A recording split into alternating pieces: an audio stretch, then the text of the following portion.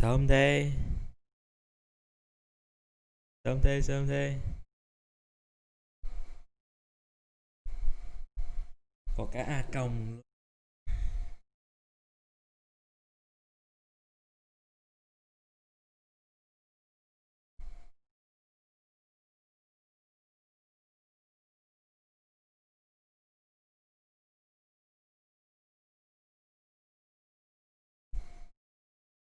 Khá đúng lúc.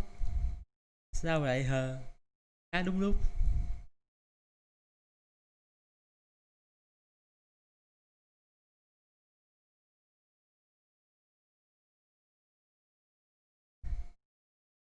Tiến bộ. Công giao của việc hàng đấy. Thâm ngàn, hẹp ngần, các kiểu.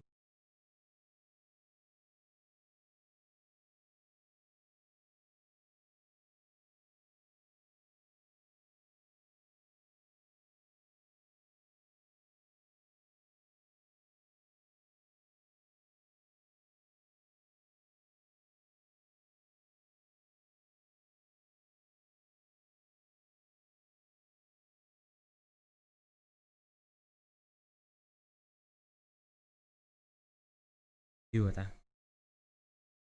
Sớm, sớm lắm.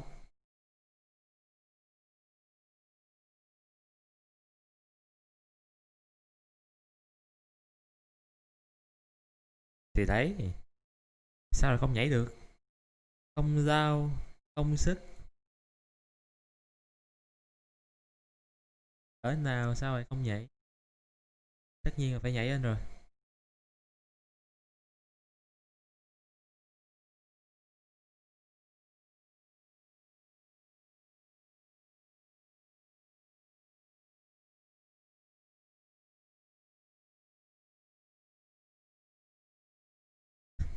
2 phút rồi mà sao nó không nhảy qua phút mà nó để là giây, đến 120 giây chứ.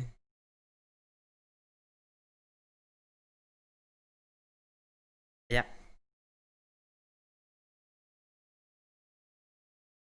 không có miệng. Thiệt ta.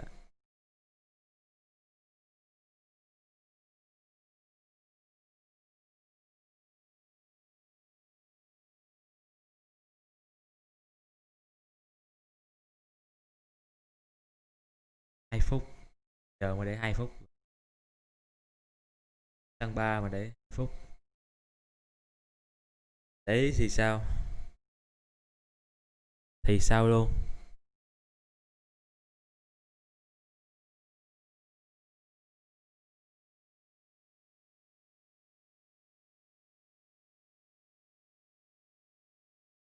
Ừ? Đấy thì sao?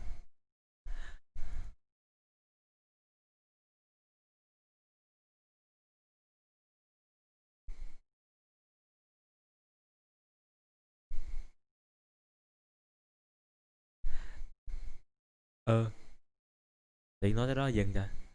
À,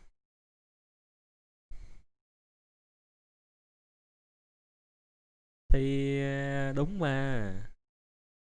Sai đâu được. Thì mà cũng có sao.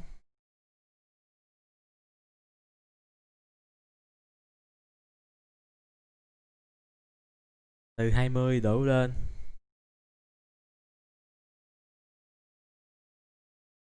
Lần đầu được nhiều nhất.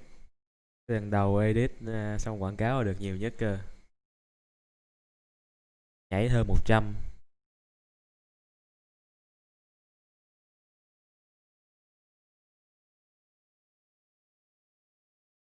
Cũng khoảng đấy.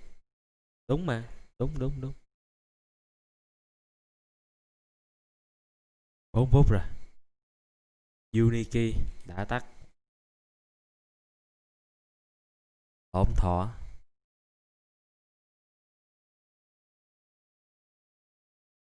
Thôi chơi. Chơi đi.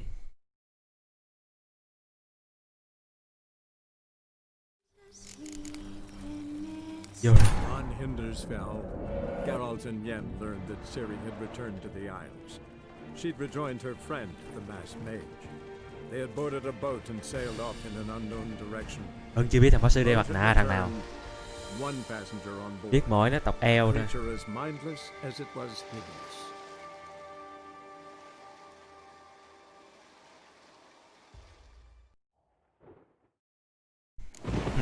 Trong này có cả vampire. Bắt còn phải chơi cái quả này xa thật sự luôn. À có 300 bước chứ nhiều đâu. Nhìn trên bản đồ thì thấy nó xa.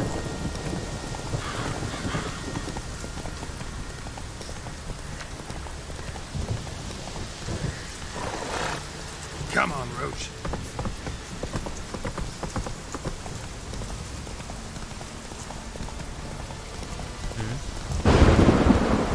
Nhầm. Nhầm tí.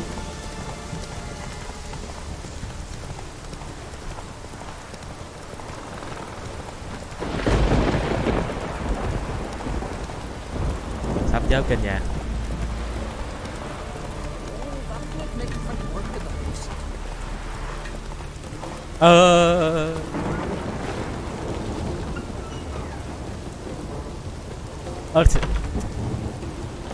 Đấy cái này.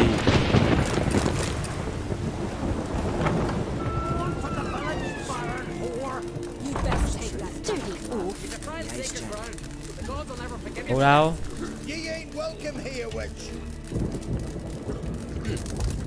Đây bị dính phép rồi, bố đâu bị dính phép rồi.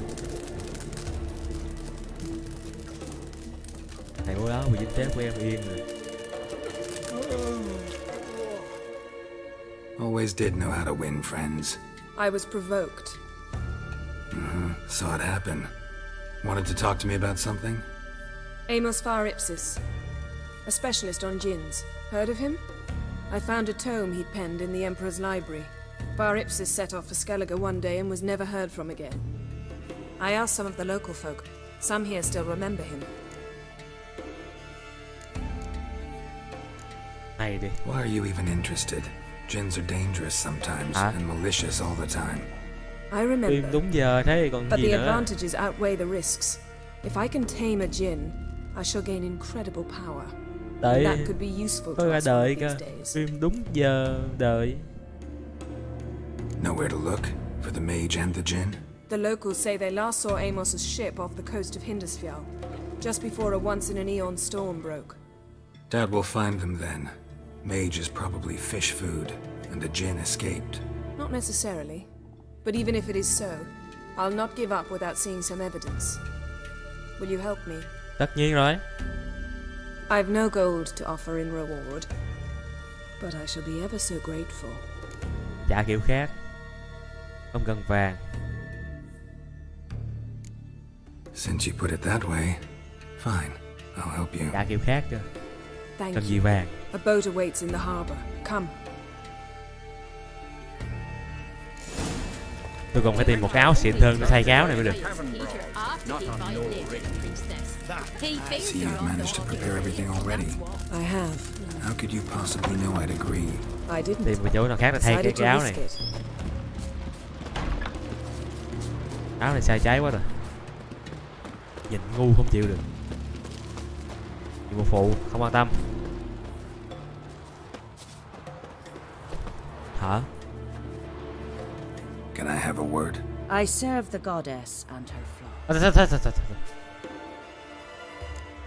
What's Bạn trai qua a đi. series of races? Tới nào. Can out Our Tới như nào.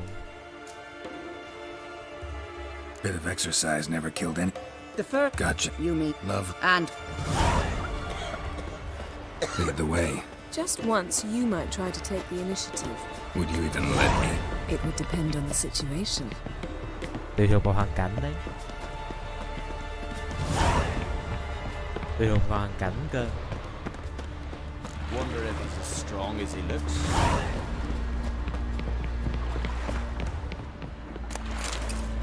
Đấy. The ship carrying the jinn sank somewhere in this area. Not phải too đặng xuống mà precise tìm as à. leads go.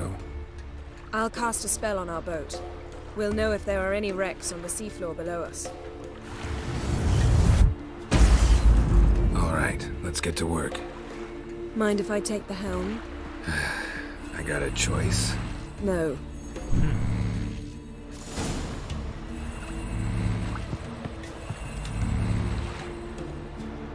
Rồi. Tí. À. Ủa được đâu? Getting in or not? Cái gì đây? Cái gì đây?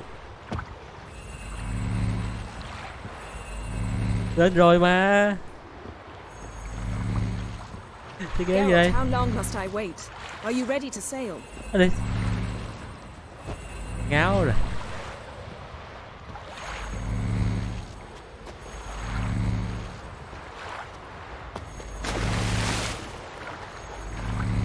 Heo hiu.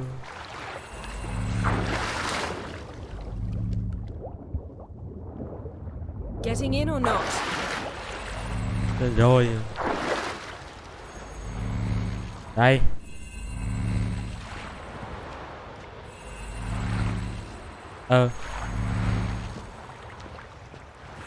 Geralt, how long must I wait? Are you ready to sail?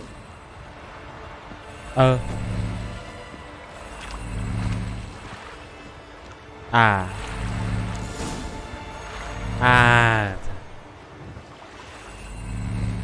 Thế này mới Not chịu. sure this gin thing's a good idea. We managed to seize one before. Do you remember? Of course. Dandelion almost lost his voice that time.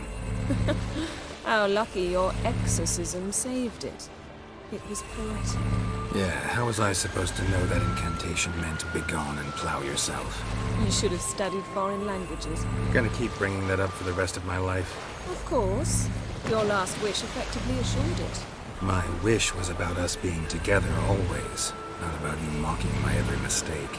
Careful Nó có what cảm you giác là wish nó lái thuyền nhanh hơn mình vậy. And when your wish is granted, you must accept it with all Tôi attendant có cảm giác là nó lái cái thuyền nhanh hơn mình. Yeah. And as for your missteps, Đi I đâu don't có nhanh được see như vậy đâu. why I shouldn't laugh at your amusing. Cá voi bên kia kìa. There's something here on the bottom. It's too deep here. You can't dive that long. You underestimate me. On the contrary. After all, I asked you for help. I'll cast a spell. It will slow your heart for a time. You can stay submerged longer. Asad I Cride Rithorn. Ready. Careful down there. Đúng.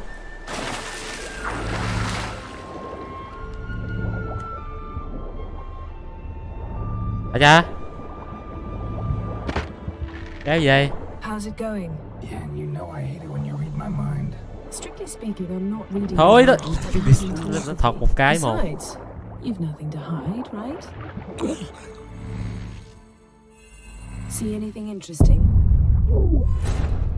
Ô, ai mà đỡ được cái thể loại này. Trước là không đánh được mới buồn chứ.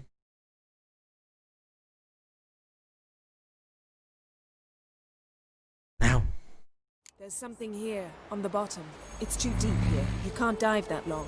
You underestimate me. On the contrary. After all, I asked you for help. I'll cast a spell. It will slow your heart for a time. You can stay submerged longer. Tìm Asad I Cride Rithorn. tìm con điên. Ready. Careful đi. down there. Đùa ngay cái chỗ này. Có gì chết nữa đó, thì nó lại ngay cái chỗ này thôi.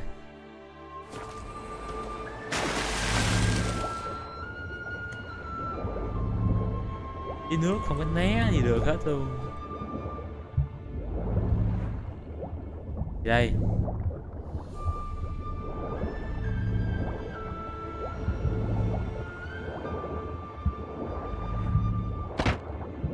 Bắn cái này thế nào mà trúng được nó.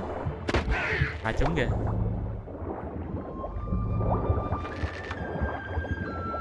How's it going? Yeah, you know I hate it when you read my mind.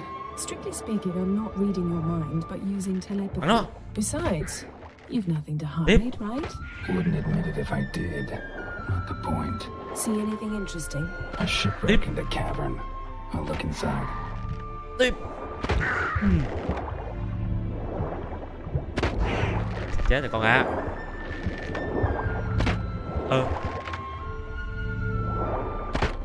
Đi. Dít.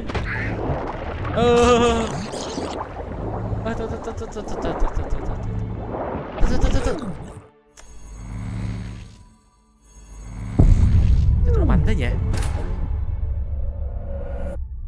Cái nào nó mạnh vậy?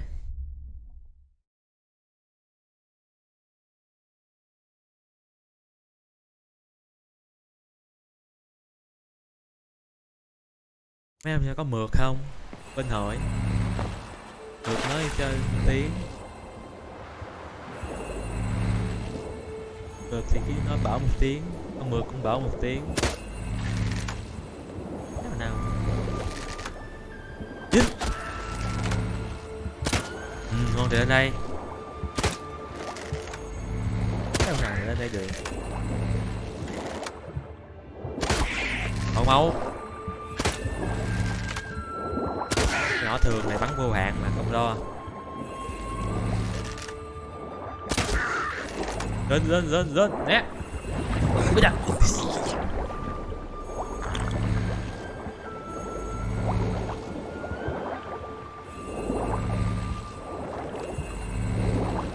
Đi. Đi.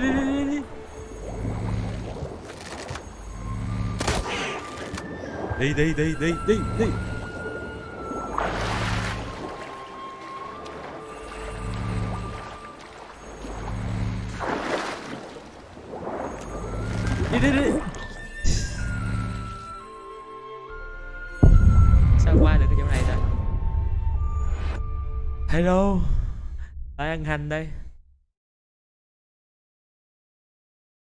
Lại ăn hành.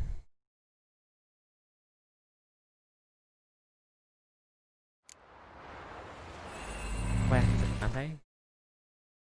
Ok. Nào. Muốn nó tập cho 2 cái chết rồi.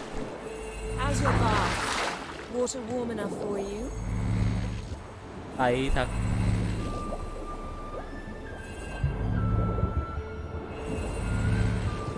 Mũi tên nào xịn sò tí không? Xài được có 5 mũi à. Ôi trời, không thể thực hiện lúc này mới kinh chứ. Nước mà phép phiết cái gì. Giáp tới nay luôn mà.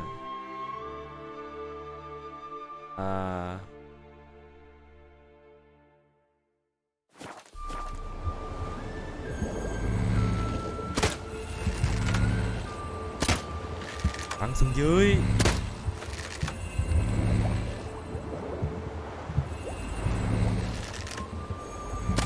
Dính.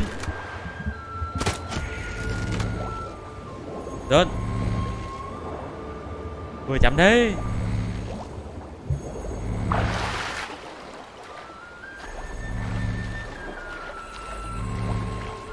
Chạy.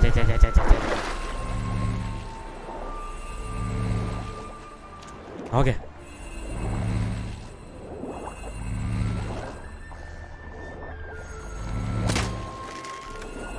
Đây.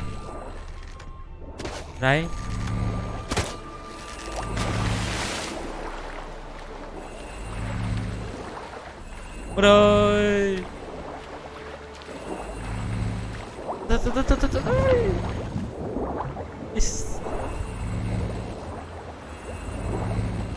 Mau phát nữa mau.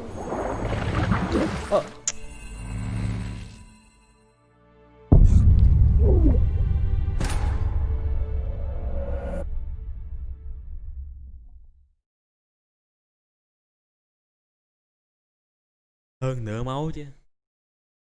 Hơn nửa máu. Cú của nó.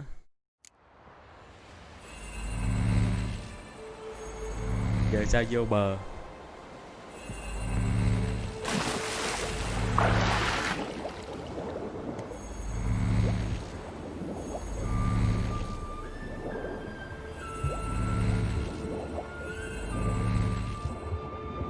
Đó kìa thì.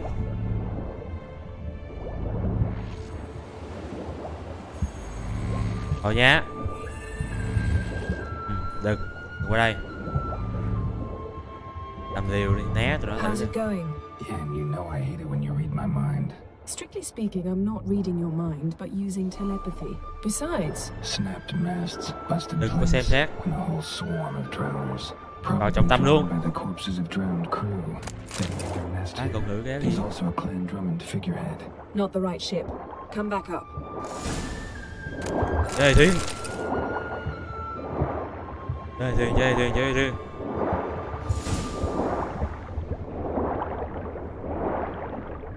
Có cái chó ốc gì đây? Đè.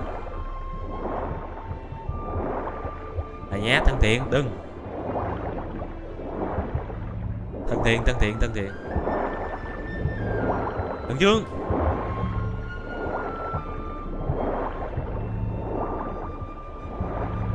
Mày nhanh lên. Đây rồi. Lên. Cái gì đấy?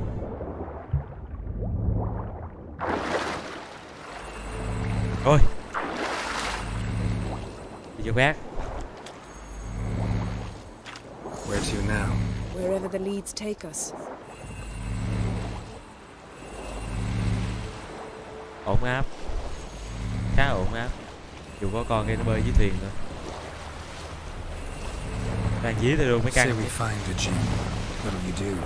Ask for a beautiful house and a palace and a queen's Đó crown? mà dí. Are we still talking about the gin? Được đó. Or have we moved on to the talking fish? It doesn't much matter. Both make wishes come true. What would yours be? You'll learn in due course.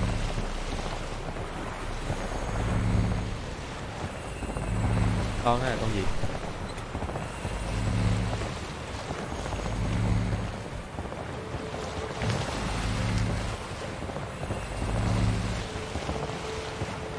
Something's here. Another wreck.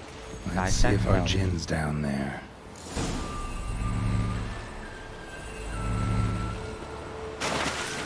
Phép thì được ở đâu?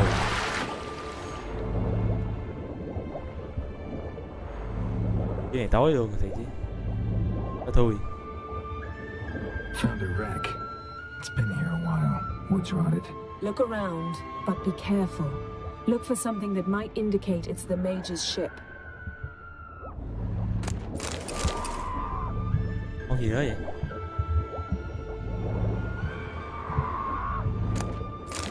Beautiful craftsmanship. What do you have?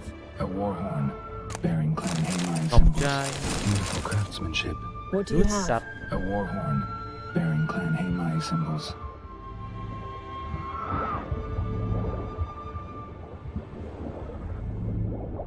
Có tiếng gì bên kia?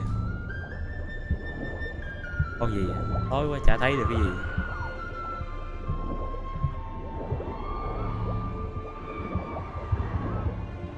Arrows stuck in the side, the kind pharaoh folk use. Yen. Doubt any of these boats were the mages. These are old sunken longships. Come back then. We must search elsewhere. Ok.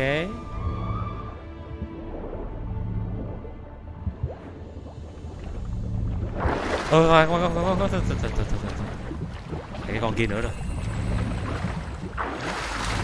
Xem liệu nữa không? Come on!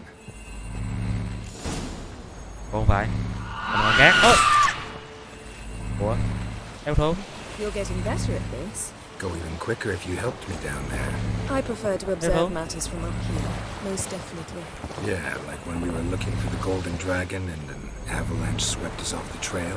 Me clinging to the remains of a bridge. Đụng được cái hình như là một cái này, phải không? Ở đây cái này chứ.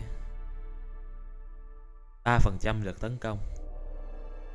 Có vẻ ngon. Mày gắn hết trơn rồi, chả biết gỡ ra sao. For dear life, you gripping my waist, admiring the view. Remember? Chasm below us was breathtaking. Rustling trees, a lazily flowing stream.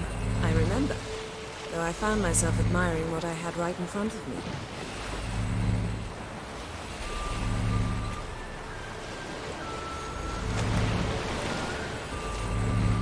Thằng này có vẻ đúng, thấy cái vòng tròn có vẻ to. Something strange about those rocks. And there's something on the bottom. Let's see what it is.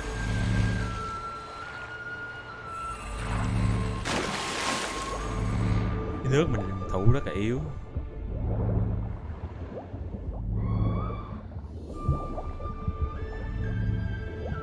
Trên bờ thủ mạnh, See dưới something? nước thì thủ yếu. Something doesn't do it justice. A huge crater, as if a meteorite landed here. I must see it. Diving in after all? No, I shall cast another spell to see through your eyes. Now relax. I su Tự falcia thế nào? begem ein eichte Ủa sáng rồi.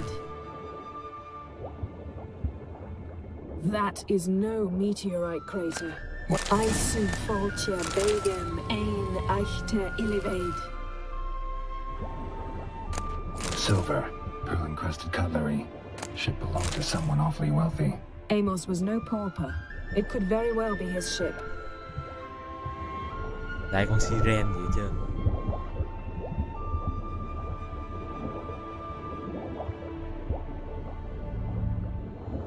Cảm thấy một sự ế nhẹ.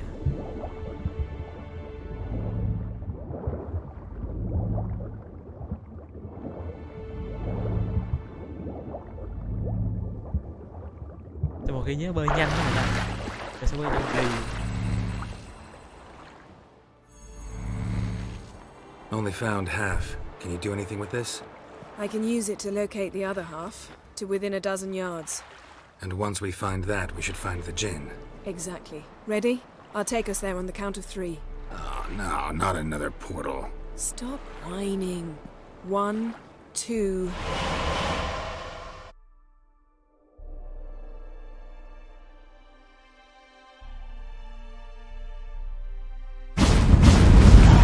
Ôi sao? 3. Said you were gonna go on 3. I did. Look, we must search the area.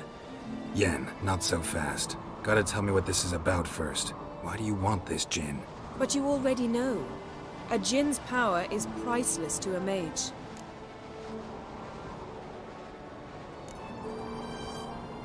That Nhẹ I nhàng know, thôi. but I also want to know how you plan to use it. Wouldn't go to these lengths if it wasn't something important. You're right. It's important. Even very important. How long has this been going on, Geralt? This thing between us? 15, 20 years? We repeatedly split up, then return to one another. Something draws us to each other, but I can never be certain if it's a true feeling or merely a bit of mischief by a djinn. So that's it. This is about my last wish?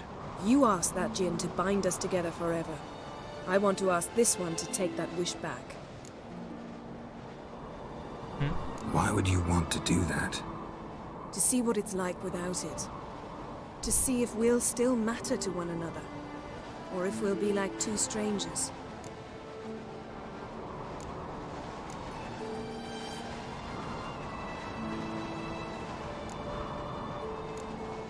What if I don't want to know? I'm afraid you no longer have a choice. Come, let's search the ship. Có vẻ gì đó. Có vẻ gì đó có trái ngăn ẩn khuất ở đây.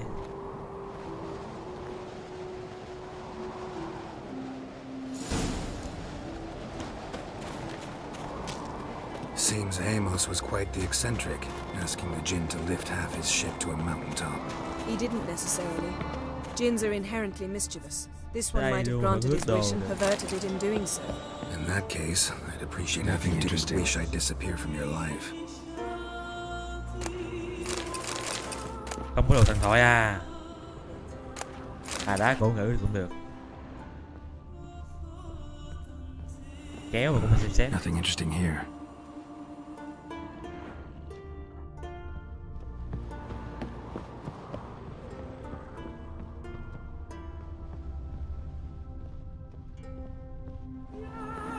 Wonder what this means. Không đâu. Không thể nào này là được. Interesting. Cái dây. Cái đá gì mà trông xịn sò thế này. Giờ cảm thấy tôi cần cái đá cổ ngữ còn hơn cả kiếm. Kiếm thép ngắn. Thử nhiều đam. Elemental Empires by Jean Batista. Mấy cái sơ đồ chế tạo ở đây gì mà chế trang bị ấy. Looks like the impact with the mountain was so powerful it popped the wearer right out of them. Mage must have slept here. Blood. Someone was dragged across the deck. War left this mark when the ship... Thôi thử cái đá cổ ngữ. Cơ hội gây độc. Cái đoạn tròn. Giật phép. Ủa không có cái nào tăng thủ ta. Còn ra cái đá cổ ngữ gắn vào trang bị toàn là tăng lực phép thôi. Suddenly tipped to one side. Cái gì đây? Nothing interesting. Không có gì thú vị. Nothing interesting. Đây không có gì here. thú vị. Thế thì còn cái gì? Đây không có gì thú This vị. means. Không có gì thú vị.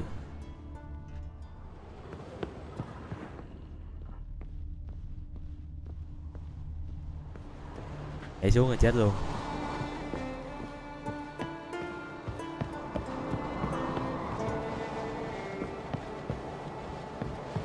Yes? À, trên này. Đây có gì luôn.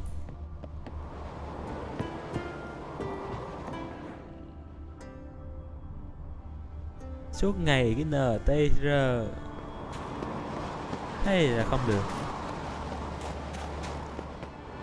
Ôi trời ơi.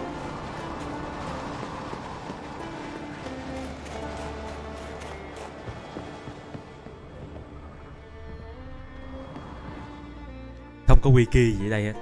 Tôi hoàn toàn tin tưởng vào cái việc không bao giờ có NTR. Ủa cái éo gì? Còn cái gì nữa đâu? Giác quan éo gì còn thấy cái gì đâu trời?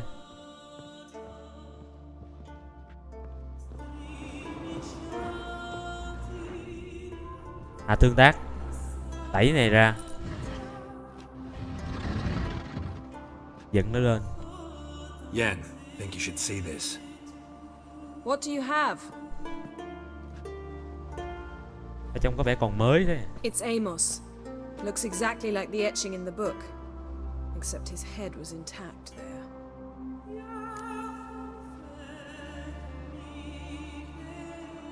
If he died while being teleported, Seal might still be on him.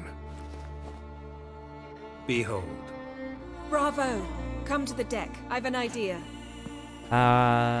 Đúng ra tụi anh xem luôn cả hôm qua hôm qua chơi xong á, tụi anh xem luôn cả cái phim của The Witcher nữa cơ. Nhưng mà thấy Yennefer ở trong cái phim thôi khỏi. Từ đó tôi từ bỏ cái ý định muốn xem phim. Step back a bit. What are you going to do? Summon and tame the djinn. It's not likely to be happy. Stand at the ready. Tame Jin. Rif Từ Kaishta bỏ cái ý định muốn xem cái phim The Witcher Kaishta thì thấy Yennefer trong phim. Devired me castle.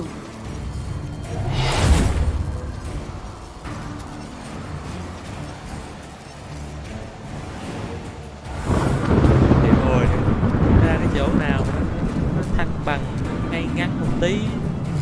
Thằng này ở trên núi làm khó game không. Đấy. Ôi trời, bắn gì Have a plan. You must weaken him Yeah. while I draw him into the sphere. thấy cái gì Better đâu thì. trade places? Ôi trời.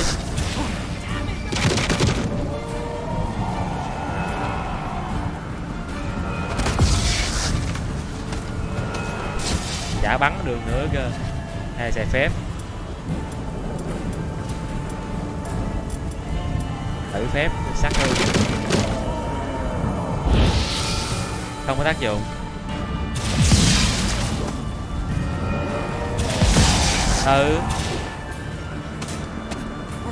Chuyện thể tùy game đấy. Mình thấy Yennefer trong game mình hết muốn coi. Hết Yennefer trong phim hết muốn coi. Vô đây. Làm sao ăn nữa. Chế ngự. Vẽ xì nhê.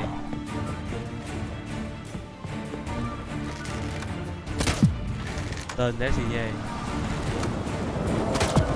Ngăn chặn thôi. Ây da.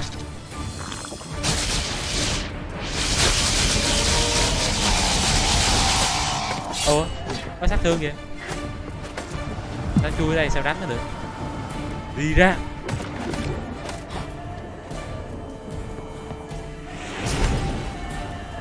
Phép làm gì có cái chuyện thì biết tâm trí được nó.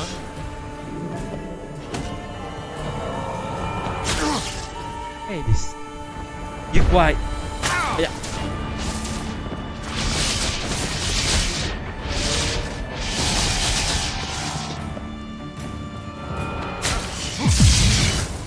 Thời thôn ra.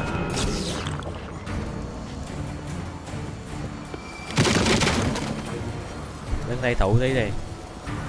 Cho nó hồi máu cái nè. Nóc vô cho nó hồi máu cái nè.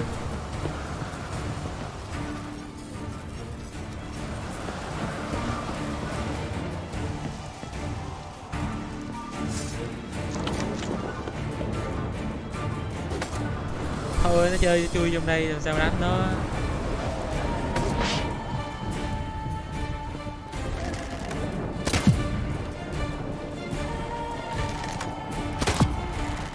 Thôi không có tác dụng. Ây da.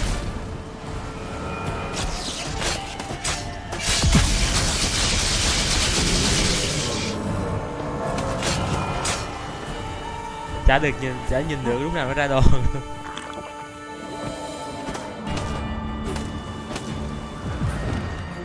chém trong này rồi sao? Chém trong ba cái cạnh gỗ hồi nó hỏng kiếm luôn chứ.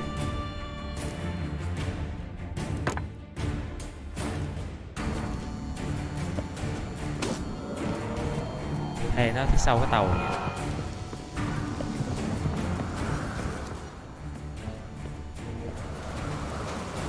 Không ra được luôn, chỉ có trong đây thôi. Đây mà chơi đứng thế này ai đánh nó được. Ô, đứng trong này ai mà đánh. Tướng này núp đấy. Đây. Ngồi vô đây.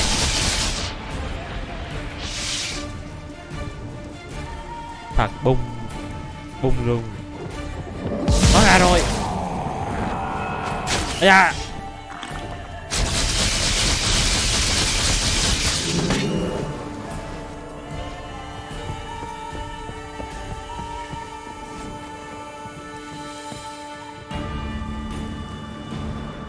Mystery of mysteries, Agnes of Glanville.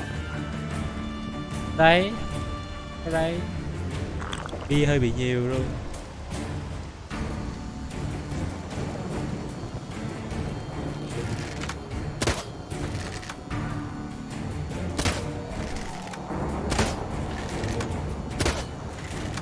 Chơi đến nhau chỗ đéo gì.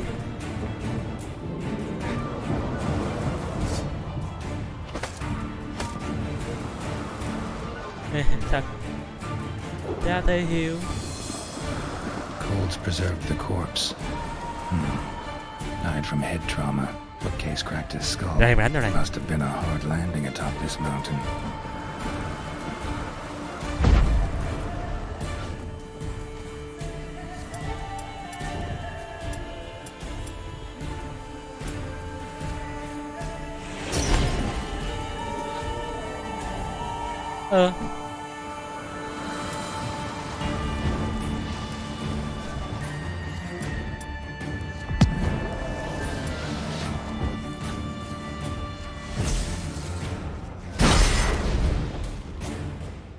Đi ra đây. Ra rồi. Tao đánh nó cái nó chui nữa.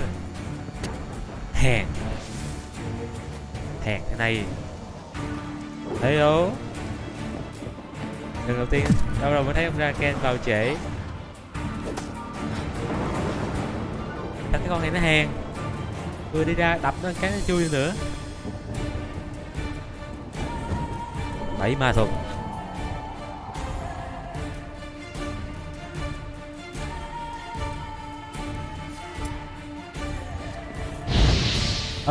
Có tác dụng. Có tác dụng. Ôi dạ.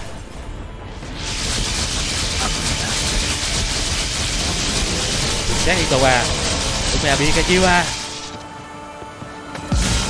Thì sao? Nhẹ.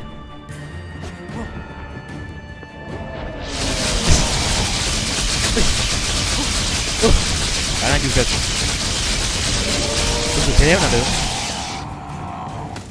Ây da.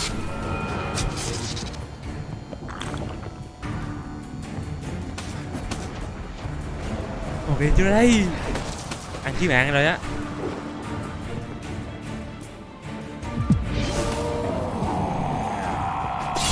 Hai trăm nữa.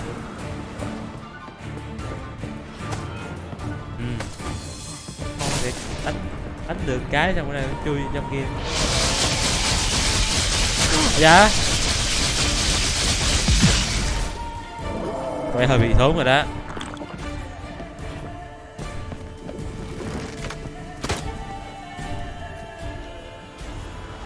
Bia vào cho nó hồi máu.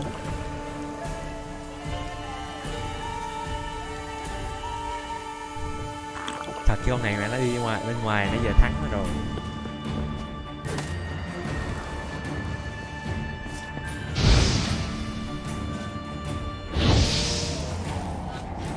Không tác dụng luôn chứ.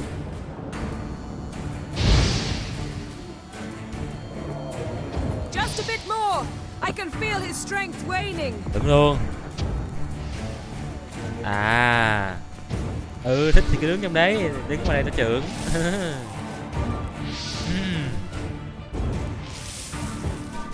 Càng đánh nó càng lùi trời ạ.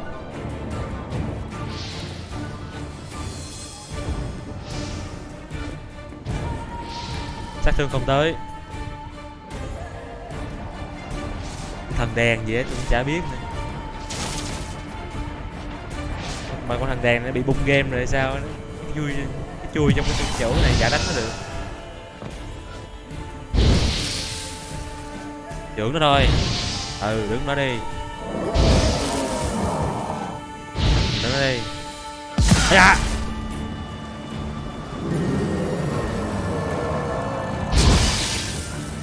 400 mấy cũng tốt. Chí mạng.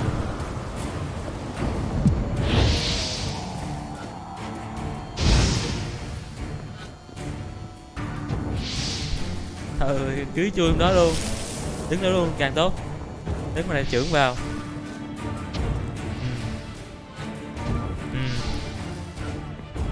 Hết. Đố tâm rồi. Ra đây. Đây mày không làm gì đâu. Đây. Ra đây. Con ra đây. Chuẩn. Bung càng tốt luôn. Khỏi mất công.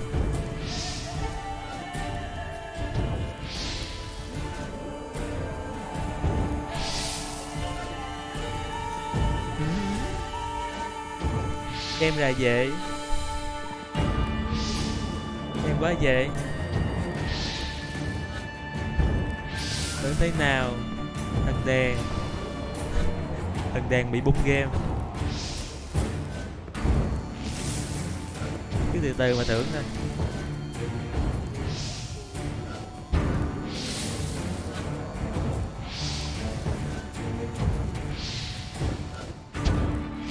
Sắp tiêu rồi. Chút nữa thôi. Lấy nó đó.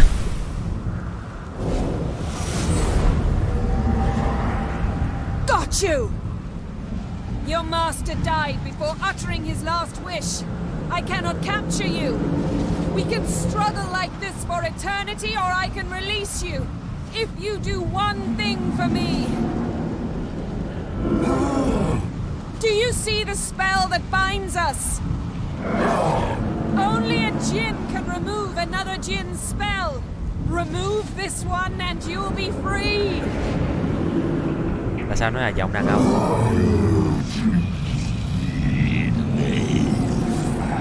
Tại sao nó là giọng đàn ông? NTR. Có khi NTR thật. You are free.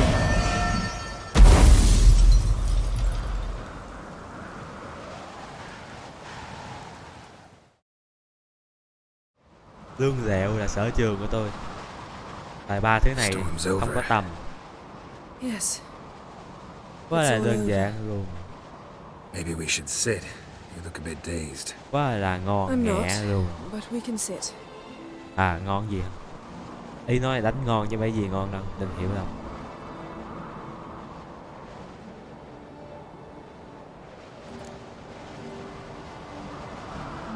Quan tâm, Feel any better? quan tâm, quan I tâm. told you, I'm fine. Don't need to play tough for me. That was a hard fight.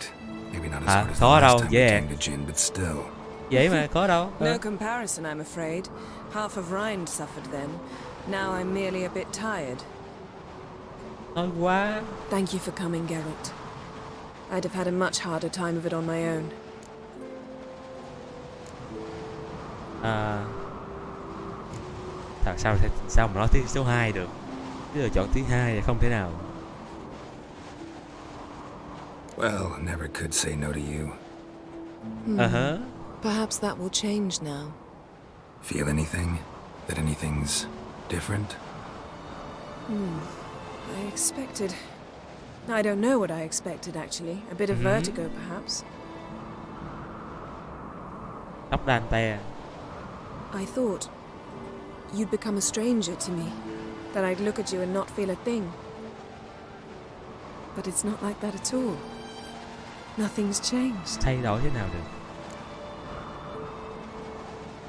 Ôi trời ơi, thôi, cái số 2 là thôi ton đấy. Còn cái số 2 kìa. Kìa. Số 2 là to ngay luôn, thật không nói không còn cái gì nữa. À, cái con The Witcher 3 này thì mình có hai cái lối đi. Một là với Yennefer, hai là đi với Triss. Phù thủy tóc đỏ hôm qua. Có một chứ, hai thế nào được? Jin might have cheated us after all. Why? Because I don't feel that anything's changed either. I Ôi ơi, love hụt you, buồn quá. Yen. And I love you. Góc quay làm rối cái hình.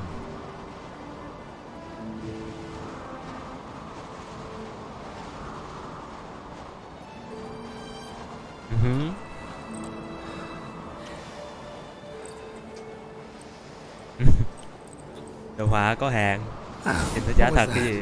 It can't be all sweetness and light. Strange. Done that so many times.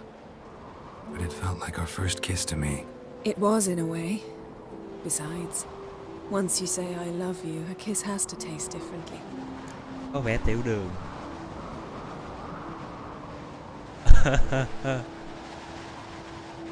Có vẻ tiểu đường đấy.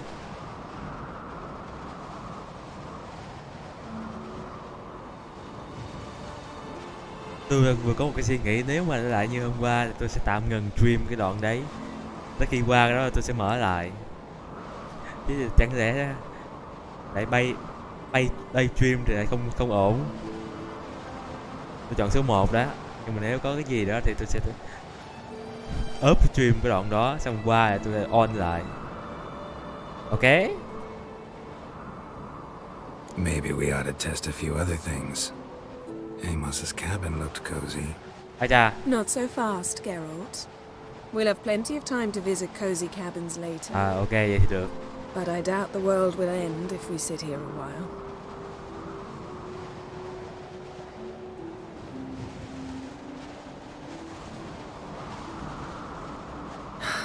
My, it's lovely.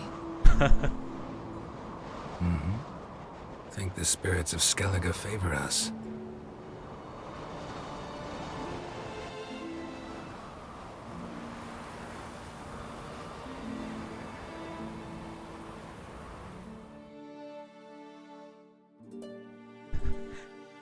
YouTube Sama sai. YouTube Sama từng nói rằng stream không lành mạnh, bay stream.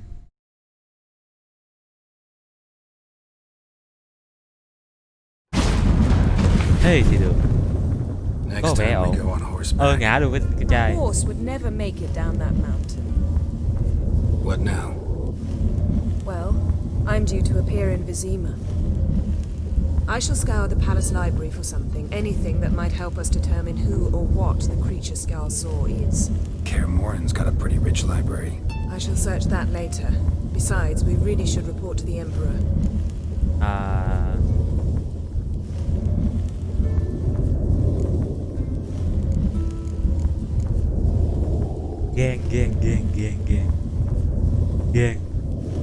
Ghen.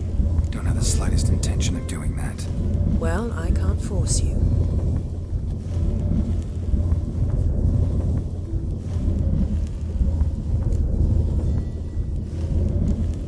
Ôi, sao mà số 2 được?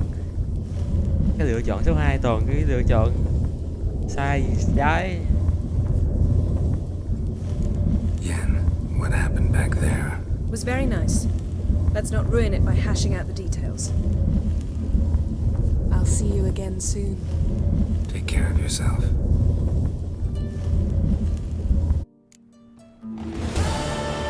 Jennifer ở trong cái phim The Witcher trong chat thật sự. Đấy. Và ta biết hết sách gì về tên gì phải thật. Ta bỏ đi, dài quá. Để làm gì? Tìm thầy bói mộng trong ngôi nhà cũ. Có lẽ vậy. Cũng đâu có xa lắm. Cũng gần.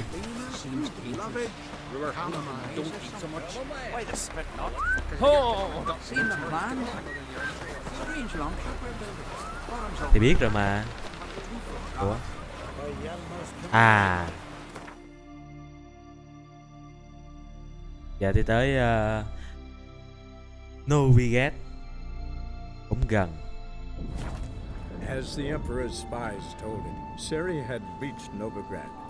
A lone attempt to find her in the North's largest Vẫn đi city tiếp tục đi tìm Ciri một mình. But Geralt had friends he could count on. The Biết từ Witcher hôm qua. decided to contact Triss Merigold.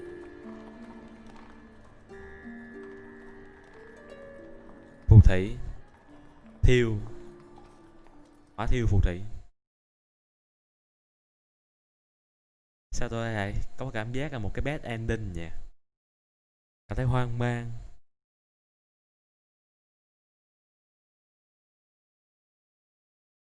Hả? Cắt đứt lưỡi của con quái gì đấy trong lúc phản đòn.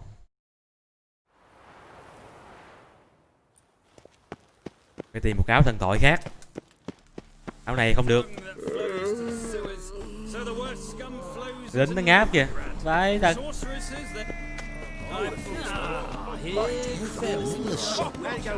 Ở đây chúng tôi không cần giảng đạo.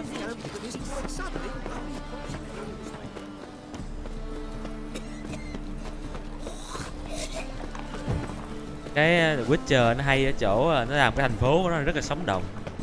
Có thể có một số con game ở thời điểm bây giờ cũng không thể nào mà làm được như vậy luôn. Cái thành phố trong Witcher nó sống động.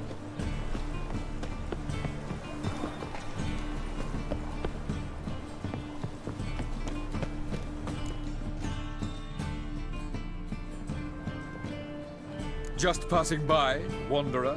Or do you seek something specific? Who's asking? Rudolf de Jonkier. Of Thầy báo mộng đây those à? de Jonkiers, yes. My ancestors laid the foundations of this city. I now own its largest bank. Didn't need a recommendation. Name would have been enough. Father always said, all ought to know your merits, son. Don't hide them under a bushel.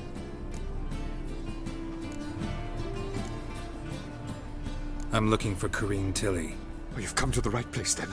Corrine Còn is có inside. cả Been there for a few days. đội hình, cái Dreaming đội of hình home's dịch vụ. history. Còn có nhiều đội hình dịch vụ nè, nhưng không xài được. À, vào trọng tâm I'd này. like to go inside. À, thế này không cần vòng vo. I don't usually let strangers rummage around my home. Twin swords, though. You're a witcher. You may enter, call that my whim.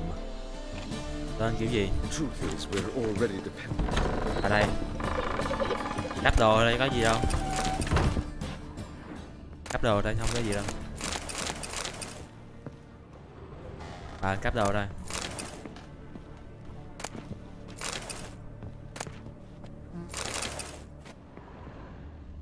Cắp đồ ở đây.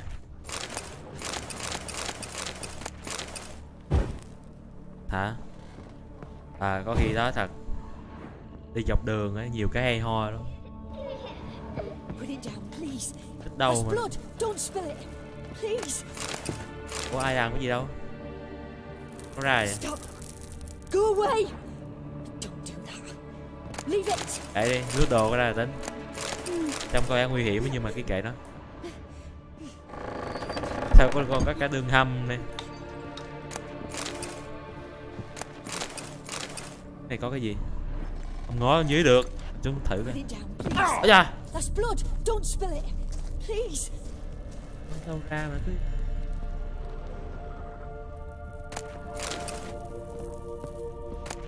Cứ chờ cái nỗi gì té chút xíu rồi lại mất cả khúc máu.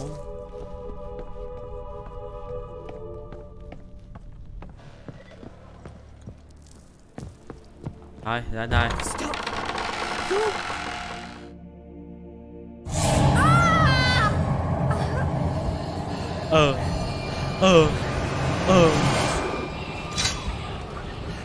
Đâu thằng này cái thằng yêu thằng thổ địa mà. Ây cha. Ây cha. Tôi nói. À ở trên truyện cái nè. Wake up. Đừng có lợi dụng.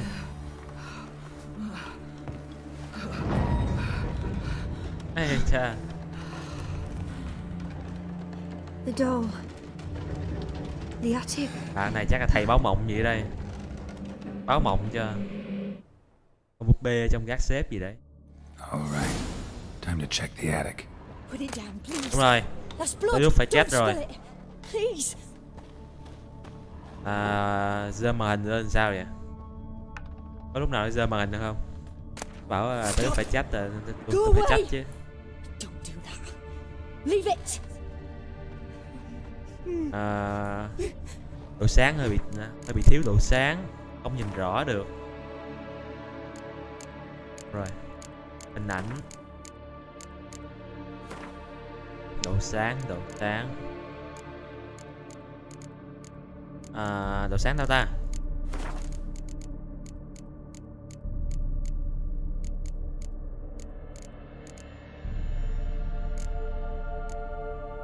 Cái độ sáng thôi.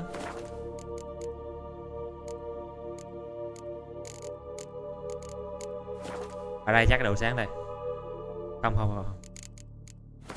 Độ sáng đâu? Hình ảnh. Mà tôi chả thấy cái độ sáng đâu luôn chứ.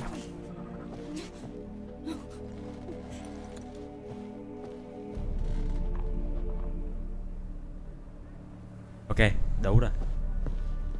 Put it down, please. That's blood! Don't spill it! Please! Chỗ này cho ánh sáng yếu thật. Không có hợp lý gì cả. Stop! Go away! Don't do that. Leave it! Gác xếp ở trên này đây.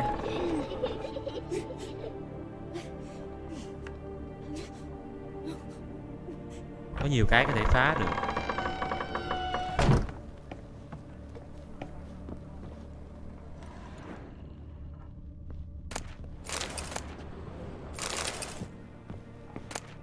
Người thì giúp đấy nhưng mà phải rút hết đồ của tụi nó cái đã. The next room's blocked. Phá được cái này à? Không. Dấu này có thể phá được ở đây. Đây không đập không ra. Thấy cái nào có tác dụng hồi máu rồi.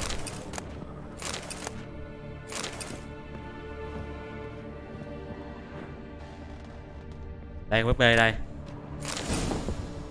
Cái thứ này mà búp bê cái nỗi gì trời.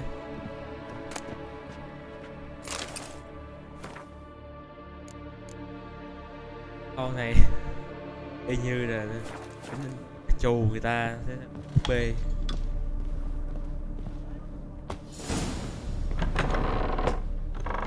Giờ làm sao?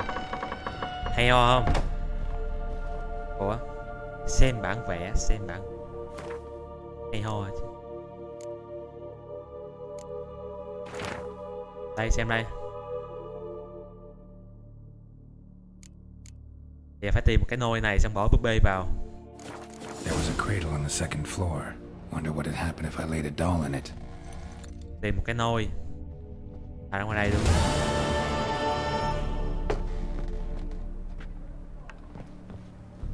Nồi đéo đâu? Đây.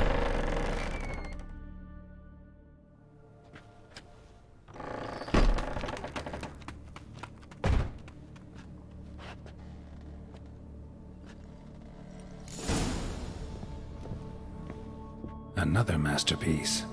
An oven and a blackened grate. Oh, joy. A Đại riddle. đô. Saw an oven in the cellar. Maybe I'll find another clue there. Phải chỉnh độ sáng trong game á thì mấy ông mới thấy nó sáng hơn được. Chứ nếu chỉnh độ sáng màn hình không mà chỉ có mình tôi thấy sáng thôi. Anh thế. Mình thấy sáng thì còn gì vui. Mà thôi vậy cũng đủ rồi. Nhìn thế này thì nó mới huyền bí. Hay ho. Nướng ở đâu? Chắc tầng dưới.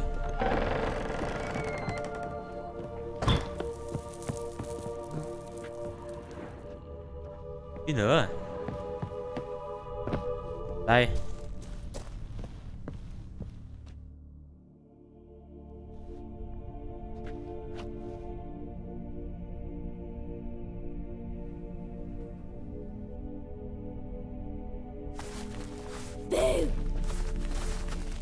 Tà ban số địa bú đáo. Did I scare you?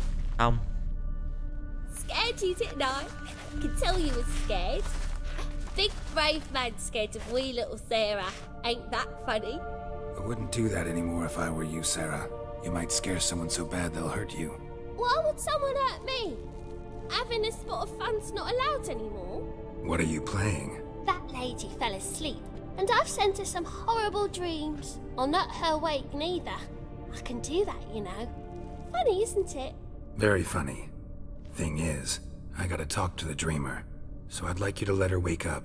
Little Sarah doesn't want her to wake. Little Sarah wants to play. Biết là ai à? Thổ địa có cái gì đâu. You're lucky. I know you're a harmless Thổ địa godling, vô hại. but others might not know, and then... And how'd you know I'm a godling, eh? How's that, eh? Eh? If it looks like one and acts like one, trust me, you're a godling. You give the dreamer nightmares and won't let her wake up. Why are you tormenting her? I'm not tormenting Vấn đề không tìm được anyone. cái chỗ chỉnh độ sáng. Scary dreams are great. What I love is when this big end chases me. End's got these red... Why do you live in a haunted house? Tell you a secret. The house ain't haunted. Not one bit. I just pretend it is. Make everyone think that. It was sitting there all empty, so I moved in. Bigwig from the bank then came and bought it. I don't like bankers, especially not to live with, so I decided to give him a scare. Gave the banker a really big scare. See, he paid a lot for this house and won't give it up easily, which is why you need to find another home. I don't want to! I don't! I won't! Sao cái lựa chọn thế cái số 2 lựa chọn số 2, ví dụ có hai lựa chọn 1 2 thì cái lựa chọn số 2 thế nào cũng là cái lựa chọn trời ơi đất hỡi. Sarah, Novigrad's no place for a godling. But if you want to live here, that's your business. So let's make a deal. A deal? What kind? Leave the dreamer alone. In exchange, I'll tell the banker the house is haunted. For good, no way to lift the curse. You tell him that? What if he doesn't believe you? I'm a witcher. He'll believe me. Yes, yes, yes! Do that and I promise not to bother your friend, not even a little. You're awfully nice, you know. I don't hear that often. Thanks. Now go wake that sleepyhead. I won't stop her. She'll get up. Đây là đánh thức à? Nó kiểu gì? Chẳng lẽ nó kiểu gì? Quan trọng là đánh thức kiểu gì? Bây giờ thức luôn là thật. Thức luôn. Buồn. Who are you? Triss Marigold sent me to see you. Gods. Horrible nightmares. I was supposed to dream the history of this house. Instead I saw furniture. Hungry furniture that wished to devour me. I know it must sound foolish, but in a dream, well, it was all too real. And not at all Cũng hơi bị amusing. hay ho. The work of a godling. She made people believe the house was haunted. Also injected your dreams with her little jokes. Khá And hay you managed to ho. wake me. I feel fortunate. We witchers have our ways. I thank you very much. The dreams, they were awful. Any way I can Lấy pay cách you nào back? kìa? There is Cái nào cũng được. actually. I'm looking for a young woman who was seen in Novigrad. I can certainly try to help. But I'll need to clear my head first. After those deranged dreams, I feel it's full of cobwebs. Find me at the Golden Sturgeon. I rent a room there. All right. See you there. Ủa? Không cần trả ơn à? Phải trả ơn chứ. Này không được.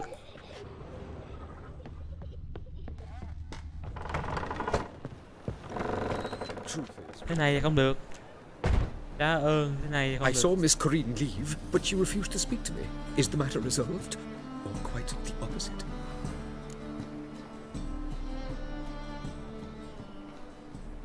Căn nhà vẫn bị ám. A bit of both. A demon had captured Corinne. I managed to free her, but the house is still haunted. Did Corinne dream of the building's past? Yeah. Pretty horrid, apparently. Though she refused to talk about it. Nobody should inhabit the place. So many crowns I paid! Oh well. It shan't put me in the poorhouse. The second sword, is it? Thấy á? Sao tôi không thấy? Tại sao tôi không thấy? Tôi nhìn kỹ mà tại sao tôi không thấy? Thấy thế nào? I've had enough.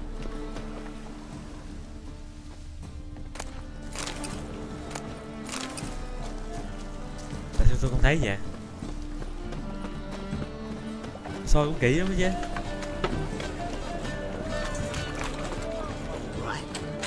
Thế mà tôi còn không thấy nè.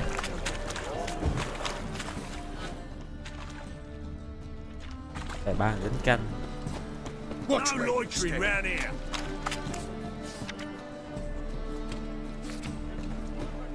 Cái tờ giấy tuyển quân. Rồi cái giấy tuyển quân. Đây chắc được trả ơn đây. Đây chắc được trả ơn. It's not safe to go out in the streets anymore. Ủa? Trên à?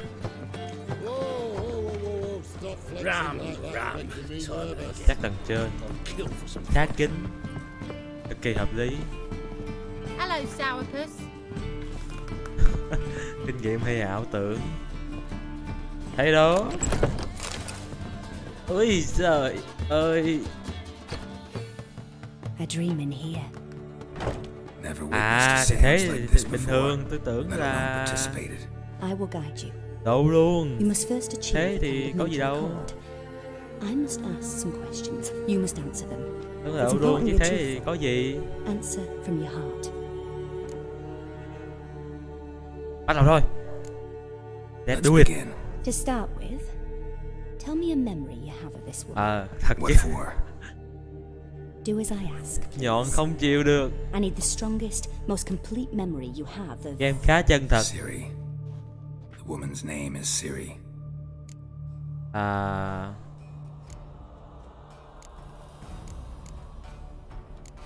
Đéo gì đây? Số 4 là có thể gọi gì đây? Con bé có mặt lúc tôi chết. Để phép nào. I accepted a job once. Did it. Asked to choose my reward, I invoked the law of surprise. Never thought I'd actually Này meet the nha. child Thế promised to là me không at được. that time. Thế là không hợp với Years môi trường later, sư phạm. I was in the Broccolon forest. Happened on a Vi girl phạm there. thuần phong Didn't know mỹ who she tục. was. The Dryads Ác wanted to hồ keep trong her, lớp turn her nhìn into one of their lên, own. nhìn But the nhìn waters of xuống. oblivion, Hỏi they ôi, failed in her case. biết vậy Siri came out of Broccolon biết with gì me. đéo cứu thằng này. I sent her back to her grandmother then. But already I felt bound to her By destiny. by something more. Thank you. Would you be willing to share another memory? Ok. Ôi chết. No, Vừa để nói Let's continue. vừa để nói có ở đây là không. You claim the woman has abilities. Tell me about them.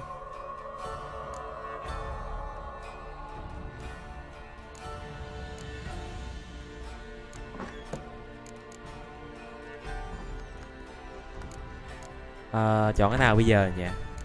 Nãy giờ chọn số 1 nhiều quá, thử chọn cái số 3 xem. I remember Ciri having trouble controlling her abilities.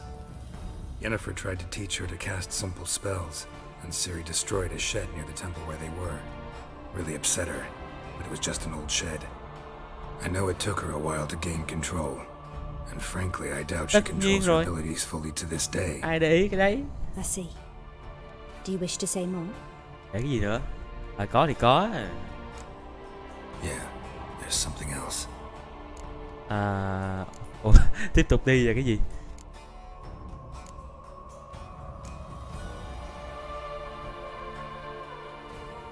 Em này có gì mà không hiểu.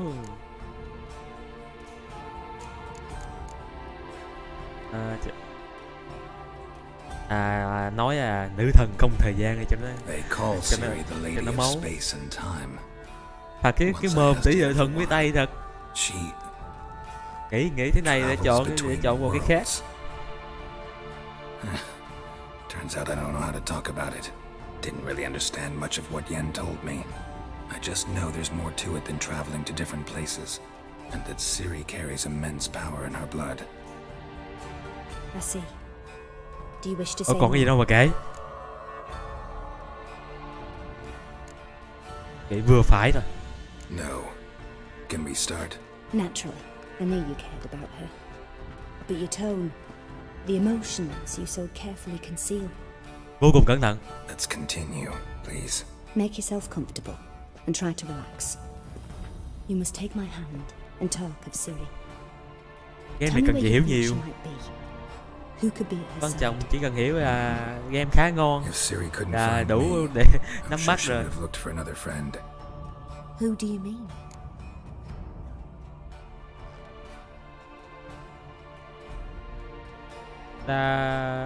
Dandelion là ai?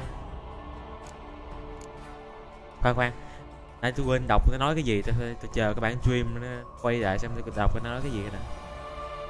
Tự nhiên nói chọn ai vậy sao?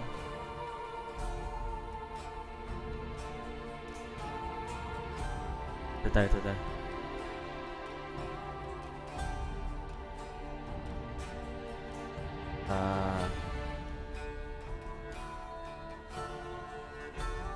Ok. Chắc là số 2. Yennefer wasn't in Novigrad. Triss was. But Ciri never found her. Maybe Dandelion. They liked each other a lot. Cái này mà sao lại nói thế được? Vậy nó mới cân đối. Thế mới cân đối. Sao lại nói là thế? Đấy. Kiểu như là như thế nó mới hợp. Nào đây? Thế nó mới hợp chứ sao lại nói thế được?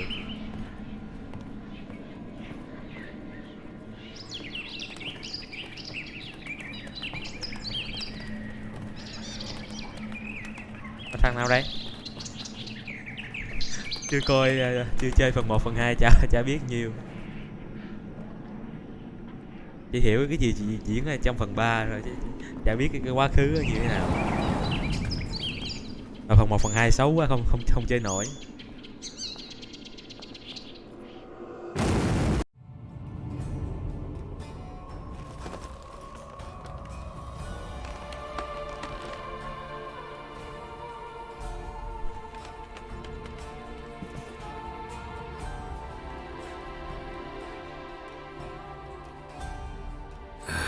Lúc nào thì chả Dreamt được. of a swallow at first. Tin nhàn. After that, just nightmares. At times the dreams can multiply, show the past as well as the future. The swallow. It symbolizes Ciri. She contacted Dandelion. I didn't know he was in town. The poet Game heard about him. game này xếp hạng 10 trên 10. Someone left in the Rosemary and Thyme. Điểm là 10 trên 10. Lộn, 20 trên 10 luôn. Tại vì game rất ngon. Nhà thơ đó hả? Có nghe nói về anh ta. Có người đã để lại quán cái gì đó cho anh ta trong di chúc của mình. Vào trọng tâm đi. Thanks for your help. Good luck, Witcher. I hope you find your Ciri.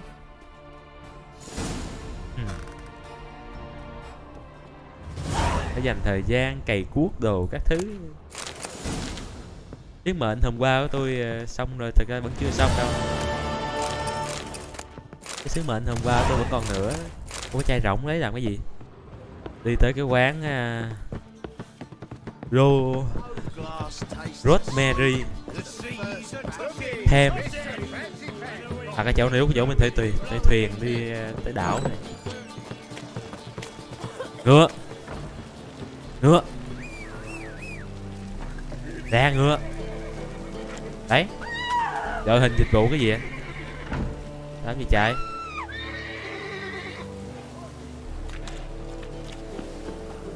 Đội hình dịch vụ hay ho. Got an itch needs scratching. Got an itch needs scratching. Đội hình dịch vụ khá hay ho.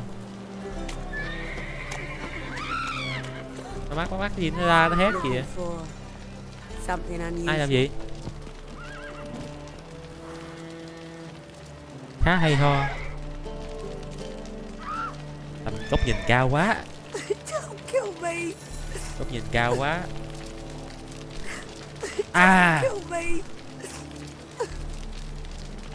Snake eyes. Got a snake's tongue as well. Thôi ra bọn cái này. Ủa, chính mũ đáo ta.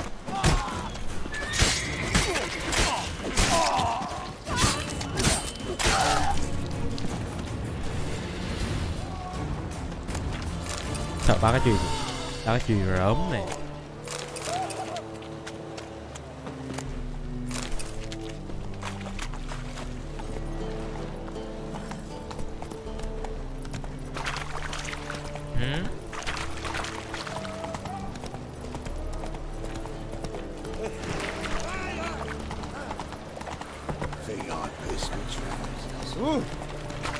Hả?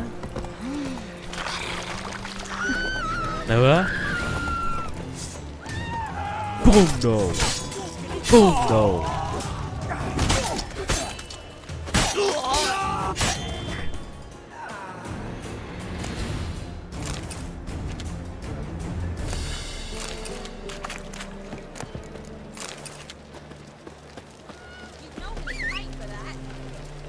Con ngựa đâu rồi?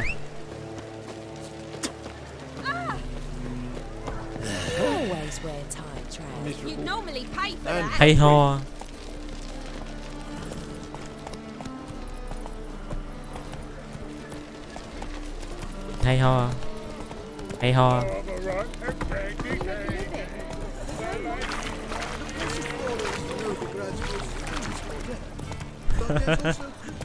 Đang luyện cơ tay. Tập gym tại nhà. Tập gym tại nhà đấy. Luyện cơ tay.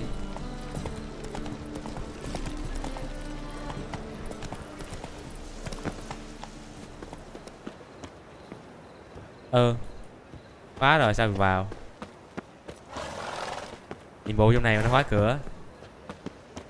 Chơi kiểu gì đây?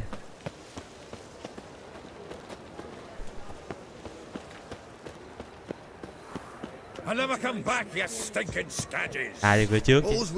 Âm cửa sau vào thế nào được? Anh đánh nhau đó luôn chứ. Cân 3 người lùng.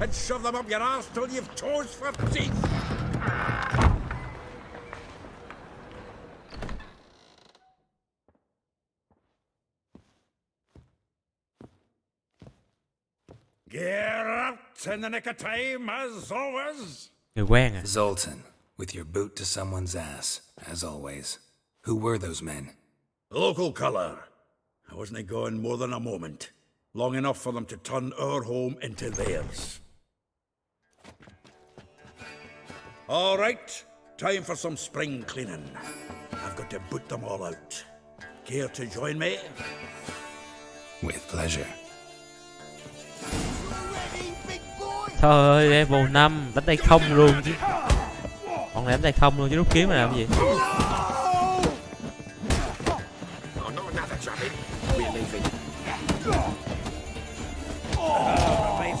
Chạy à. Yeah, almost like we never left Bergen. Told you this place was... I'm pleased. That went well.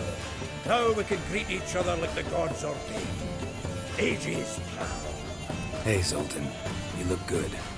Training plenty lately. What with the war on, no Mahakaman meat to be found, but Redanian lagers standing in just Không fine. biết ba gà luôn nè. You, Thầy giáo ba đây. withered a bit. Phải không? Something Thầy worrying giáo you. ba chứ còn gì nữa. It's about Vào trọng Ciri. tâm. I know she came to Novigrad. Might still be here. You mean she's come back? I'll be damned. Không biết bao giờ I nó mới gặp wouldn't được have nhau. recognized her. How many years is it now? 6, Cái gì? 7? Cái đi rồi lại tìm, đi rồi lại tìm. What'd she be doing here? Hiding probably. Đi chung với thằng pháp She sư might eo. be in danger. See her in your dreams? Couple times. Her and the Wild Hunt. Oh, not good. Not at all, but I know she came here and contacted Dandelion. Mà We've a wee trong đây người problem lùn then. thì có vẻ rất là phổ biến. Nhưng mà lại không thấy tộc Where's eo đâu. Dandelion?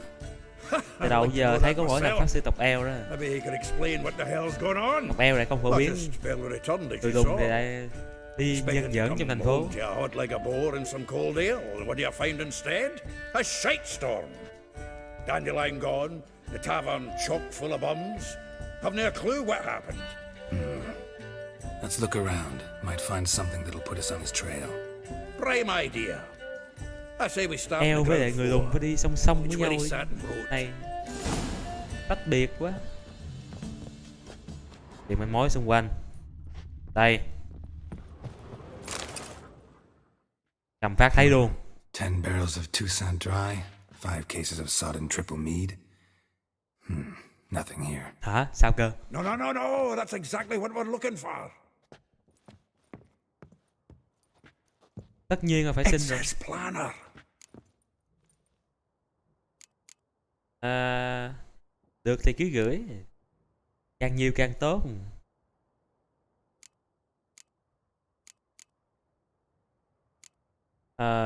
Số 2 đi. Số 2 có vẻ ổn. Seems Dandelion's taking the tavern business seriously. If you only knew. Gives it everything. Not seen him this obsessed ever. Seems when he inherited this fine establishment, it came with some fine responsibilities. Bookkeeping among them. He also made a Cho bạn habit kênh of vào noting down the group times of đấy, his group meetings, chat đấy. official and private. So, who'd he been seeing of late? Ah, here it is.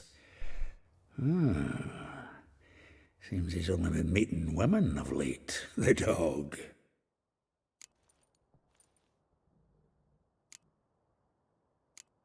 Rồi có ích đấy. Not a bad idea. Dandelion's pretty loose-lipped. Might have blabbed something to a lady friend that'll put us on his trail. That's what I'm counting on. We should divide these somehow.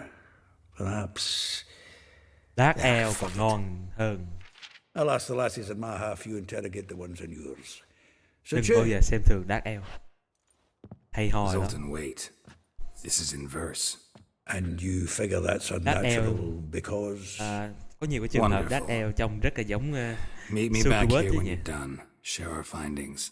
Right, yeah. Need to do a wee bit of tidying before I go. Cannot stomach the idea of coming back to this mess. And you'd be wise to read your bit before you scurry off. If you need anything, I'll be next door. Đi thôi. Ủa lại đọc à? Đấy đọc. Đâu? Cái này phải không? Nàng Rosa và Area. Thơ luôn mới kinh chứ. Thơ. Nàng như đó hồng đỏ mộng khiến ta bối rối. Thôi bỏ đi. Nghe nó nhựa quá. Ôi trời ơi. Thanh niên này mỗi em một bài thơ. Mỗi em thanh niên là một bài thơ. Không thể tin được. Ôi trời, đông kìa. Ơi đông kìa. À có 7 mấy bước rồi, không cần.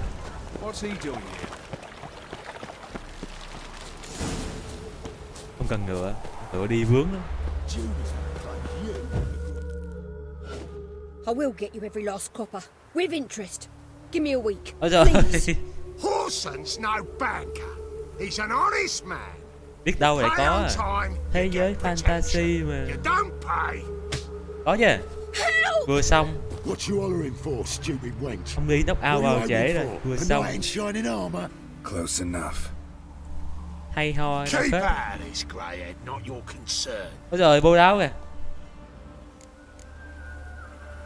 Ủa có 200 rồi, cho nó 2.000 cũng được. Take this coin and leave. That ain't how it works. Vespula's to pay or be taught a lesson. Already given a verbal reprimand. Now go before I teach you a lesson. Come on. Gold's gold. Đấy, thấy Witcher tới ngán ngay. Thank you. Oh, thank you. To think there are men who'll help a stranger out of the kindness of their hearts. Chưa chắc. Not entirely out of kindness, and you're not entirely a stranger. What are you? Oh, I know you. You're that witcher took Dandelion out whoring. Gerald, right? Thật ra đen rồi.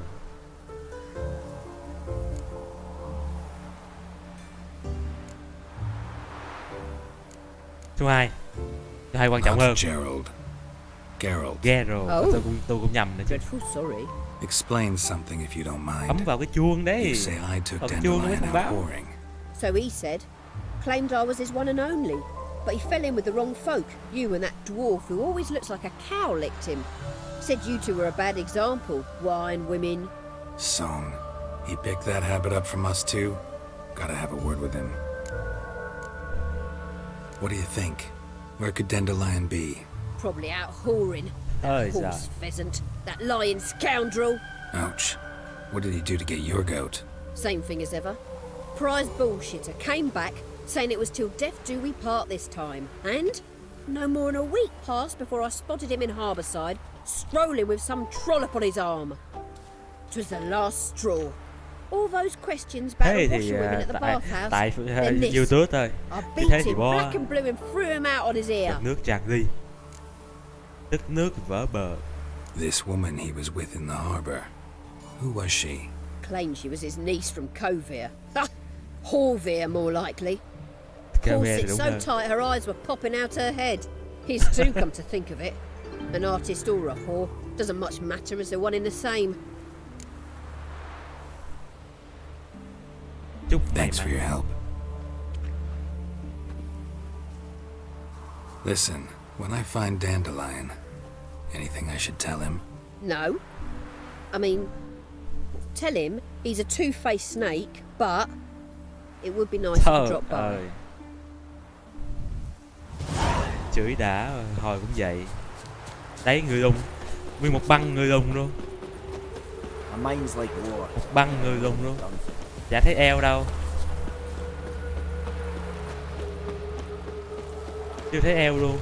Khi nãy từ đầu tới giờ vẫn chưa thấy eo. Thấy mỗi thằng eo kia. Thằng eo pháp sư. Nhưng mà nó cũng bịt mặt, chả biết mặt mũi ra sao. You've come to the right spot. How might I be of service? Need something shortened? Patch your trousers, darn your socks. You, Eliel? Yes. Now pick your jaw up off the floor. Sorry, I thought. Ủa cái này phải eo không vậy? Vừa nói xong. Eliel was one of Dandelion's girlfriends. Oh, so đây it's eo à? that. Wait here. Vừa nói xong luôn. Ý trời. Đeo tay nữa kìa.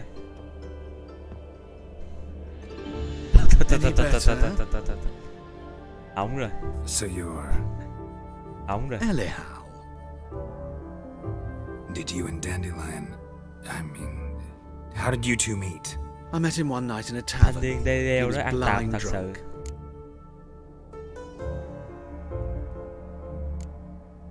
Có muốn kể tiếp không? Bấm đại coi. Xuống bấm đại. Đại không? Không cần kể Don't tiếp. think I want to know what Đồng ý happened đó. next. Oh, stop. He wasn't so drunk as not to figure it out. Besides, men don't interest me. Thôi eo thế này là xong I rồi. told him that from the start. Luckily, Dandelion's an Oh. open-minded fellow. We had a lovely evening. He became a loyal customer afterwards. Ba. I Tâm. know this is none of my business, but Why do I dress up? As a child, I dreamt of becoming a Doppler when I grew up. I became a tailor instead. Discovered clothing. Costumes can express all the complexities of one's personality. I'm a Redanian countess one day, a dockside thug the next. That is true freedom. Have you never thought to become someone else? Giống Even rồi, for a eo. moment? Must Eo be đột biến. horribly boring being a witcher all the time. I Nói managed nhiều to quá. stay interested.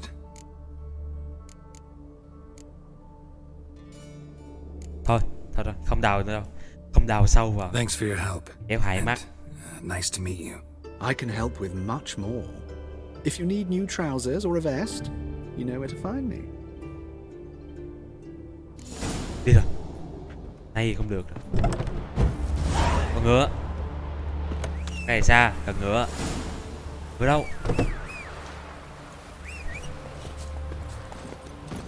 Come on, Roach. Ôi trời, ngựa ở đây không nổi. À, lên nè. Đây người lùn đi nhân nhẫn. Mãi mới gặp được eo mà thế này hỏng rồi. Mãi mới gặp được eo mà thế này.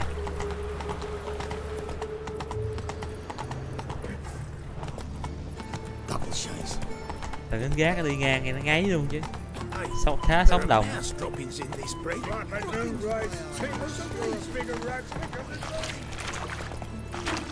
Nothing doing. Này nhá, ông bây giờ.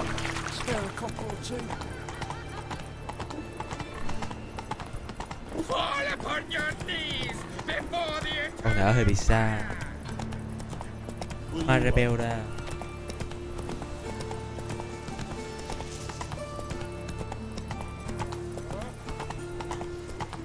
Đây.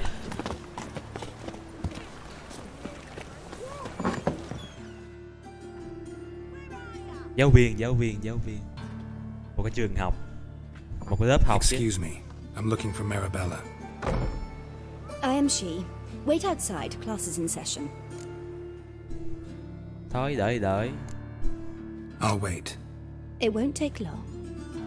Cái lịch sự. It turns out he'll not come after. Grey like my grandma. Why Cái lịch not? sự. A rat Mới bit him, and he's caught a fever. mới dễ moi thông tin được. Will he die? Don't die from rats, stupid. Yes, you do. Just the other day I saw a witch hunter tell a man, "You rat," and then he killed him. My mum don't let me That's talk enough. to strangers. We're done for the day. Gather your things and go home. Tôi cũng đang thắc mắc điều đấy. Wonder if the rat catches Đấy xong rồi đấy. well, like as not. How do you know? Mum says that if he buttons Now can we talk? Yes. What do you want? I know you saw Dandelion recently. Oh, yes. Longest afternoon of my life. He read you his poems. No. We perused the illustrated guide to fungi. Maybe. No. Won't even try to guess why he wanted to do that. Mold. That was his interest. When his hand Có khi lại abandoned my không knee có to nữa point at cơ. a figure of penicillium, I knew the fire between us had died. Permanently. See Dandelion after the fungus incident? No. I even considered granting him another chance. His heart of hearts is pure gold. He simply needs a bit more discipline in his life. But he never came back to see me. So I thought if it's done, it's done. Tạm biệt. Thanks for your help. Farewell. Còn hai đứa nữa. Bảo đảm phải đi tới đứa cuối cùng mới biết rồi. Bảo đảm. Ủa, nhầm. Bảo đảm phải đi tới cái đứa cuối cùng mới biết được.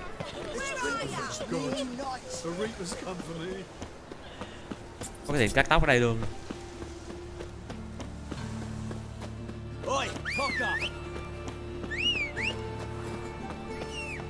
Chờ người tới thôi thì tới luôn.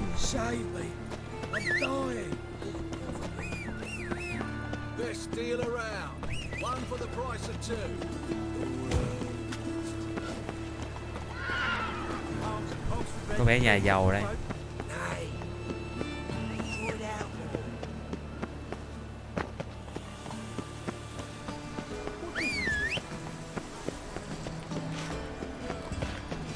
Just this morning, my Greta came back from the market with news. Happened in some house. Your Greta's got Rồi. Làm gì nó dính tới cái bọn đính tiếp. This baronet's La Valette's villa. Shouldn't interest you. The Baroness don't mingle with just anyone. Don't worry. I'm here to see your chambermaid, Molly. Out of the way. Baroness is riding now. Be gone. Thôi bố đáo. Bữa tập trước tôi nhớ tôi cạo râu rồi mà. Bây giờ râu mọc lại rồi. Geralt of Rivia at my doorstep. Surely this is no chance encounter. Greetings, Baroness. Ấy cha. Greetings, General. Nam tước phu nhân You're đấy. right. I'm here for a reason. There's no mistaking you. Nam tước phu nhân đấy. But for etiquette's sake, Mary Louisa La Valette, an Imperial General and a Witcher meet, and know each other. Surprising.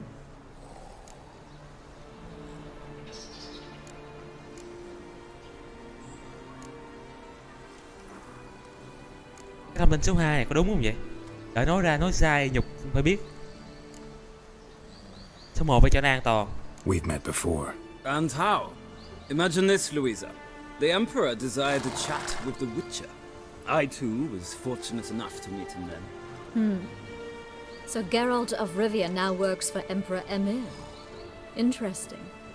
Has Var Emry sent you to rid Novigrad? Đấy, nam tước phu nhân đấy. Looking for a girl named Molly. Heard she works here. My maidservant. I'm afraid she's currently at the home of my dear friend Patricia Vegelbud. Perhaps Geralt could accompany us. He could speak with Molly at the races. Is that something you'd consider, Witcher? Care to partake of some sophisticated diversion? Mời thì mình nhận. Mời thì mình nhận. Well, if Molly will be there. On our way then. Như cái ngọn giáo tiếp luôn.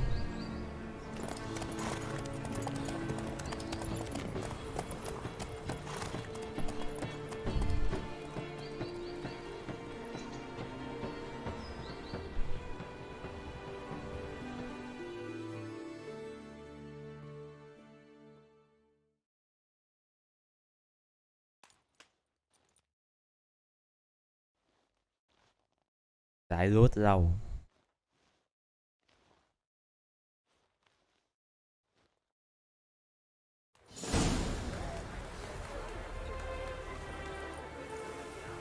Tôi thấy. Thế mà tôi thấy đấy. Đấy, để ý kỹ đi. Đây à. My father owned a similar estate in Bruges. As a young girl, I'd travel there often to ride. Có một cái vẻ gì đó là hướng lên trên. Shall we look at the horses? Do you like horses, Geralt? Rồi không nên nói nhiều. I guess so. Called every horse I've had Roach. The grey mare is Cantarella, sired by Cahir, the champion from Vol. Grey's a nice color. For horses too. My coin's on the black stallion, Nemrod, purest Nilfgaardian stock. Đằng nào con ngựa mình sẽ thắng. Didn't salute you, General.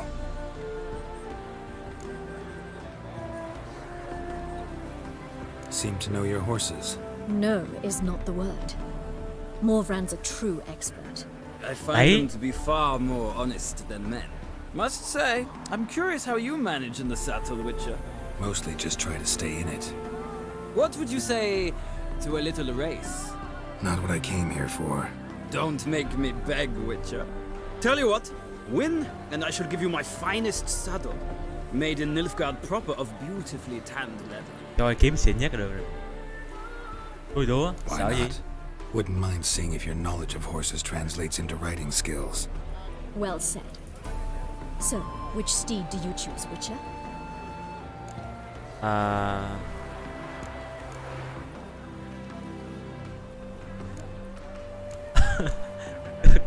Ngựa màu hồng. Rồi cái nào bây giờ? Tia chớp đi. Radovid's encamped nearby. Redanian chestnut might want to impress its king. I'll not ride with you, but I shall bet on a steed. Nemrod will win, no matter the rider. Cantarella for me, then. I see no point in delaying this. Let's begin. Vô diện gặp ai cũng bảo thế luôn. Vô diện gặp ai cũng bảo.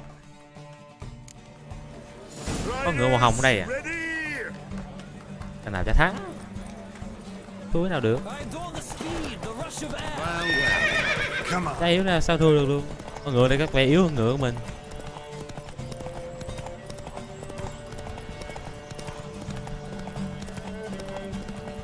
Đang coi trên tivi á hả?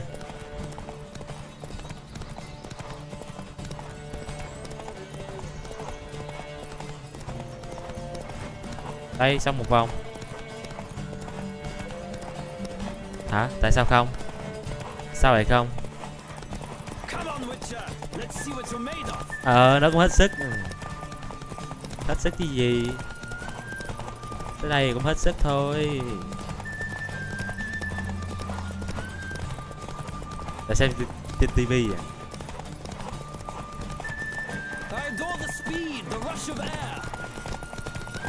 Nè, ta đứng đấy. Ôi trời ơi. Vẫn ăn. Xem thì thua. What a thrill! A beautiful victory! Thanks. For one for whom every horse is a roach, you carry yourself exquisitely in the saddle. My congratulations. Xem thì thua. Is yours. Đi ngựa đua cao cấp. Now, could I talk to your chambermaid, milady? Ah, yes, Molly. That is why you came here after all. The portly young woman. That's her. Speak to her. Ôi trời. And you must find us when you're ready to return to Novigrad. We'd be delighted to join you for the journey. Đấy, cái này mà chơi.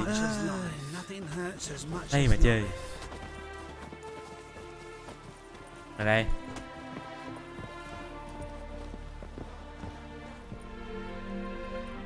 I'm Molly, my lord. Wish to see me? Call me Đây, Geralt. thật. Geralt!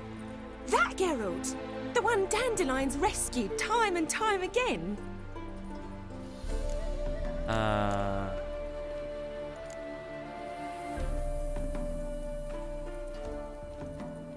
Thứ hai. Không thể nào nhục That's thế này right. được. Except it's the other way around. I'm always saving him. Mean to say it weren't Dandelion saved you in Flotsam by severing your noose with an arrow from 100 paces? What? Dandelion couldn't. Never mind. Any idea where our master archer might be at the moment? No. Sadly, I haven't got a clue. We've not seen each other in ages. The Baroness don't approve of our acquaintance. Says Dandelion's a good-for-nothing layabout. Can you imagine? Rất đáng được tôn vinh. But... Nhiệt or tình maybe your thế. sister could help you. Such a nice girl.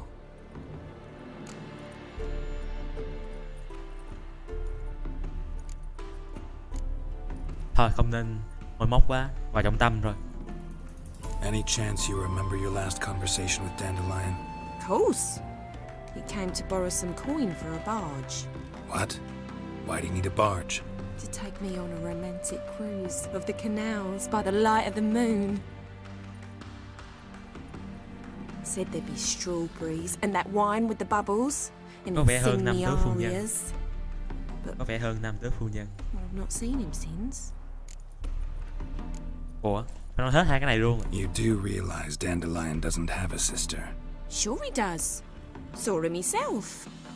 Funny, she don't look like him at all. Blonde, for starters. Maybe they've different fathers. Bị nó lừa rồi. Different mothers, too. Maybe. But you could see he cares for her. Looks after her. The way he carried her packages and... Know where I can find her, Dandelion's sister? I know. Whenever I asked Dandelion when we visit her, he'd grow all quiet Đấy. and then change the subject. Thằng này bắt cá trục tay rồi. Thanks, Molly. Wait, before you go, I've got a request. Dandelion told me once he'd show me his etchings, but he never did. I'd so like to see them. Won't be too hard to convince him. He loves showing off those etchings to anyone he can. Oh, that's wonderful! Thanks, and good luck to you on your search. Con này nó bị rỉ quá nhỉ. Đầy ba lô rồi, phải không? Đầy ba lô rồi, đầy thật. Có 65 trên 65 đến 60. Kiểu nào được hay vậy? Yên ngựa mới, vừa có một cái yên ngựa mới. Đây.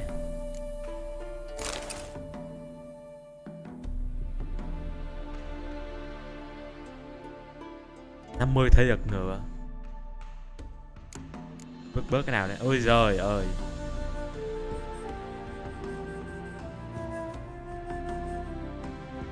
Nói chung là tìm thương nhân bán bớt. Youth these days, harebrained. Nữa. Đây yên ngựa xịn.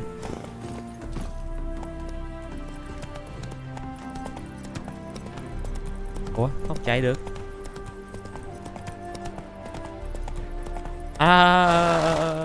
Giddy up. Đây. Quên.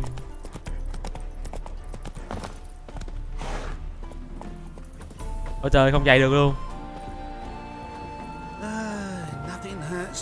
Bỏ về một mình coi sao được.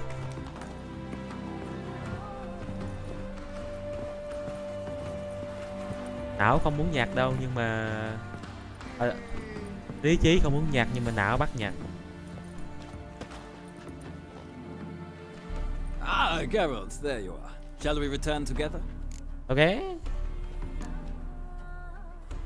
Gladly. It's a long way to Novigrad.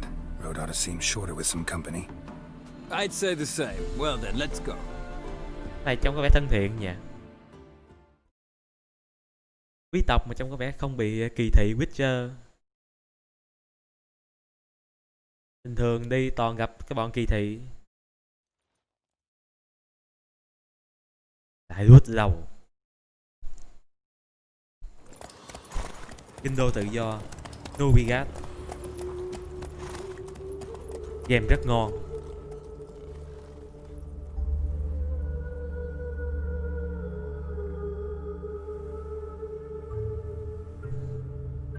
Game rất ngon, công nhận.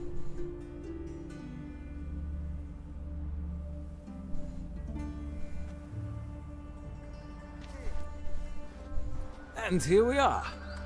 Thank you có for chú ý đàng hoàng, ai thấy bao giờ. Likewise. See ya. Game rất ngon, công nhận. Cái câu đó tôi nói, có thể tôi nói nhiều lần đấy. Cái câu game rất ngon đấy. Có thể tôi nói nhiều lần, nhưng mà mỗi lần tôi nói đều mang một ý nghĩa khác nhau. Đây gọi là phép tu từ, chứ không phải là lỗi lập từ. Đều ý nghĩa hết, đùa đâu.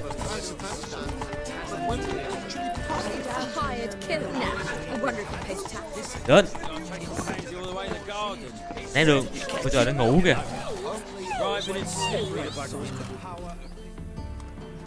What do you want?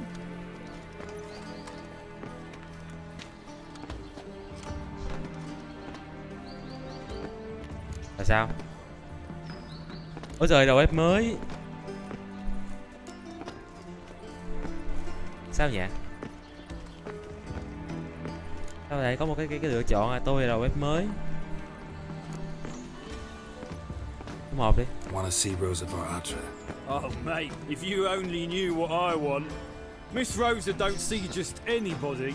I'm Geralt of Rivia, a witcher. Soon as Miss Rosa turns into a striker, I'm sure her papa will send for you, but she's not showing any symptoms yet, so I venture you're not needed. On your way now. Ô sao? Ô sao? Thằng này khá ra biết gì đó đầu bếp mới rồi. Chỉ có trẻ em là cảm thấy ngưỡng mộ mình thôi, còn ba bọn khác toàn kỳ thị. Không cho chạy, đi bộ mệt quá.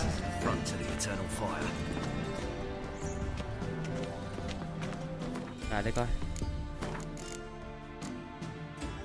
Này hơi bị xa đấy.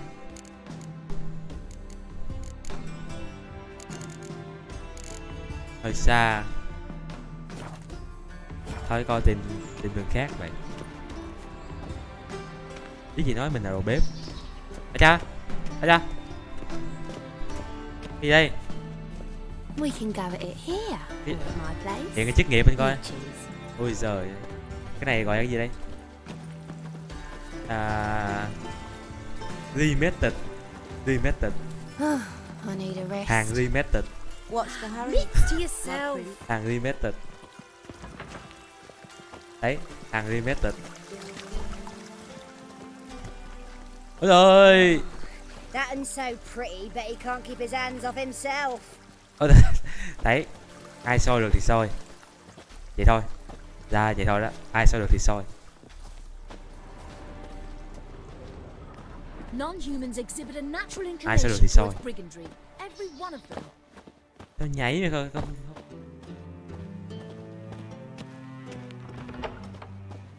Đéo đâu mà vô nữa đây. Đây. Đây. Ôi trời ơi.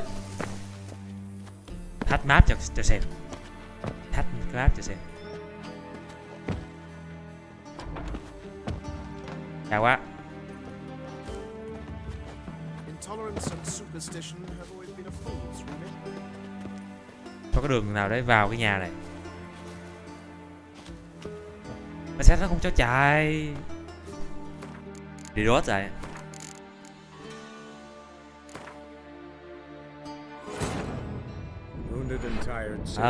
Thấy đó. Đấy, tôi nói thế đấy, không cần biết soi cái gì.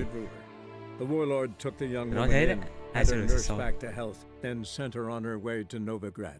Ai soi được thì soi. Không thấy lỗ ráng chịu.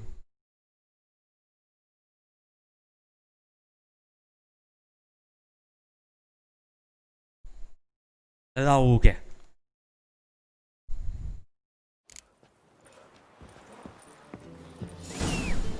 Chị hú con ngựa ở đây được hả?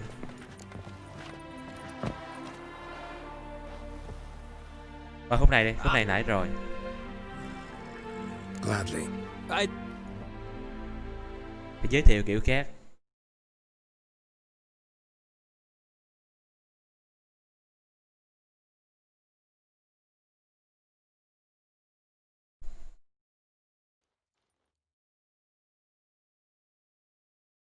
Đâu quá.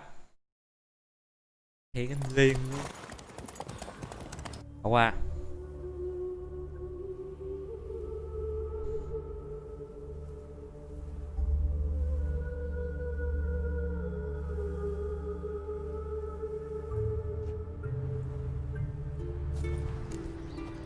Kênh mình kênh văn hóa mà, không bao giờ nói thẳng, chỉ có ẩn dụ thôi. Chỉ có ẩn dụ đấy, không bao giờ nói thẳng đâu. Được qua đây coi. Coi khỏi đi. Thi nhân. Quý tộc. Quý tộc. Thiếu nữ. Cái gì? Cái đó mà bé gái à? Tại đây cái này mà bé gái có khả năng hack map kìa, rồi hack xuyên. Bữa nay phải giới thiệu mình đầu bếp. I'm the new cook. Để mới dắt hai cái kiếm theo. Away with you, vagrant. Cũng méo cho vào.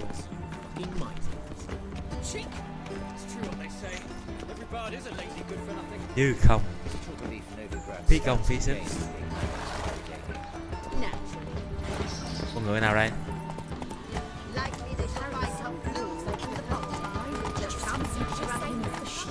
Đâu có đường vào ở đâu đây?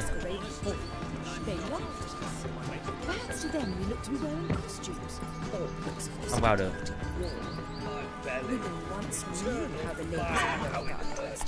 Run, Roach.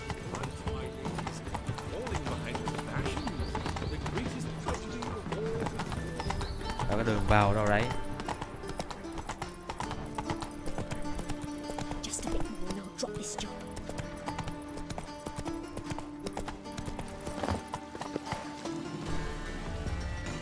Sao cái đoạn này không cho chạy nha.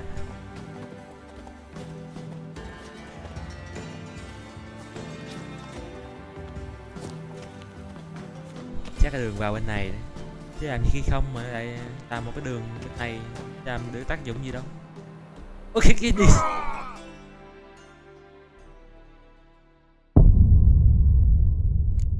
Cha hiêu.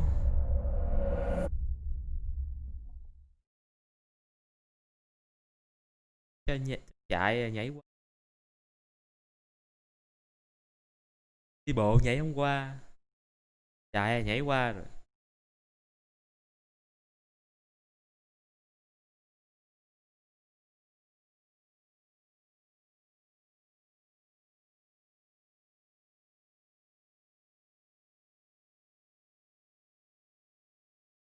Nào. Cái chỗ này thiệt chứ.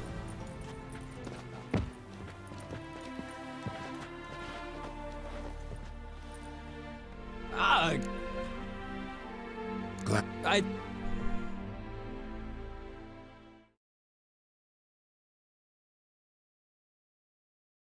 Giờ cất kiếm luôn coi tụi nó nói thế nào. Cất luôn cái kiếm.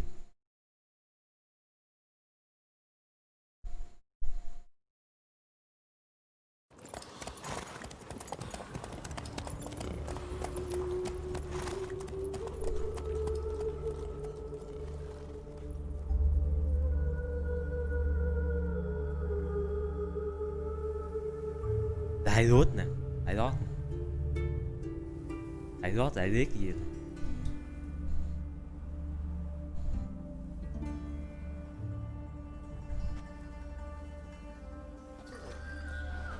Đó.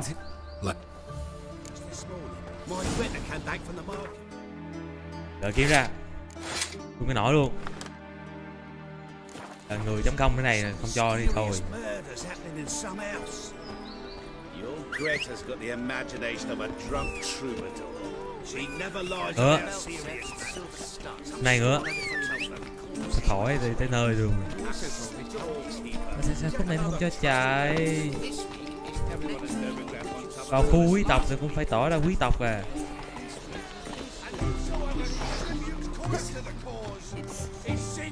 Đây, mặc đồ đẹp luôn nè coi. Giải quyết thế nào? Đẹp luôn nè. Quý tộc luôn.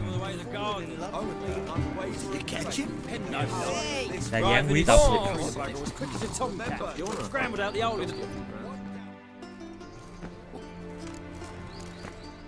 I'm the new cook. And them pointy things sticking out behind Kim you, đeo they đâu? your cleavers? Away with you, Kim đeo đâu? Em rồi. Chả thấy cái kiếm đâu luôn. Kiếm sau lưng mình. Cha hiêu.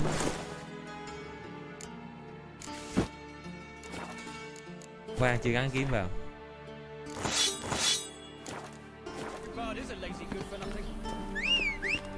Nữa. Thấy con ngựa đâu luôn rồi.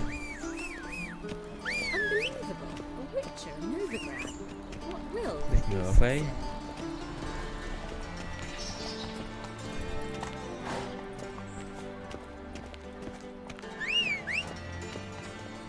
Let one stray in and before you know it the neighborhood's full of them. Tự nhiên nó bắt đi bộ thấy cái nhịp game nó chậm đi hẳn luôn. Một xúc. Đây quán bar à. Bar chắc không có gì đâu. Giờ làm sao đi vào trong kia. Remap tịch. Black ones, Redanians. Limited. As long as they pay and don't hit. Limited.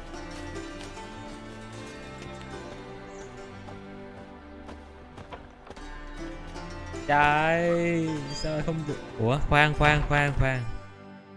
Tôi vừa nghĩ ra một cái nguyên nhân. Có khi nào đầy ba lô nặng quá không chạy được không? Vứt đi. Này chả lấy làm gì đâu.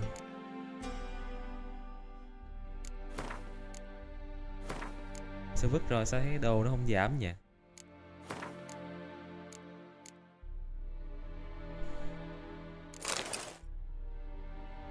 Cơ hội gây chón, phá giáp, độc. Này sao mày bỏ được? À xuống rồi. Cái cục đá này nhiều quá nó nặng. Giống nhau thì bỏ.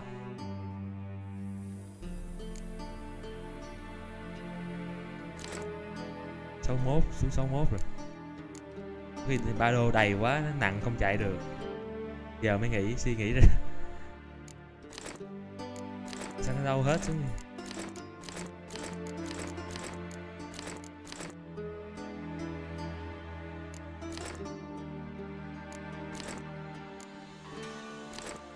Số 1 rồi kìa. Cứ nghĩ là game nó không quan tâm tới mấy cái ấy. Biết đâu. Thấy giờ đồ ăn thức uống kìa. Này đầu này vứt. Gắn vào này có thể cộng cái khả năng, cộng cái chỉ số của mình chứ.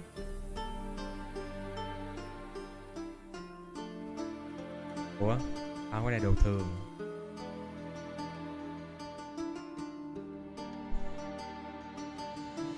Cái gì được bây giờ? Đây rồi. Chạy được rồi nè. Ôi giời ơi. Cứ nghĩ là game nó không chân thật, ai ngờ chân thật thật. Cứ nghĩ là game không chân thật, ai ngờ nó chân thật thật. Xem thường game mà không được. Giá tư tình.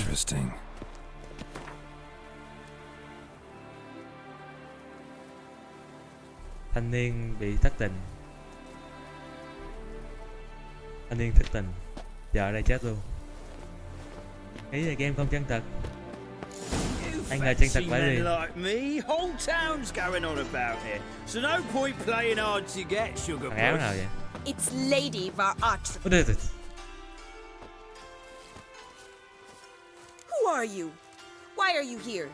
Answer this instant or I'll summon the guards. Phải lính canh sau lưng luôn á. Sorry to sneak in, miss. I'm Geralt, a friend of the bard Dandelion. Geralt of Rivia? The famed witcher of the ballads? What are you doing here, vagrant? How'd you get in?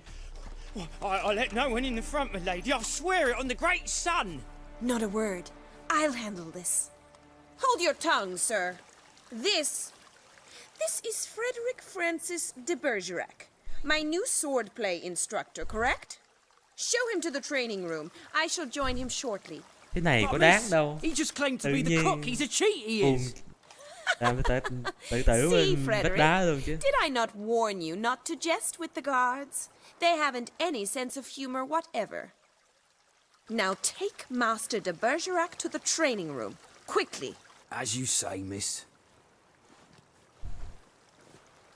Thằng này có vẻ ngứa đòn.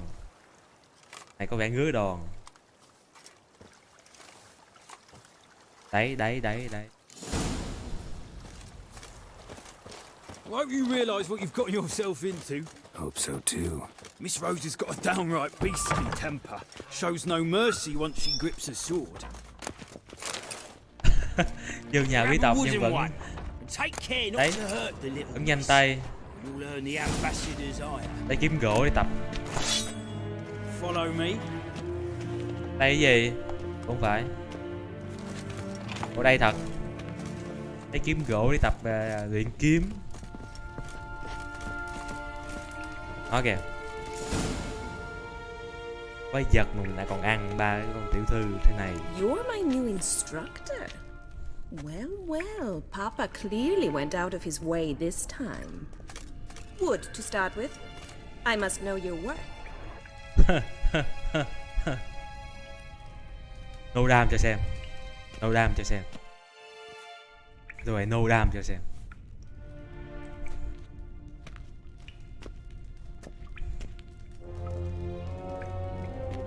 Thì cái quần trong chán không chịu được. No đam. Given me no choice. Ở đấy.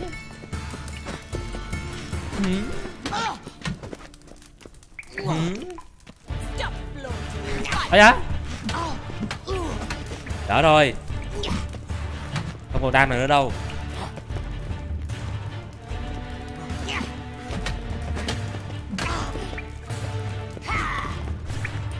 Không còn đam nữa ở đây đâu.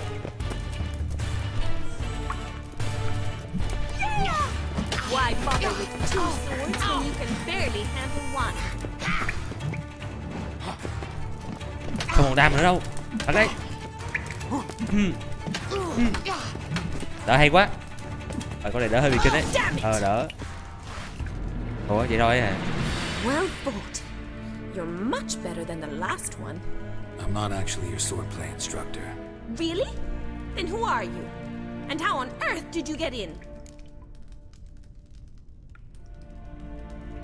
Nói rồi mà. Am I imagining things? Didn't we just have this conversation in the garden? The garden? Yes, yes. In the garden. So, what was it you said? Why are you here? Came to ask about your rhetoric tutor, Dandelion. Rhetoric tutor? Good one. That is why Papa hired him, but not at all what the bard had in mind. He mostly played his lute and sang. No đam thật mà. I believe he thought he was wooed. Một đam ai tính? Mean he wasn't? Một đam không quan trọng. Some sort of relationship. Để ý ba cái tẻ làm If gì? you call him chasing after me a relationship. Even so, there was nothing between us.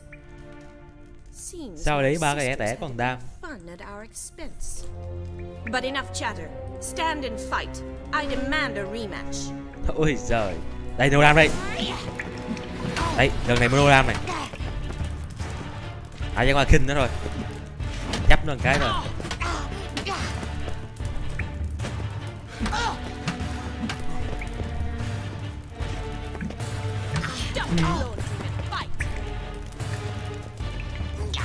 Dạ. Ôi chị. Chấp thôi. Đừng nghe để đánh cho mình không chấp được cái. Cái đi.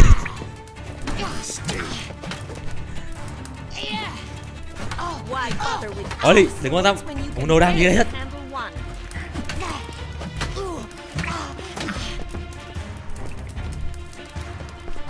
Cái đi.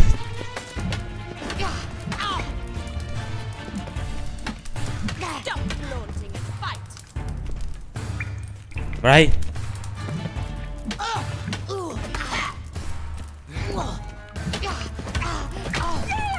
Con này phải đánh cho nó gục luôn đó chị. Cái đó gì vậy?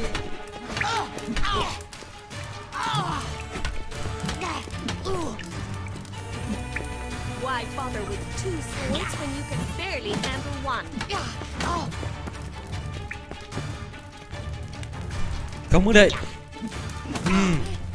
Damn it! Well, if you're not an instructor, you should certainly be one.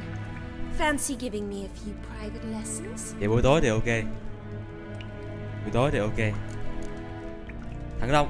Can't rightly refuse a request from a lady. What are you two lovebirds whispering about? Ủa thứ nào đây? Asked about my Đi Trang relationship à? with Dandelion? Well, here's the mix-up's mastermind. Edna Va Art. À hai đứa này nhìn đi Trang nhau. Mischief maker north or south of the Yoruga. Hang on. So it was you in the garden. Of course it was me. Hai này chị em nhìn đi Trang nhau, Rosa mình bị nó tried to lừa. play you for a fool? Mình bị nó lừa. Don't be mad. We've done this since we were children. People have always mistaken us for one another.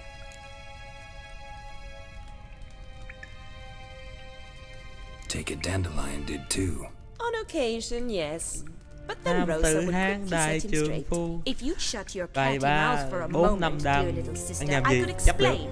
Không Edna quan tâm. sent Dandelion some love letters. She signed Ý my chi ba name. cái tiểu tiết. Conceited as he is, naturally he fell for it. I was Quan left to trọng là mình vẫn repel thắng. the aging bard's advances. Rosa, I had the best of intentions, you know that. I felt you needed help taking the first step. You blushed every time he sang a ballad. He'll next sing at Hai your này funeral if you don't trong stop cũng it có vẻ right không ưa now. nhau. Bình tĩnh lại. Calm down, ladies. No poet's worth two sisters nipping at each other's throats. Especially not this one. Listen, I just want to know one thing. Either of you seen Dandelion lately? Edna might have. I certainly have not. My dear sister, I would never spend time alone with a man for whom you burn with a secret passion. Đấy. Burn with Chị passion em đấy. for one who incessantly Chị em. praises another woman's talents? Afraid I've more sense than that. Chị em phiên bản fantasy. Who Dandelion Version sing fantasy. about? Know anything about her? I believe she's a poetess or trebarits. Very skilled and exceptionally talented, of course. This woman, not a local, right? I seem to remember him praising her melodious Kaviri accent. Makes sense. He referred to her as Kalonetta a few times. Bizarre names are common in Kavir. Gotta ask Zoltan about this Kalinetta. Đi thôi. Đi Been a vui, pleasure, đi nhiều. but I've got stuff to take care of. Exceedingly nice to meet you. Please come again. Well, can I expect any more lessons in future? Tất nhiên. Tất nhiên rồi. Awfully convincing, miss. Wonder where you learned it. Name the time and place. House here, tomorrow. Same time as today. See you then. See you, Master Witcher. Lắc đầu. Tất nhiên phải tới rồi. Làm xong nhiệm vụ phát tới ngay.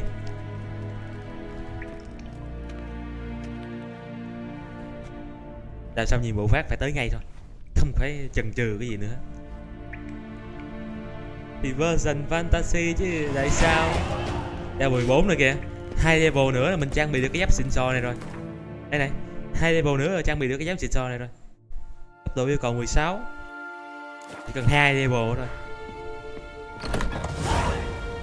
Mấy khi được vào nhà quý tộc cấp đồ cái đã. Đấy, mấy khi được vào cấp đồ phát cái đã ra.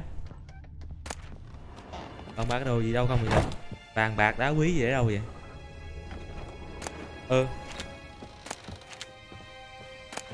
Ba cái gì không vậy? Quý tộc éo gì đây?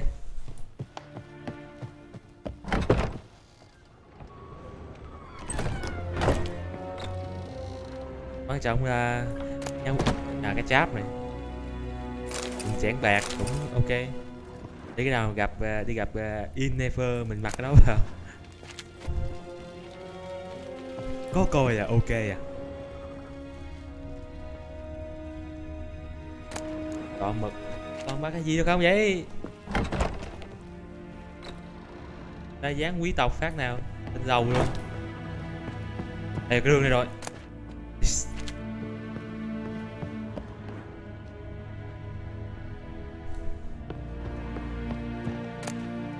Cái này cũng được.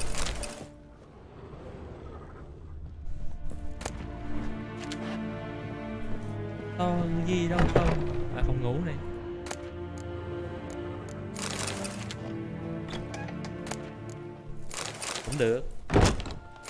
Cũng được. Đây rồi.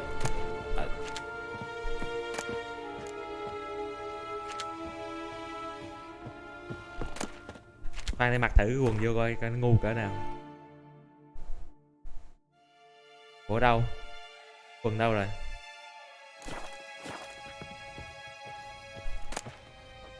Ủa cái quần đâu? Thấy rồi mà. Sao không thấy? Ủa? Thấy mà sao không thấy cái quần? À, nó thuộc cái dạng nguyên liệu chứ không mình không có mặc được. Phải tận dụng thời cơ chứ. Khi được vào nhà quý tộc Tôi trước một phàn. Đấy, ngon không ta vào đi. Ôi trời sao vậy?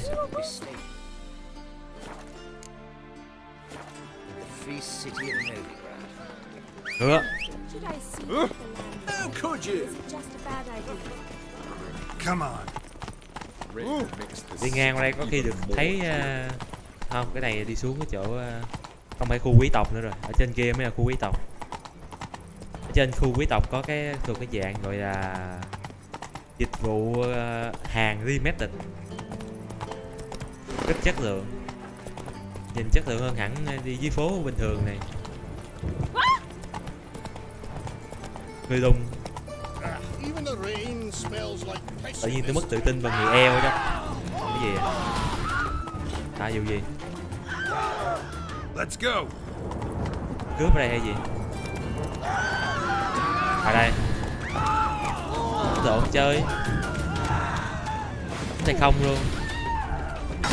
Trình độ mà. Ủa rút kiếm làm gì? Rút vào. Tự động rút kiếm này chứ.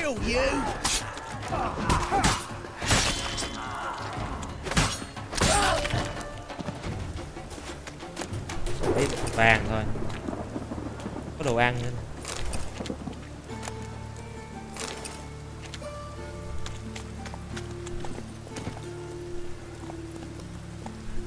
Giữa đường thấy chuyện bất bình, trừ gian diệt bạo. Giữa đường thấy chuyện bất bình chẳng tha.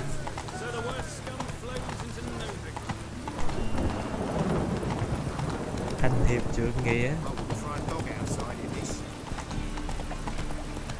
Chứ không phải tôi muốn đánh nhau đâu. Chẳng qua là côn đồ nó xuất hiện, chuyện bất bình ấy.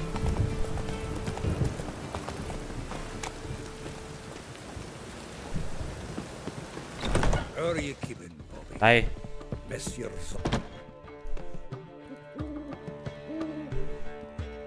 Ah, you're back. You met Poppy? She ought to start talking any day now. Thấy đội cứu bị bịt mắt luôn rồi. Cái gì vậy? Nó bảo anh về rồi đấy à? Anh đã gặp Choppy chưa? Nó sắp sửa nối được rồi đấy. Mà cứu bò không phải vẹt. Zoltan, venture to say a mage would have trouble turning that owl into a parrot. Sure you know me that well? Mark my words, she'll be playing Gwent with us in no time. But we were to talk about Dandelion. So, how'd you do? Learn much?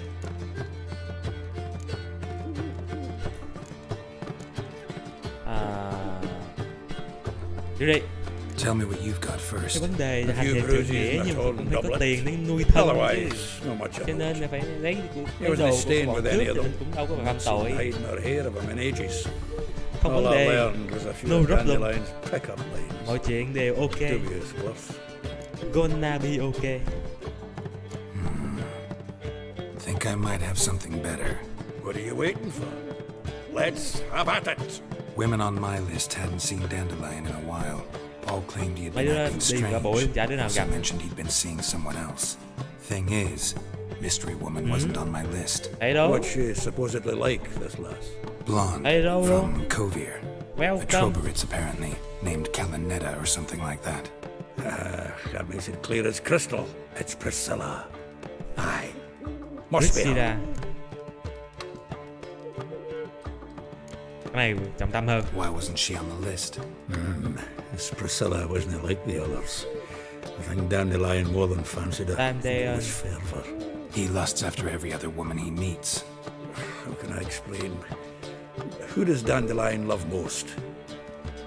Himself. Exactly. And she's his mirror image. What can I say? Could be he finally met his match. She's his match, all right. Maybe more. The laddie's head's on fire. Lassie's got him whirling. All right. Guess we gotta talk to her. Priscilla works with a mummer's troupe. Reynard and the Foxen. Whenever they're in town, she performs nightly at the Kingfisher. Mean we've been sentenced to an evening of poetry? Khá ngon. Must you always? This'll be true poetry, Geralt. You'll see. Có cái con người lùn này thì ngồi đó hóng con cú nó nói được. Từ lấy đồ đó, đẩy mình ra. Đi. Lại đi. À khoan, kiểm tra cái danh sách nhiệm vụ cái này. Hey, you! Yes, you! Cái gì vậy? You got water on the brain? Kiểm tra danh sách nhiệm vụ là có cái nhiệm vụ nào là dạy kiếm không?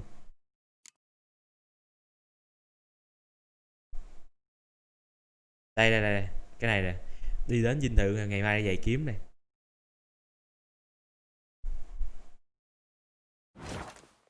Lúc nào cuối cùng tôi trả quảng cáo.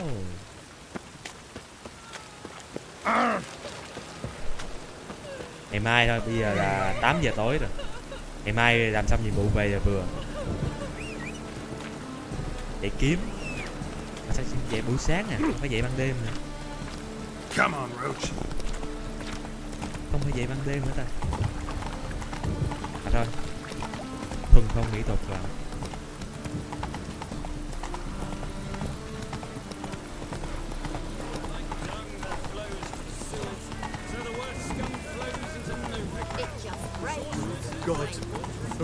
Đấy, đường phố rất là sống động. Thấy mình cái nhìn y như là mỗi một con NPC ở đây đều có một cái hành động khác nhau. Ít khi gặp cái trường hợp nào nó lập hành động. Nó làm rất là hay luôn. Lấy cái poster của cái đoàn nhạc hát rong.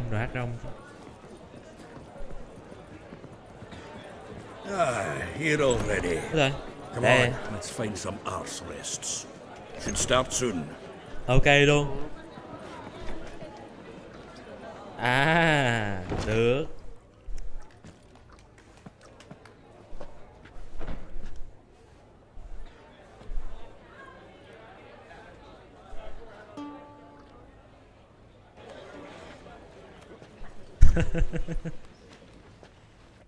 Đoàn hát rong khá ngon.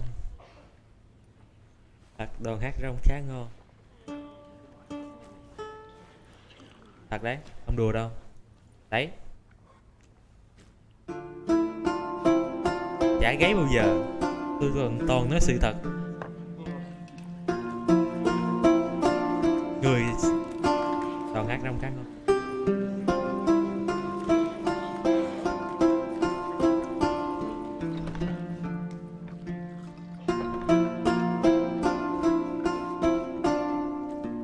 À, không hay ho lắm. These scars long have yearned for your tender caress, to bind our fortunes. Damn what the stars are. Rend my heart open, then your love profess. A winding, weaving fate to which we both atone. You flee, my dream come the morning. Hay phết nhỉ. Your scent, berry star, lilac sweet. To dream of raven locks and twisted stormy, of violet eyes glistening as you weep. What? The wolf I will follow into the storm, to find your heart, its passion displaced by our ever-growing, hardening into Hình như người stone. đang hát về Amidst the Jennifer cold to với hold you in a heated embrace.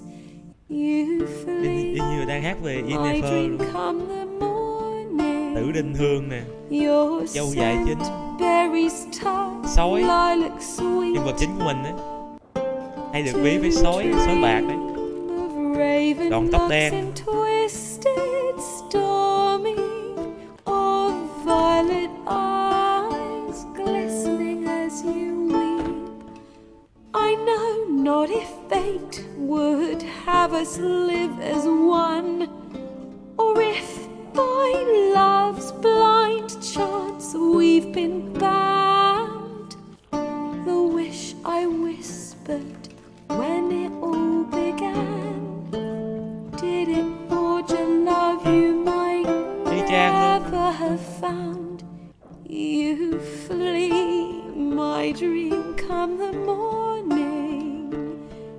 candle scent, berry star, lilac Ôi sweet. trời.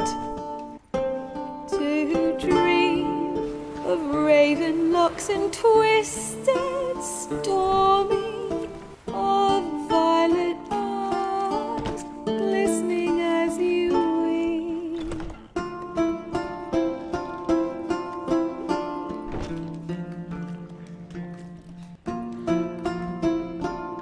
Đang hát về Jennifer In Never, y như vậy, hát về In Never với nhân vật chính của mình.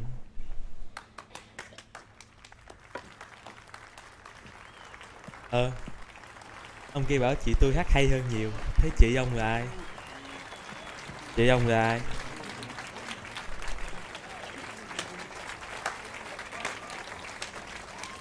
Mày nhớ lúc cạo râu rồi mà sao râu lại ra nữa? Game chân thật thế.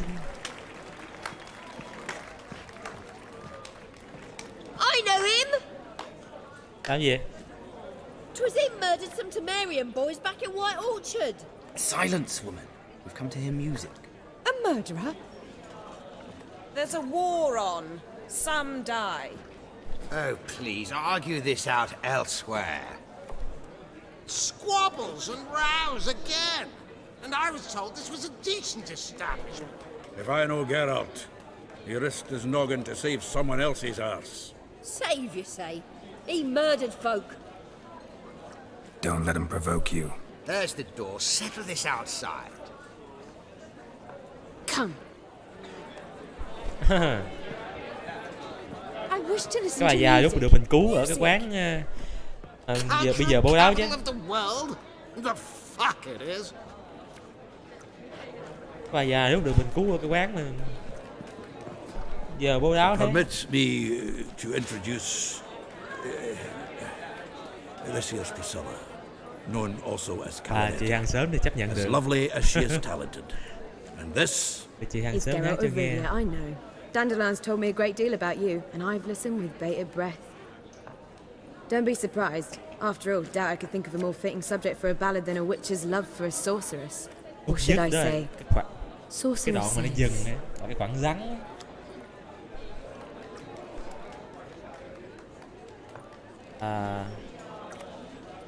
Khoan. Gì vậy? Chào tôi chút, đọc ra cái. Cái lời thoại cho con không thích chọn đại ở đâu. Tôi chờ các bạn stream đi đây cái lúc đó tôi đọc. Chờ chút. Cái đoạn lời thoại tôi chọn đại, tôi không thích chọn đại. Để cho nó chính xác.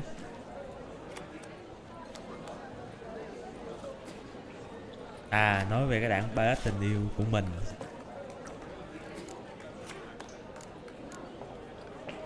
Seems Dandelion was meticulous in telling my story. Đúng rồi, nói về chuyện của mình thật. Significant Chuyện của mình details. với Did he Yennefer. offer anything about himself, like where he was going? Splendid. Very funny, truly. So, see you later. Ủa sao gặp lại? Not here. Come with me.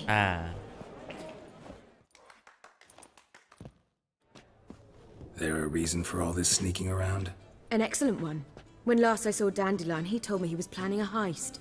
Siggy Reuven's vault. sheeped up. Một là sai ngay. And I've not seen him since.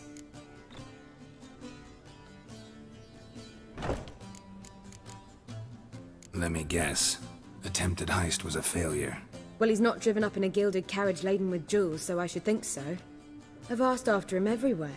Quan It trọng là seems chị an army ruột of hay là chị hàng tongue-stealing xóm? cats has overrun the city. Ý giờ muốn I hỏi learned only that he thế. raised a ruckus at Whoreson Jr.'s lair. Cái miêu tả And thế, Whoreson's ai men biết gì? chased him all over town. Whoreson Jr. Doesn't ring a bell. Biggest prick in Novigrad. Not Anh đầu bùi rẽ rách. To nhất. Got it.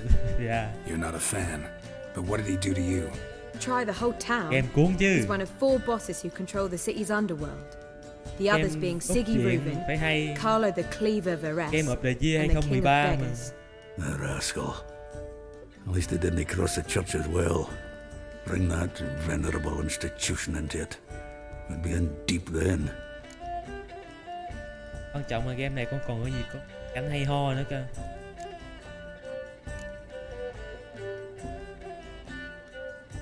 Here I go again, rushing to Dandelion's rescue. He ought to pay me a salary. Whoever he Không biết is, có I chăm sincerely không? doubt he's in the mood for jokes. Nhưng mà tối nào cũng có Nor một am I, stream. in fact. Relax, I'll get him out of this. Gotta talk to this Whoreson first. And Siggy Reuven. Know where I might find them? I don't know about Whoreson, but Reuven runs a bathhouse. Careful, though. He's a dangerous character. So am I. I don't doubt it. But Dandelion's not. I beg you to hurry. Let me know as soon as you learn anything. Đến nhà tắm. Ui giời ơi. Heading back to the Rosary. Got Tắm Bobby nữ à? Nữ hay nam? Thế nữ hay nam? Khoan, để coi sáng chưa? Mấy giờ rồi? Mới 11 giờ tối à? Ngồi thiền cái đã. Thiền phát tới sáng xong đi dậy kiếm.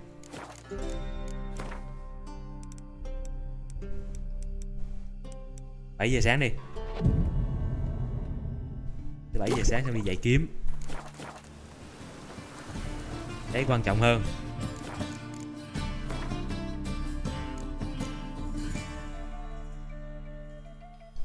Đây. Cái này quan trọng lắm, không đùa đâu. Ủa cái dinh thự đó ở đâu vậy? Mà cái dinh thự đó ở đâu vậy?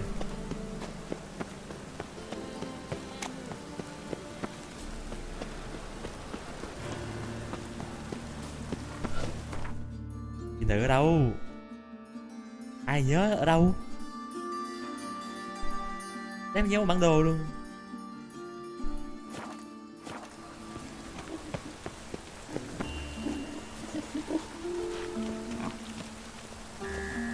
Vậy Kim, gì vậy Kim? Là cái dinh thự ở đâu vậy?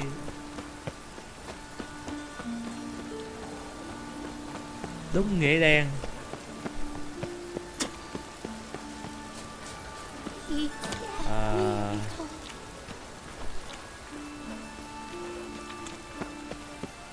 Hình như lên trên này.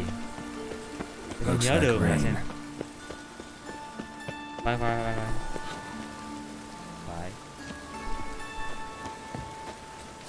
Cái gì đây? À, tiệm giặt. Tưởng tiếp thị dịch vụ.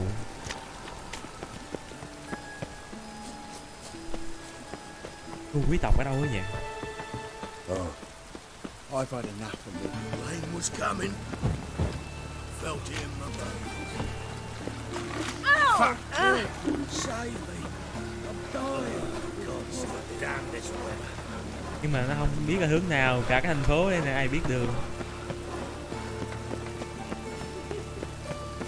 Bình thường nó phải chỉ đường cho mình nào. Cả cái thành phố rồi biết mình đang đứng ở đâu nữa. Coi cái khu quý tộc ở đâu. Để coi đọc nhìn nhớ bản đồ.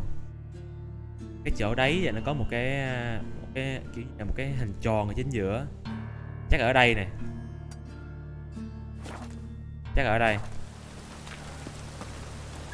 Cái gì? À đây, bà già sao đọc ra thành bé gái nhỉ? Bé gái. Chắc là trên này. Nhớ rồi, cái cầu thang đi lên đây. Đây cầu thang đi lên. Đây đúng rồi. Đây cái chỗ đây để dậy kiếm. Cái nào đó ta?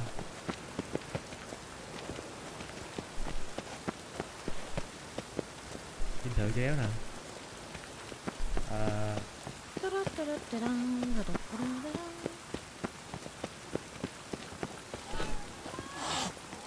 Đây, chỗ này.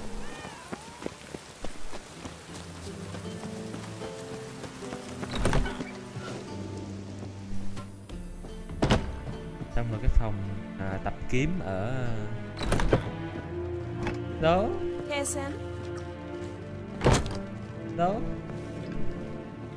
Kessen? Đéo gì? Ở đây là con này. K-Swex? K-Swex? Đấy. K-Swex?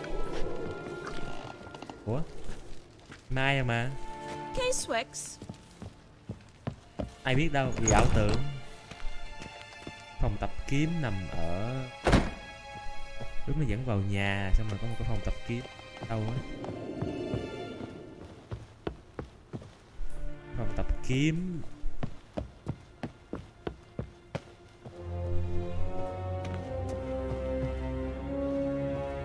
Đâu ta?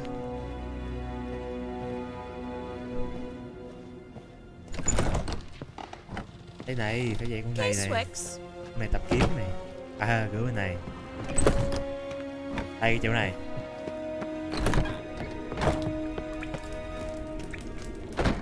Có một cái chỗ thay đồ. Đây. Ủa? Ngày mai rồi mà.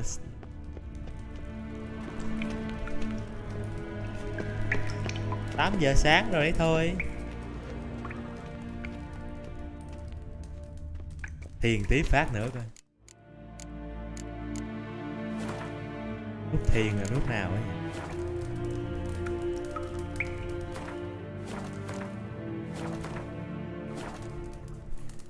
Phải kệ, chả quan tâm lúc nào rồi.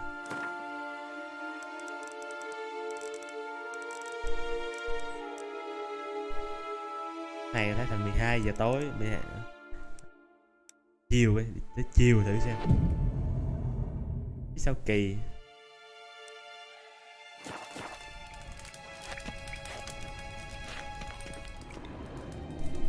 Tới luôn rồi mà chả chịu.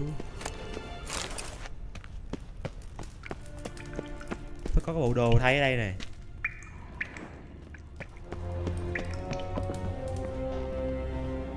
Ông Khanh hay nó đổi ý rồi. Đây nó đổi ý.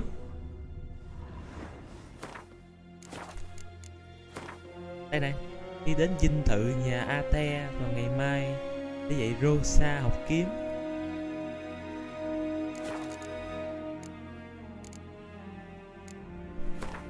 Mình còn cái kiếm gỗ không?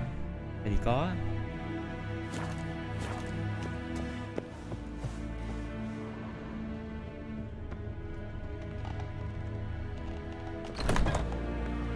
Ở bên này.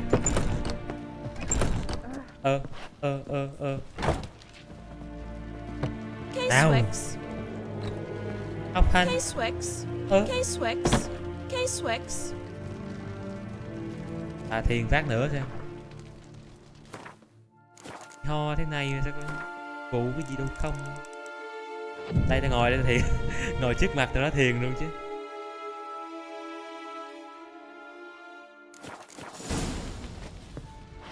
À đây, con kia đi rồi. Kia bắt đấy, bây giờ mới hiện. Ủa? À, dưới lòng đất. Giờ mới hiện. Mà ngủ trước mặt nó cả buổi luôn chứ. Ủa? À, không có đọc nhiệm vụ, phải nói chuyện với thằng kia nữa thật.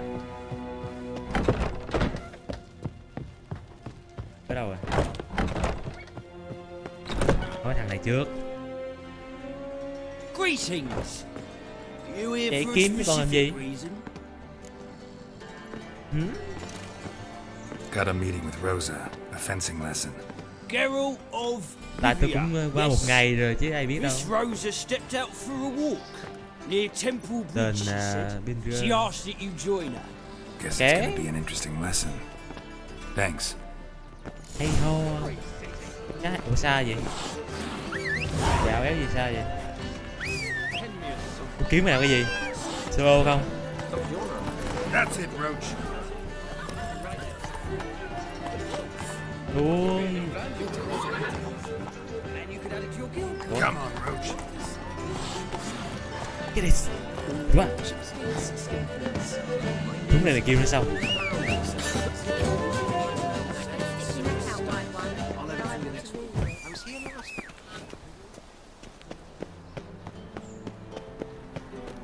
Tại qua một ngày rồi đó.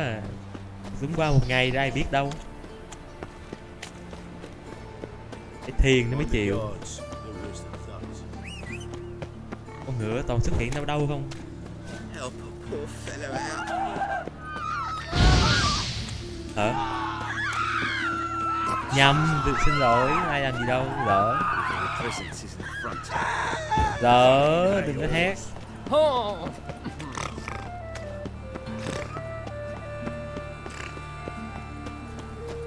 Ủa, nó ở đâu xa vậy?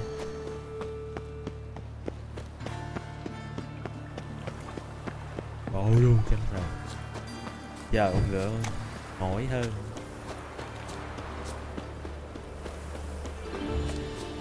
Rút bộ đi dạy kiếm. Chạy bộ đi dạy kiếm cơ. Dạy kiếm ấy. Kiếm đi trong mặt kép nhé. Kiếm đi trong mặt kép á. You again? Want some more? Bruises on your ass heel already? Thằng này lúc thách đóng mình giữa đường đây. Victory will be mine this time. I've practiced with shield and sword. Many a headless scarecrow around here. Heed my warning and stand and fight. Thằng này lúc thách đấu mình giữa đường bị mình đánh. Duly heated. Tất nhiên là phải chạy rồi. Let's dance. Tôi có cái khiên là ngon à.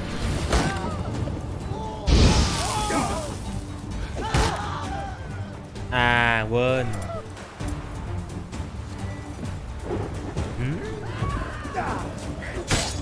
Có khiên là ngon à.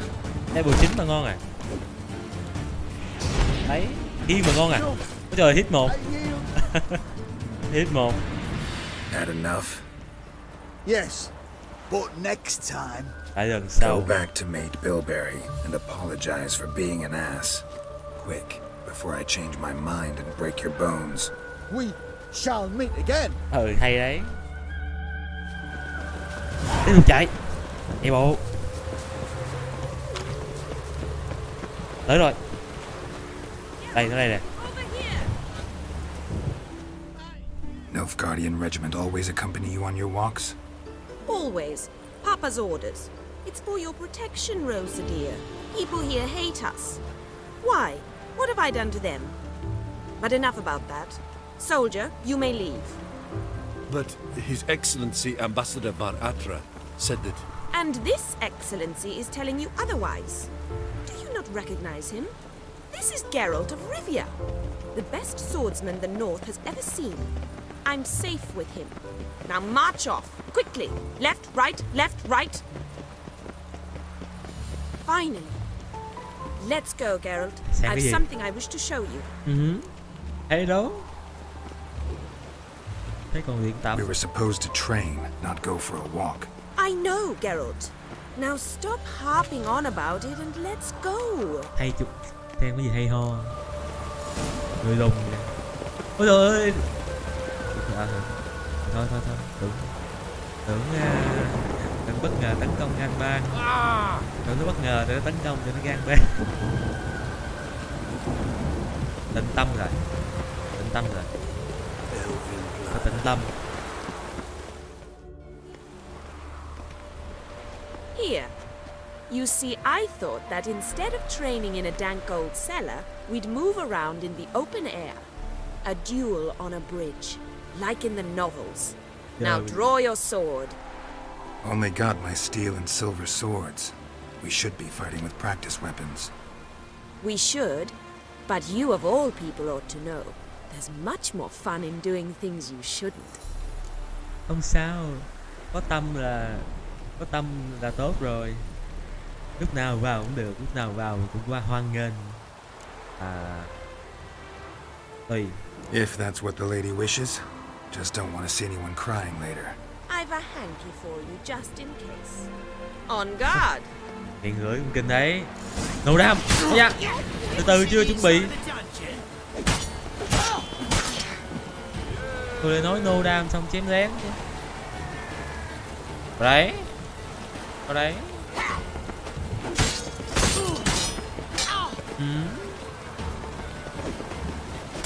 Thôi. Ow! Stop! I yield. You all right? Yes. The only thing you've really hurt is my pride. Get out. All right. What's next? We should return. Just forgive me, Geralt.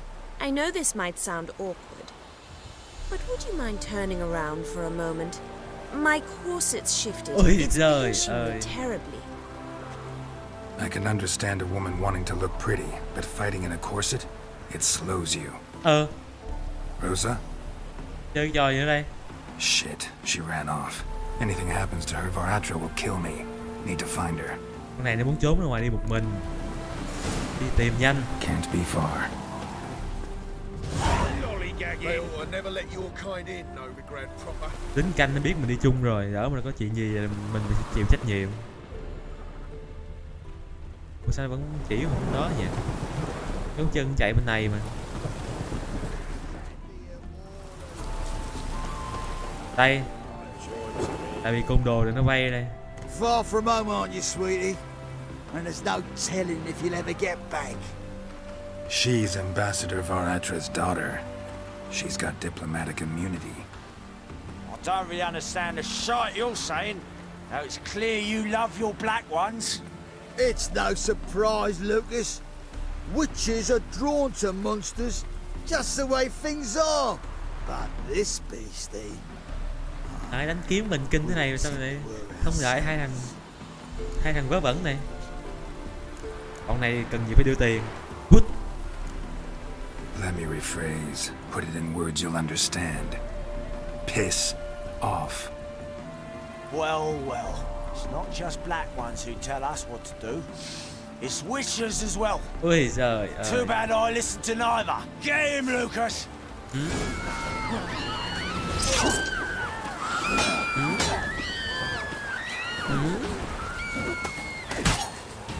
Right.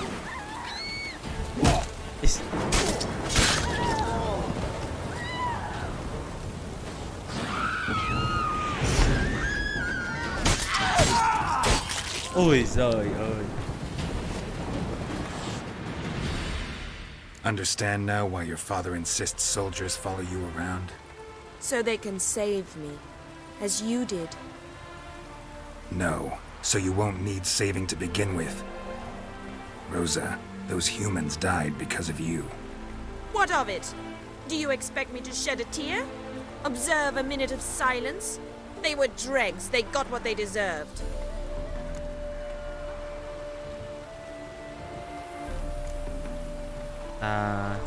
Câu 2 đi. And you wonder why the locals hate Nilfgaard.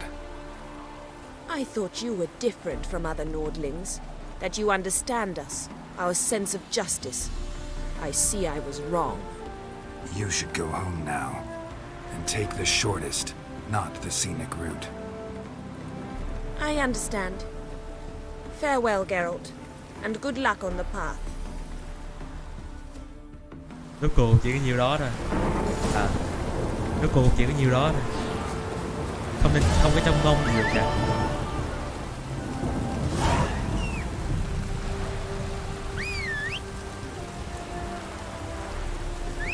Hai cái gì? Hai gì? Hơi bị thất vọng.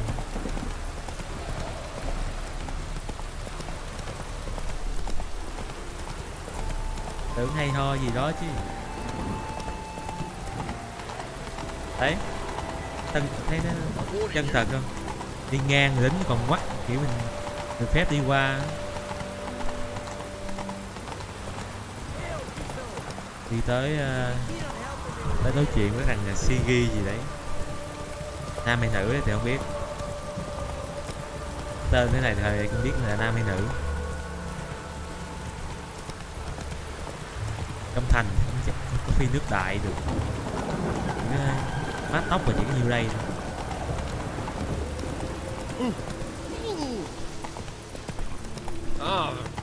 Then.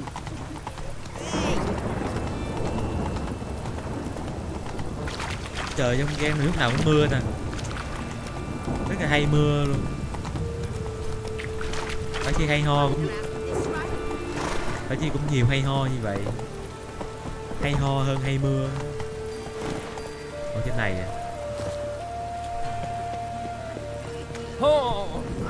Phải chi hay ho nhiều hơn hay mưa.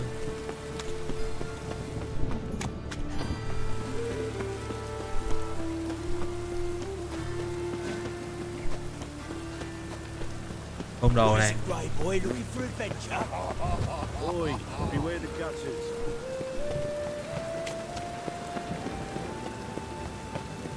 Đây rồi. Nó thách mình mà. Thách mình không làm thì lại càng nhục.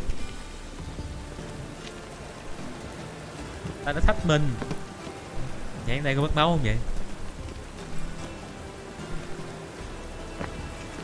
Chắc không đâu vậy. Không. Nhà tắm đây.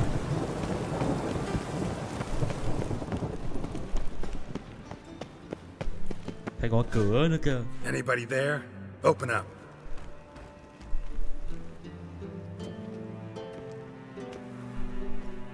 Tôi cảm thấy có một cái sự hay ho sắp tới. Tôi cảm thấy vậy á.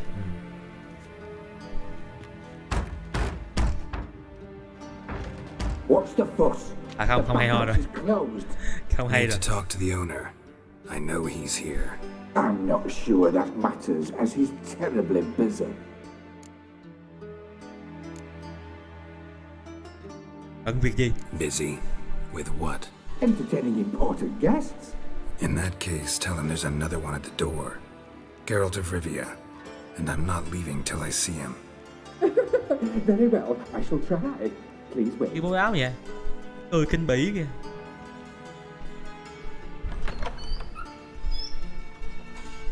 Ôi trời, thằng mập. Siguruvin cordially invites you to join him. I'm happy.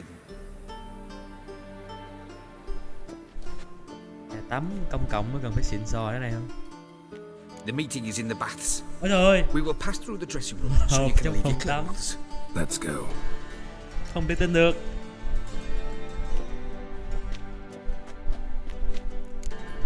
Không thể tin được. Cái gì mà có chân vậy? Your equipment will be safe. Ôi giời. Splendid. Siguruvin awaits in the next room. Ôi giời ơi. Hey, Whitehead. Nice bum you have. You were right. Ôi trời ơi. Cái gì? Ôi trời Junior ơi. cut off his hand, then ordered them to shove it up the corpse's arse. And then he sent Ôi the body giời. back, offering a hand Ai of mà same tụi mày xỉ đó. loving. Won't find any better. Né. From the Erugan to the Dragon À Mountains. đây. Thôi tao không muốn vào đâu. Thôi. Easy, Cleaver. Orson Jr.'s a Rửa dead trong này man. không? I'll have my scribe send you a notice. You don't have a scribe. And we'll eliminate Junior when Trong này hay and ho nói only gì? when all of us say aye. Reuven, your guest. Hết hay. Why the fuck you let him in here?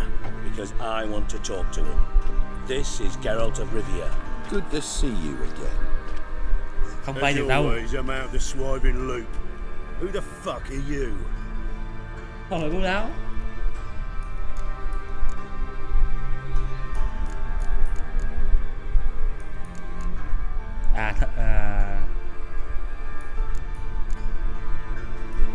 Số 3 đi, cái này có phải Got something to là discuss hòa bình with nhất. Dijkstra. I mean, Sigurd. Hòa bình nhất. I think he can wait. Yeah, probably can. Got intruders.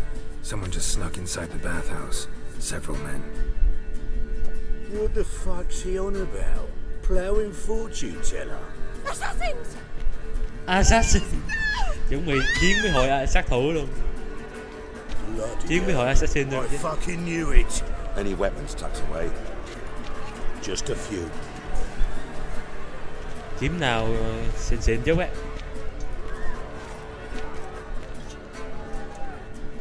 Ôi rồi, cầm cái cây này. Ôi rồi. Cái này nào ăn cái gì? First ever party with my prick hanging out. Ah! Cái cây này coi nhiêu đam vậy? Không xem được luôn. Ôi rồi đánh mạnh vậy? 200 đam à. Ôi rồi cái cây gì mạnh vậy?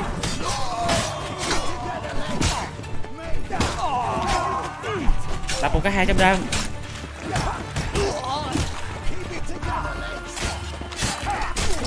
Cái ông kia tay không khăn làm đánh những đồ hết.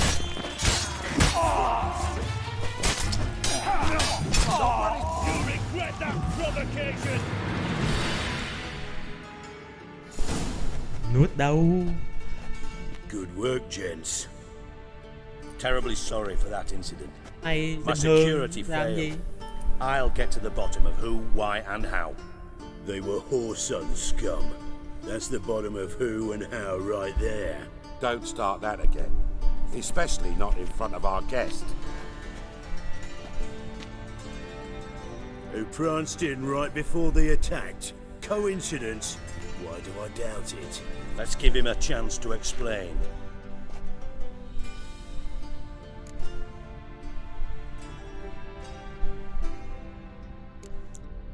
Phải giải thích một tí.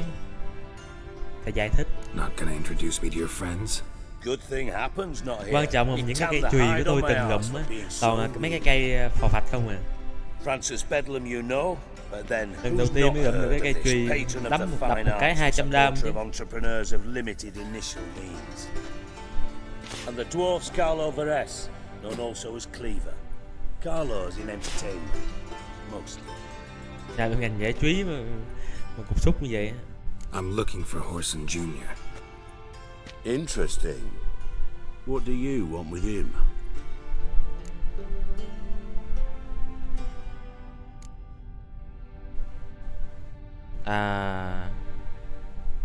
Hai. Junior's gonna help nhờ me vả thì find phải someone. chân thành. Horson's not helped a soul in all his miserable life. I'll ask him nicely. See, Cleaver? Perhaps if you'd not called Junior an uncle fucker and asked him nicely, he'd have showed up today. Gentlemen, you out of your fucking minds? A chat session? Horson's out to get us, and he'll succeed eventually. Ôi trời, thằng kia nó xong cái gì trên người vậy? So by all means, you để sit để here, soak, fart, and watch the bubbles rise, chọc while I trong see già my đấy. boys to Horson's Xong cái gì người hiding kìa, holes. đang phanh tay They'll vậy. make some noise, flush the bugger out. Xong cái gì người kìa. And you, chơi đấy. geriatric or whatever you're plowing Đấy, đấy, name đấy, is, đấy. wanna find Horson? Find me chơi đấy. first. Không đùa được đâu.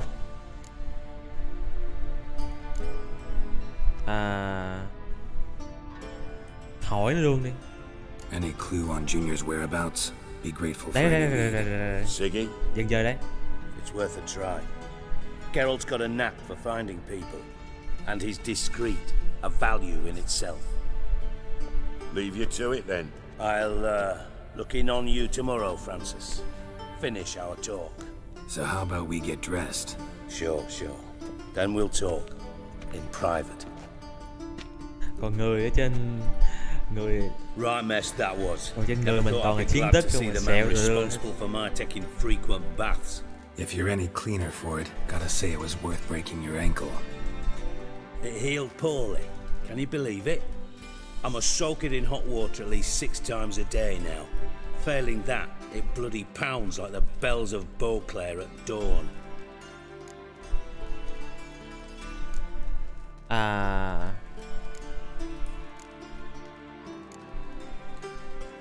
Sorry to hear that. You're sorry? Well, consider it resolved then.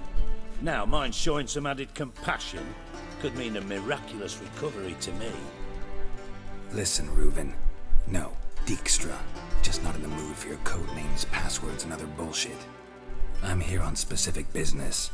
If you want to listen, listen. If not, I'd rather you spared me your wit and threw me out now. What's the harm? Talk. Think Cleaver will find Horson? He might not. But he'll burn down half the city trying. What waste? Leave him to it, I say. Work alone. Any ideas? Junior's got areas of the city where he's strong. Penetrate them, look around. But be discreet. None of this speed and fury and swinging your steel cock about. Nó bảo mình phải nơi kín đáo đấy. Khá kín đáo đấy, bảo đảm. Junior might be in hiding. Xong He's thẳng gotta vào be luôn. collecting income. Couldn't afford to cut himself off. Gambling. That's his big earner. Junior controls the largest casino in town. I'll never forget. Hierarch Hemmelfart raised all kinds of hallowed hell there once. Bugger bet and lost his ruby ring. Then there's the arena in the city's bowels. Betting scheme generates near as much as the casino. Chỉ cần They're biết always vậy được looking rồi. for hired muscle there. Áo khác Suppose style. you could always search Horson's house. Nếu không Though I nhầm doubt thì you'll cái find style him áo there. bây giờ vẫn còn Maybe tồn some tại. clue though.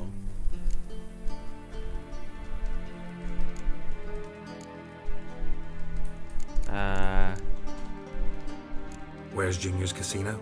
Near the Temple Watch Towers. Horson's got nought to do with the casino officially, so careful what you say. Try not to arouse any suspicions. Khỏi hết 3 cái này. Arena sounds promising. Where's that? Sewers beneath Gildorf, but you'll have to enter through the pits, endure the stench of poverty on the way. Now, Junior loves a good fight. Wager he'd give a lot to see a real Witcher in action. Ở đây đôi thì đấu hơi bị nhiều rồi.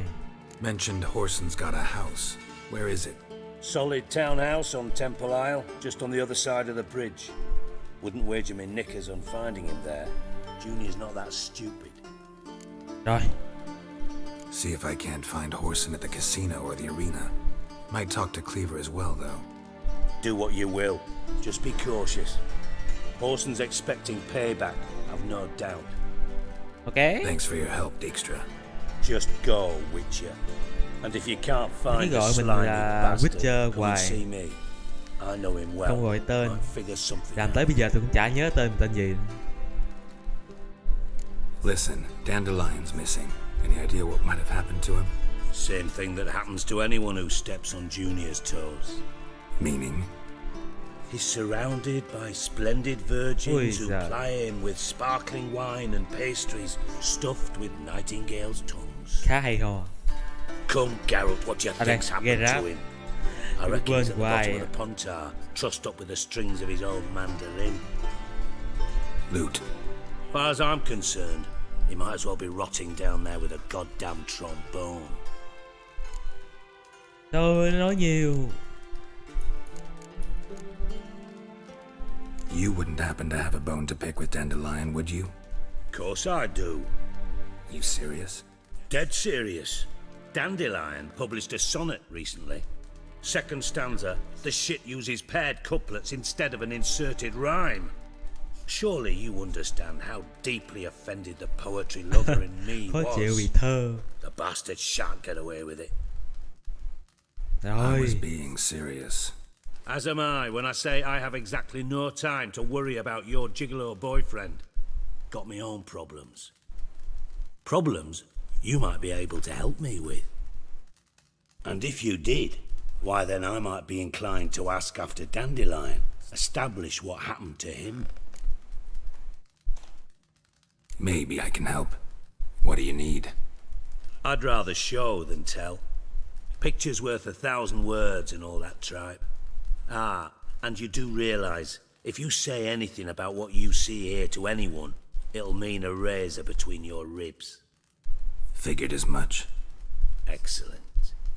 One last request. Oh, let's call it what it is. A command. Don't draw your sword unless I ask you to. Nhiệm vụ bảo vệ.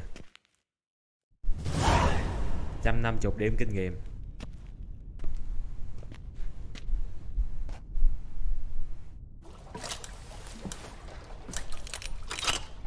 Cửa ẩn kìa. Cửa ẩn luôn.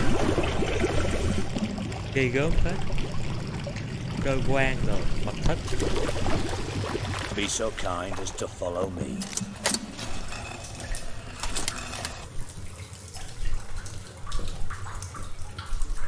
Mà thế này mỗi lần muốn giấu cái cửa đi thì phải chế múc tay chế nước lại à.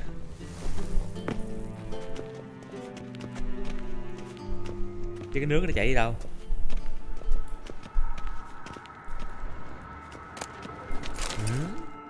Cái đồ đã là tính. Thật nói đâu. Nhưng mà game cốt truyện nó nhờ như thế nên nó mới hay, nên là đành chịu. Game cốt truyện nó phải nhờ có những cái đấy thì mới tạo ra cái sự sâu sắc. Nên là đành chịu thôi. Có thằng nào đây? Ôi trời, con quái. Stop that now. À thằng này. Bad. Thằng này quen. Bad makes Ziggy lose, Jonathan. Beating your head against the wall won't change that. Bad hurt. Bad less thinking. Thằng này quen, thằng này người quen. Bad less thinking. Bad sadness.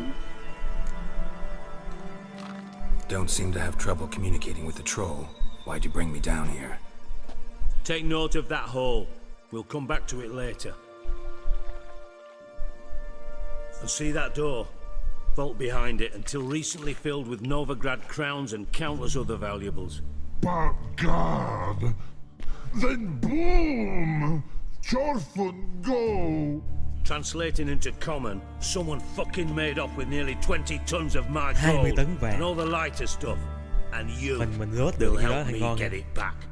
À khoan, mình có khi mình còn giàu hơn cái kho vàng này cũng chừng. Fine, I'll help you. You're not exactly bursting with enthusiasm. Khi tôi đang còn giàu hơn cái kho vàng này. They strip us of emotion. I'd be jumping for joy otherwise. All right, ought to look around. But first, some questions. I'm all ears.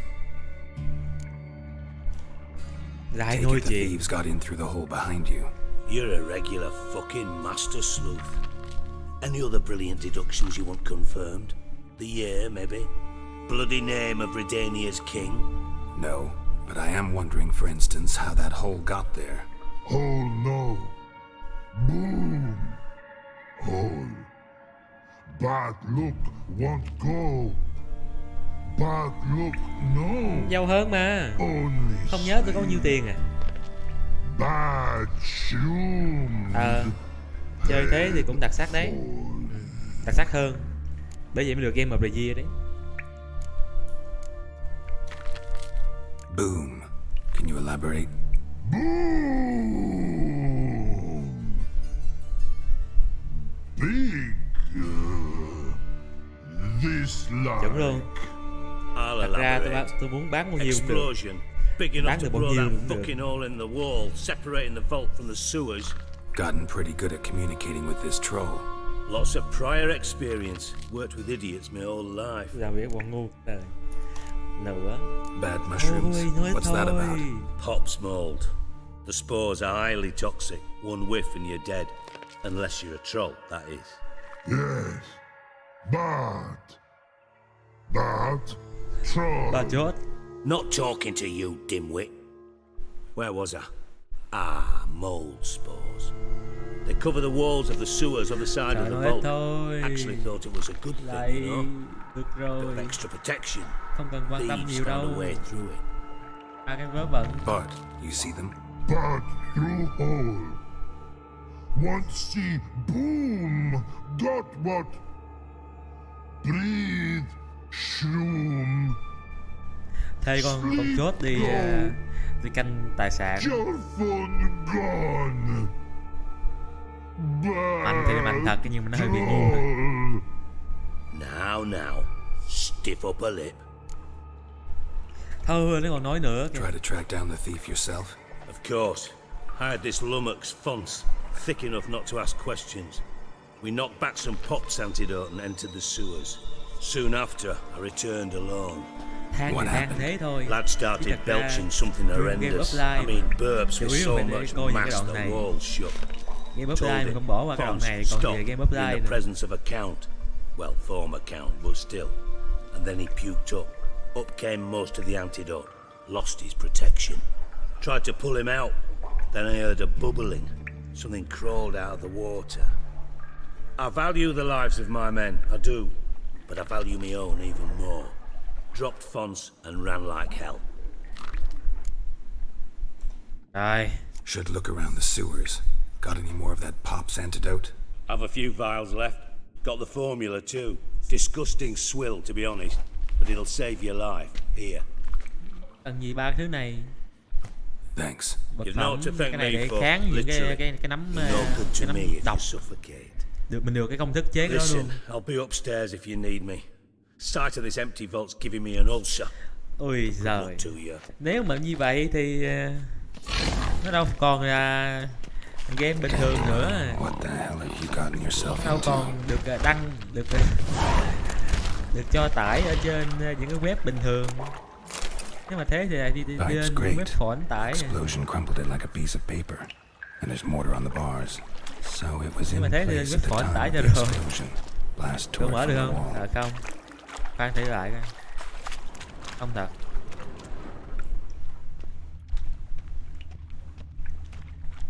Vài cái vật chứng gì ở đâu đây? Đây. Điều tra hiện trường. Couldn't go any further without taking that ammo clear over here. Must have been one powerful blast. Vụ nổ khá mạnh.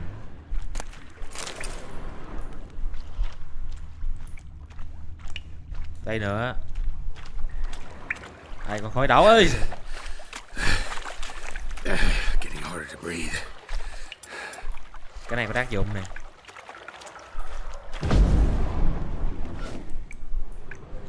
Đẩy đường tí. Ủa đéo được. Ủa nhớ lúc tuy xuống ở dưới một cái gọi là cái mê cung rồi tôi dùng cái này được mà. I thought Witcher's potions were vile. Fine grading. Nhanh lên, phải nhanh. Push much through that. À tác dụng cũng đâu phết đó chứ. Cuốn này vào này lại không sao.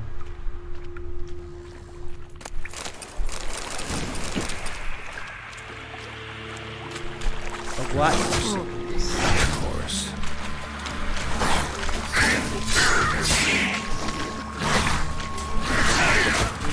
Thôi. Sao cái nó không được nữa. Rất không được.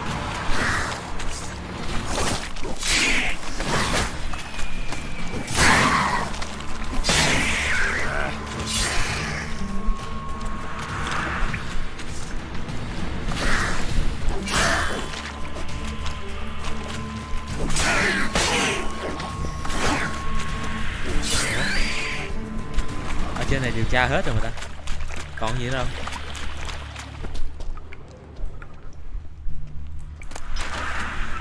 Chỗ này còn gì nữa đâu. À đây. Này thì mới chịu. Edges curled out. Something inside blew it wide open. Wall too. Bathhouse drain pipes seem to converge here. Rồi, giờ mới chịu đấy. This was no spell. It was a bomb. Now why am I not finding pieces of it? Could be the current swept them away. Vớ vẩn. Bơi vào đây.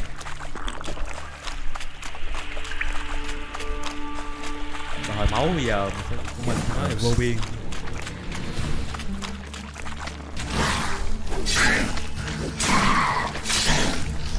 Nhẹ nhàng. Nhẹ nhàng. Có vẻ xung quanh này không có gì.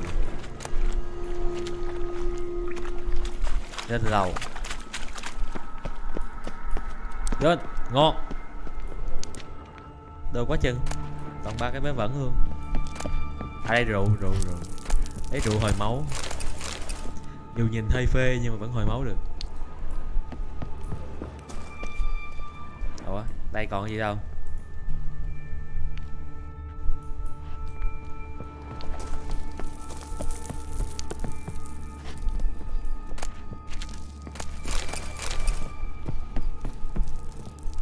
Ủa, đây có cái gì nữa đâu.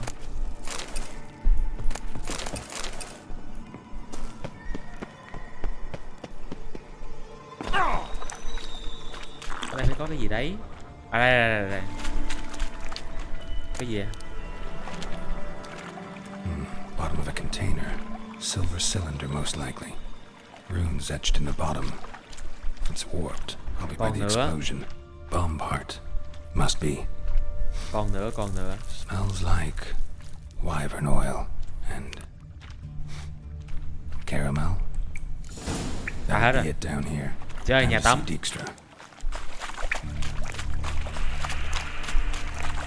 Gọi ngưỡng này được không? À không, rõ ràng rồi. Cả khi gọi ngưỡng này được thì tôi đẩy luôn cái game.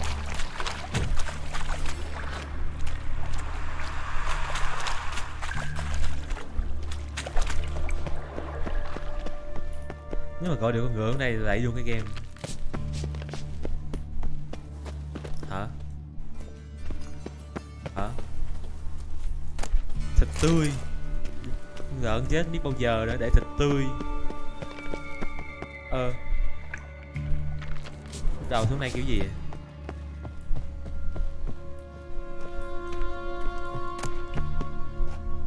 Dầu. Công thức chế tạo dầu ăn.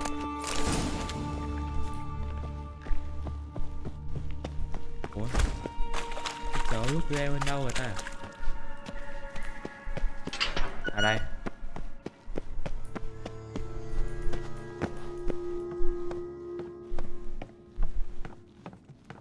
Đây.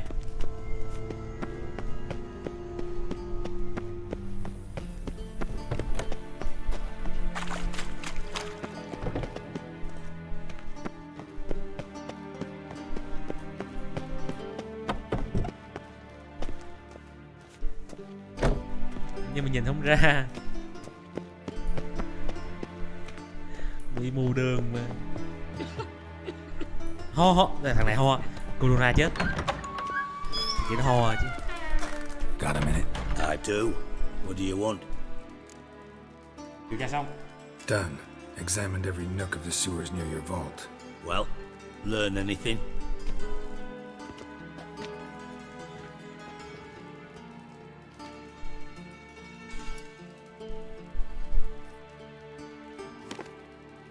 Seems to me a bomb blew the wall open. Look. Ở này có bơm. À có chứ. Bomb of a silver cylinder, probably. Covered in runes. Interesting. Any idea what it contained? Nhưng mà tôi không nghĩ về cái từ bơm có từ bây giờ. Ingredients by their scent. Wyvern oil. Tao giống là thuốc nổ. Sugar. Cài thuốc Geralt, nổ. I'm in no mood for jests. Tôi không nghĩ bây giờ đã có cái từ bơm.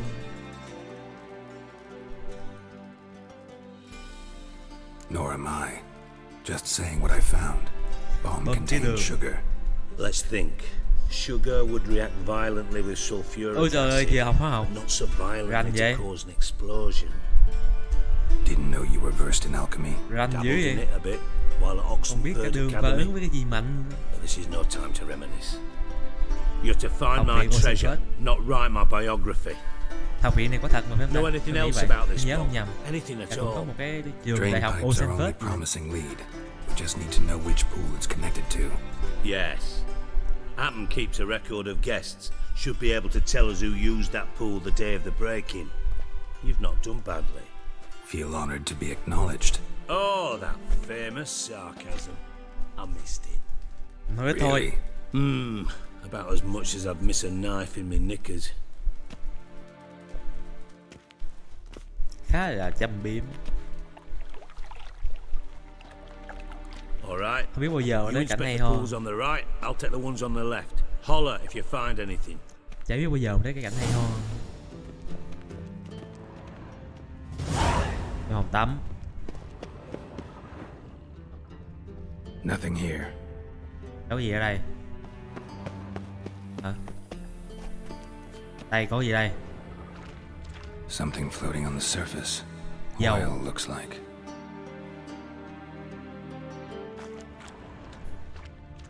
Còn nữa. Silver lid. Nắp bạc. Matches the cylinder bottom I found in the sewer. Dijkstra, come here.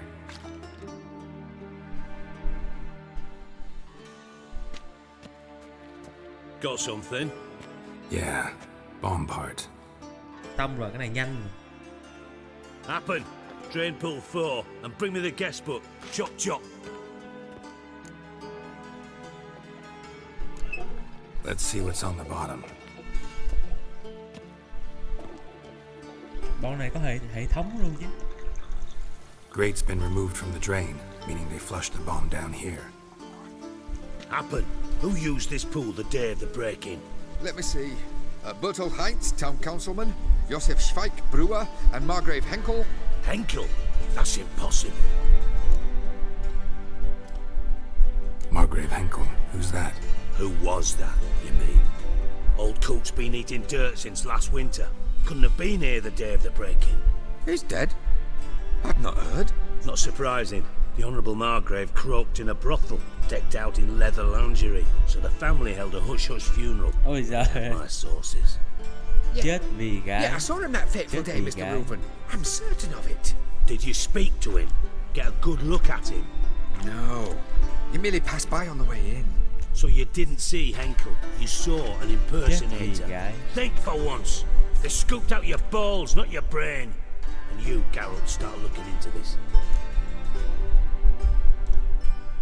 Fine. Where should I start? Henkel's home. Derelict townhouse south of the main square. Rồi, It nó might đi happen đây. on some trace of this Cháu scoundrel we're không biết bao looking giờ for mới quay there. lại mấy game Well, off with you. Innefer. Cháu biết bao giờ mới quay lại tới cái nhiệm vụ liên quan đi tầng 3 cái bang này chán. Nữa. Thiệt chờ con ngựa tới thôi tôi cũng tới nơi luôn. Bây giờ cái thuốc kháng độc vẫn còn tác dụng kìa. Bonus for working in piss poor weather.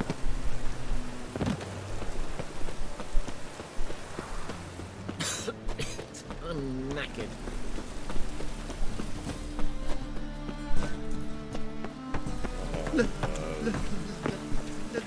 Tới. Đây. What a dump.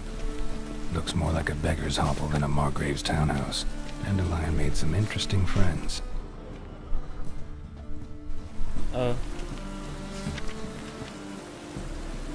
Cái phong cách gãy đàn guitar thời bây giờ guitar điện. À đây cái này chém là được chứ. Cái này chém là được.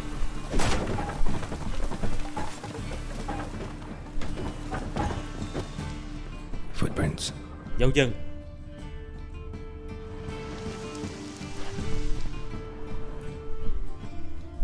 À hả. Mà chạy không thoát tao con trai à. Cháp đây làm cái gì? A letter. And a bottle. Nó đi vào đây. Hả? Sao đi mở? Tại sao đi mở?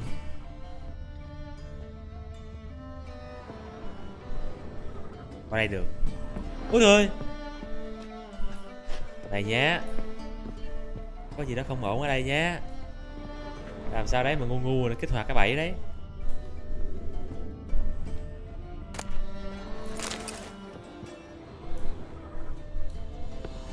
Để mở cái này.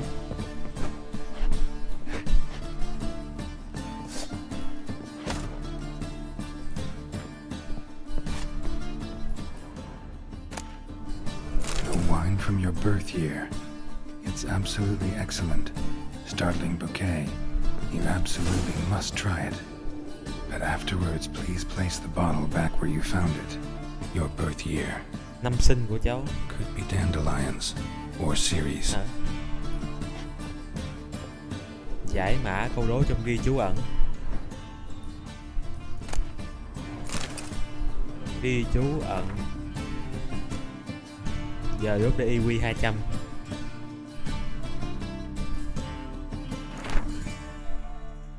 Ủa cái ghi chú ở đâu?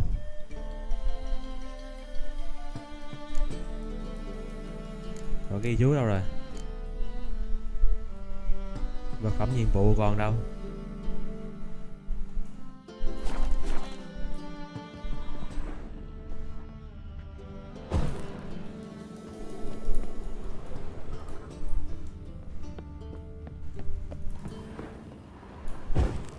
Thấy liên quan gì đó tới trong này nè.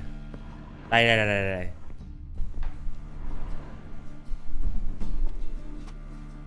Ủa? Cái này chai rượu. Cái này chai rượu. Satisfying click.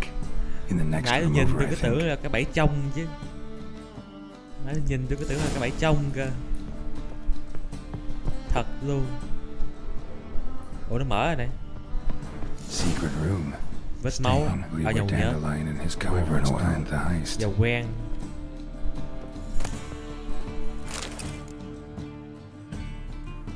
Siri, Menge is following me. He has seized the treasure. He has Dandelion. Có liên You quan tới must Siri. flee. Có liên quan tới Siri. Footsteps. Not good. Cấp 15 rồi. Cấp 15 rồi, một cấp nữa thôi. Chết này. Didn't expect to see you here. Certainly not with Triss. I decided we could use someone who knows a bit of magic. The runes Game on này the có hai bowl. round I'm đấy. absolutely Một dying to là know với what they mean. Yennefer, hai là với Triss. You dying to know too, Triss? Nhưng mà tôi chọn cái just here for the round coin. Yennefer rồi. Ah, Marigold playing the cynical materialist. I love it. Theo In round truth, Yennefer her luôn. ideals brought Triss here. She needs gold to save her colleagues. When I recover my treasure, I'll be in a position to help her. Simple as that. Speaking of which, and pardon my Beauclervois, have you found out who fucking nicked my gold? Bothered Triss for nothing. No point examining the bomb. Because? Because I already know who nabbed your treasure. Commander of the Temple Guard, Caleb Menge. Well, Marigold. Your coin stands to come with a side of revenge. À, thằng chỉ huy Geralt, trưởng. would you be kind enough to tell Thằng chỉ me huy what you've trưởng đấy. learned? I'm Chỉ huy terribly trưởng chuyên curious. môn đi săn phù thủy á. Cứ mở miệng ra nói khoan cái gì đấy. Thằng đó cứ mở miệng ra nói đi theo chủ nghĩa của ngọn lửa vĩnh cửu cái gì đấy.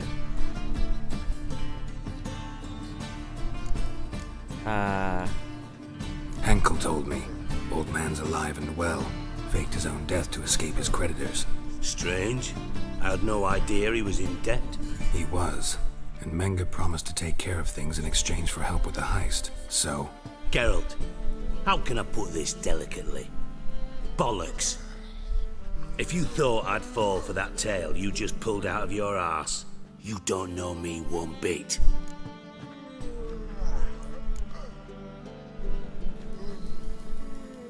Số 1 thì lại nghe nó có cái gì đó nó, nếu mà nói thì thế này thì thấy không chân thật nên chọn số 2. Know you well enough to know what matters. Results. So I lied.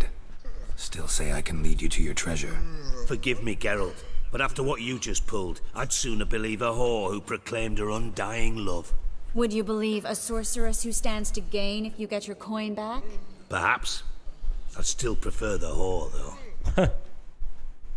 You're hiding something, and that's one thing I can't stand. Even more than Có vẻ chọn milk. sai rồi. But ultimately, this is a business deal, not a marriage. Besides, there must be some truth in all those lies. You're too dense to make it all up on your own. Menge has been spending heaps of coin lately, though to my knowledge he shouldn't have a copper to his name. So, what now? From what I've heard, Menge spends his nights at the docks, witch hunters' quarters. Maybe pay him a visit. Ask where he's holding my gold for me. Doubt Menge will admit anything willingly. As do I. Lucky I hired a witcher and a sorceress who've been through so much together to get this done. What's our past got to do with it? A great deal. Lovers will jump into the abyss for one another. Suits my needs perfectly. Có vẻ ngại, Namely, có vẻ it ngại. greatly increases your chances of getting out of the hunter's barracks alive. With my treasure. Có vẻ ngại.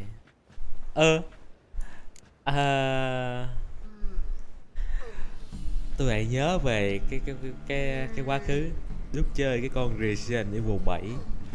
Cái lúc mà phải chọn một trong hai đấy. Cái lúc mà tôi bị tham thì thâm đấy. Tham thì thâm đấy. Muốn ăn một được hai đấy. Nên là để lại cho tôi một cái bài học sâu sắc rồi. Không nên tham nữa. Nếu mà chọn số 2 thì lại có vẻ lấp lửng ngập ngừng. Không có thừa nhận là đã quá khứ. Đấy. Nên là thôi ok chọn 2. Tham In tiếp. other words, you're using us. Tham tiếp. Using you? Never. Merely making the most of your mutual bond. Well, lovebirds, I really must be going. Good luck. Tham tiếp. Thought you'd correct him. Say that we, you know.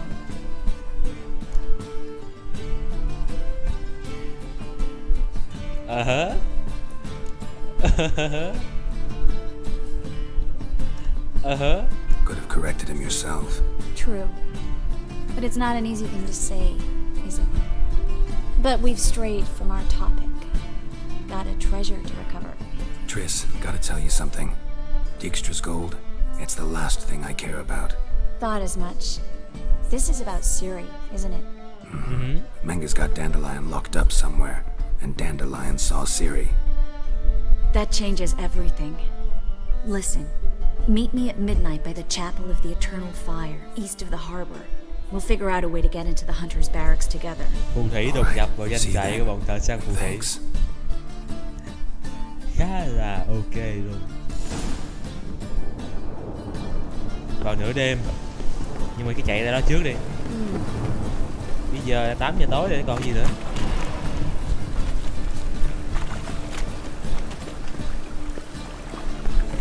Life's wet enough in the gutter.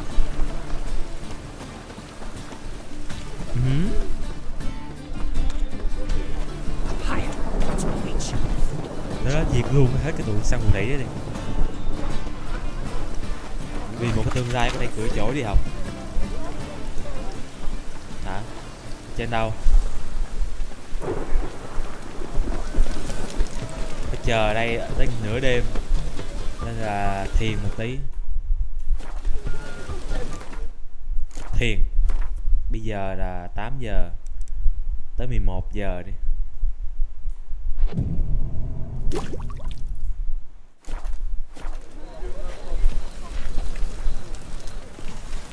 Giờ vẫn chưa được. 11 giờ cũng tính là nửa đêm rồi mà. Vậy 12 giờ luôn.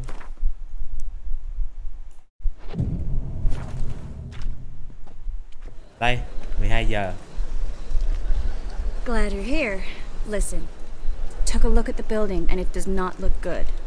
Mina could use a bit of paint and spackle.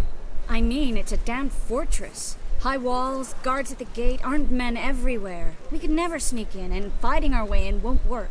Menga would have had plenty of time to escape. Game khá What do you ngon. suggest? À, game rất ngon. Nhầm, Take không these chỉ khá đâu. shackles. Put them on me. SM.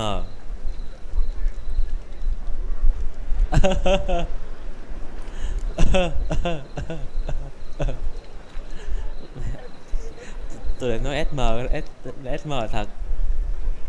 Hai. Triss, sure you want to do this? Out here, with everyone watching. This might come as a surprise to you, but shackles do have uses outside of the bedroom. Think. Bring the hunters the vile Triss Marigold. They won't just open the gate for you. They're likely to let you present her to Menga personally.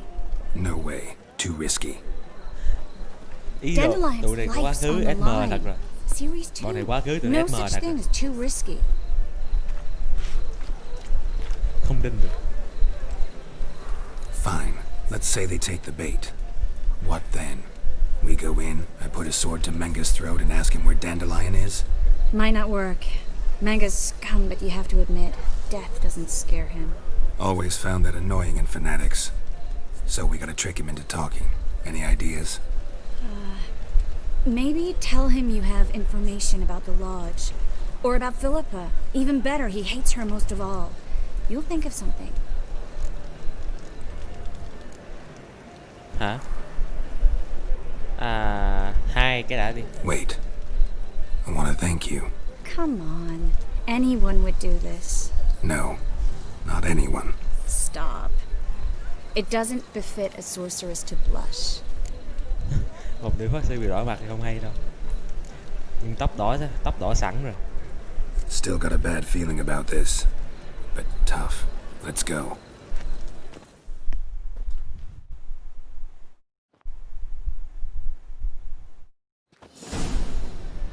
Geralt, remember, I can take care of myself. Thằng nào mà chả phải cứu. The hunters. They won't treat me like a lady, but I'll survive. Might hurt a bit, but... Ciri. She's what matters. Do what you need to do, Điêu rồi. no matter what happens. Quả này bị NTR rồi. Can't promise that. NTR. I'm still asking you to. All right? Có vẻ toan rồi. All right. Dù không phải nhưng mà cũng có vẻ có mùi NTR rồi. Có vẻ không ngon rồi.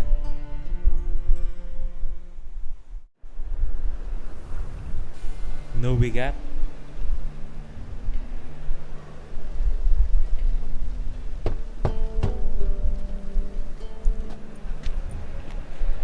What do you want?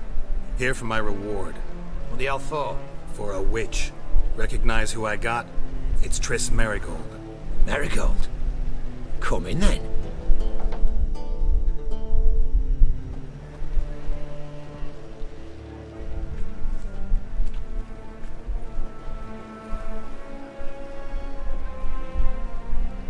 Well, well. Triss Merigold. Giving up drowners for sorceresses? Pays better. It's 'cause they do more harm. What's a drowner do? Pull the odd fisherman from his boat, but the witches, they murder kings, scheme, start wars. Don't forget turning your cow's milk sour straight out of the udder. You're done jesting, Merigold. For good. Put her in a cell. Bọn này không yên đâu. Thật, bọn này không yên đâu.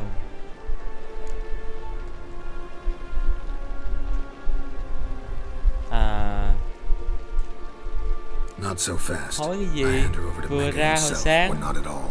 You reckon we don't know what to do Vừa with ra hồi this qua. witch? Let go, you bastard! Vulgar tongues got no place being in such a pretty mouth. I guess we'll have to rip it out.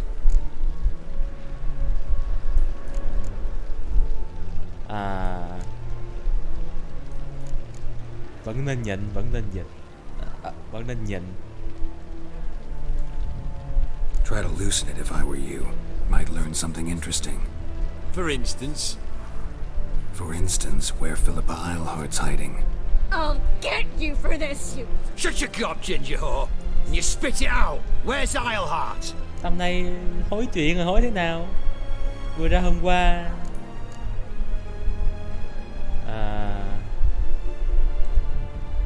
Thought I made myself clear. I'll only talk to Menge. Menge don't talk to the likes of you. Well, then you be sure to tell him I came by. With Hối my tác giả friend ấy. Marigold. Tác giả vừa ra Fine, grab her and come ngang with rau me. tôi But làm be ngang sure rau to không? stay right close. Sao ai có tác dụng gì đâu. Tôi toàn dịch ngang rau không mà, chứ không bao giờ chậm hơn rau đâu. Giấy truy nã cái gì này? Street Medigo thật kìa. Không chạy được à. Heathen. We'll deal with the witches. Here's where we split up. Go see Menge. Marigold will be next door. You can't have her until I get... You don't set the terms here. Dirk, you know what to do. You won't get a word out of me. Not you, not him. Oh, play it tough, eh? Just you wait. We'll take a fingernail or three. That ought to get you singing.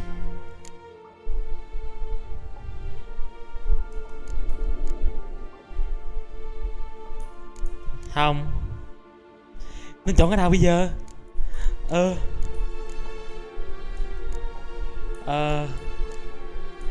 Nếu mà chọn số 3 thì mình sẽ trở mặt mình đánh hết cái tụi trong này đấy. Nếu mà vậy thì cái nhiệm vụ sẽ không ổn.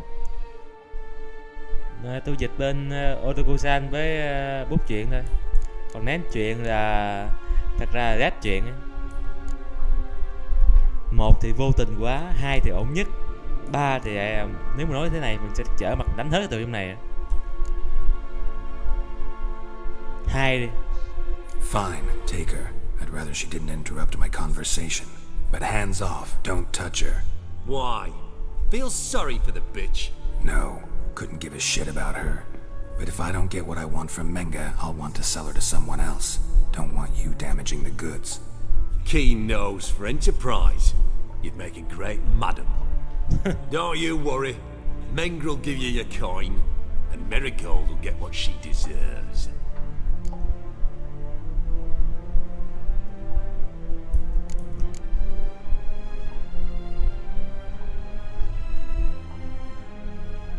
Ôi giời ơi, làm sao đấy mà sao tôi không chọn được cái số 2 nhỉ? Thôi. Do what you want. Come on, witch. Show you the wonders a pair of pliers can work. You'd be surprised. Phải nhanh lên, không ổn rồi. Ui trời ơi, không ổn.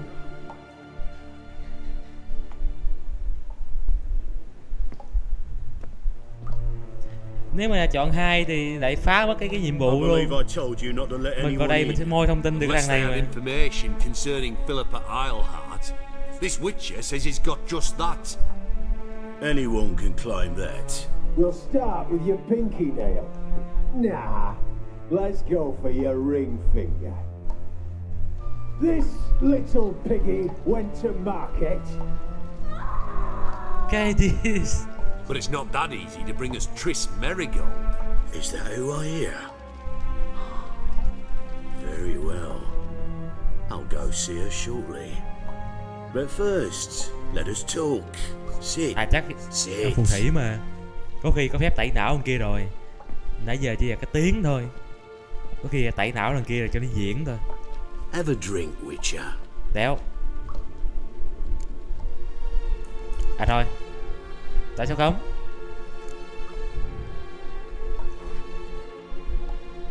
Khoan, sao cái mặt này trong vàng thế? Trong rượu có cái gì à? Sidarian. A 1261 vintage, year of the massacre of Sintra. Stop squirming. This little piggy went home. Okay, this. Kurt, please see why Miss Merigold squeals so convincingly. Perhaps she needs something. Hot irons, for instance. Speaking of metal, this goblet's silver. Making sure I'm not a Doppler. Ah, it's immediately apparent. A professional. I find that refreshing. But to answer your question, one can never be too careful. You'll be surprised how many come here turn to rancid jelly as soon as they grip the goblet.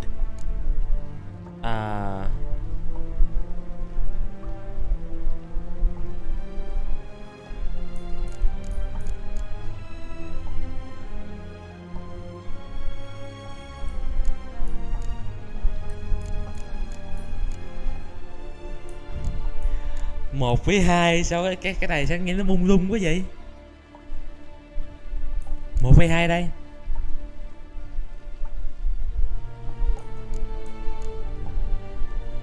Một hay là 2? Sao nghe nó mông lung thế?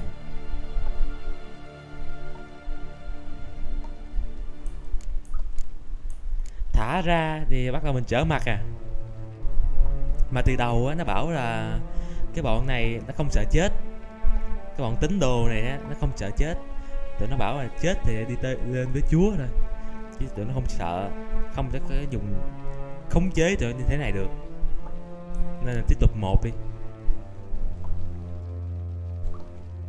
Still haven't paid me for the witch, yet your hunters are already torturing her. What of it?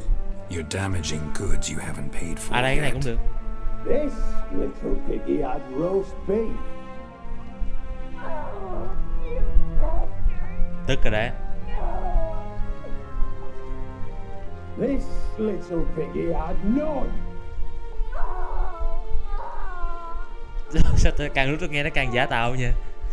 Don't worry, you shan't leave empty-handed. I shall pay you twice the usual reward for Merigold. Awfully generous. Why? Well, you've turned in your lover. The emotional trauma it must entail. You deserve compensation.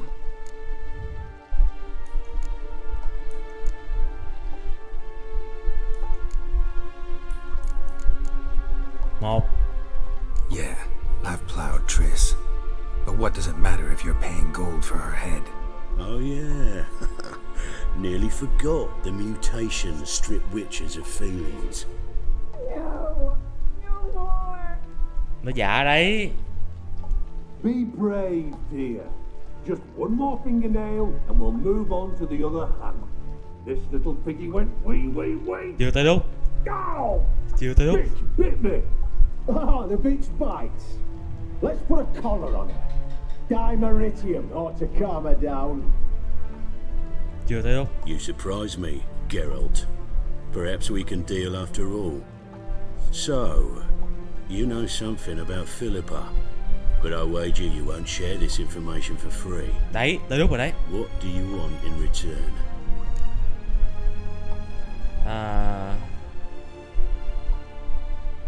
Số 3 là không được đó, số 3 là toàn đấy.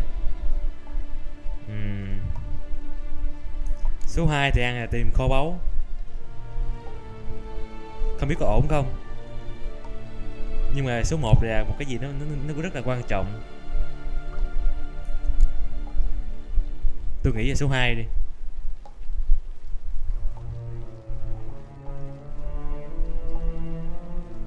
Số 2. I'm looking for a treasure. Was Siggy Reuven's until recently. Well, well. Furthering the cause of the eternal fire on the one end, working for criminals on the other. I work for whoever pays me. Like a whore? More or less. Just offer a different range of services. Where's the treasure? Secure in a Kaviri bank, far and safe from you. Đây, được thông tin về cái kho báu rồi này. Safe from Reuven. Got information about Philippa. Thought you might want to buy it. I do, but not at any price. Rồi, bây giờ mới là 1. Hết 1 xong rồi tới là 3 đấy. Hết 1 mới tới 3. First you ask about a criminal's treasure. Now you want me cái kho to báu let đấy loose a phải tìm cho cái ông kia chứ degenerate. không phải là cho mình. And here I had you for a man. Tìm cho cái ông ở cái nhà tắm công cộng ấy. No doubt we're cut from different cloth, but we don't have to agree on everything to make a deal. We need not agree any terms. Mình đang nhận được cái nhiệm vụ phải tìm cái kho báu cho ông mà. I would force you to tell me what you know about Philippa. Doubt that. I really doubt that. Whereas I'm a man of great faith. Guards, in here! Thôi ơi, thôi.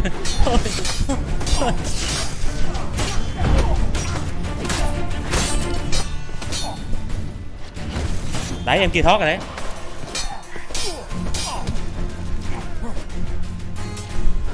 Thằng này không chết dễ gì đâu. Thằng này không chết dễ với tôi gì đâu.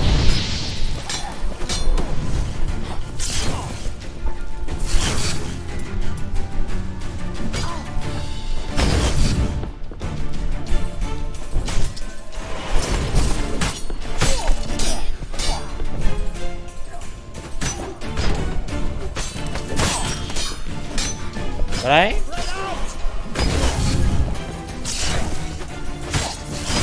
Cái thứ này để cho đánh cho mình có đam thì rất là nhục, cho nên là no đam.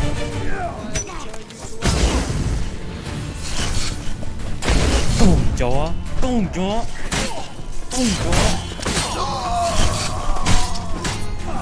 Thứ này sao để cho đến mình có đam được.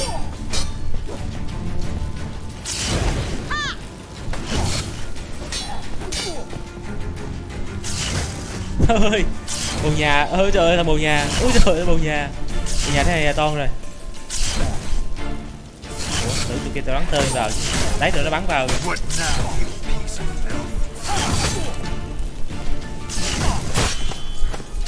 Diễn thôi.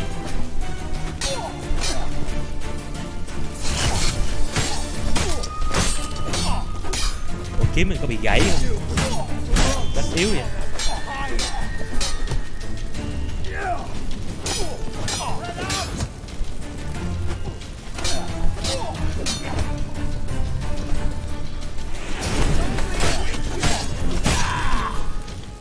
Hai thằng rút cái kiếm ra xem.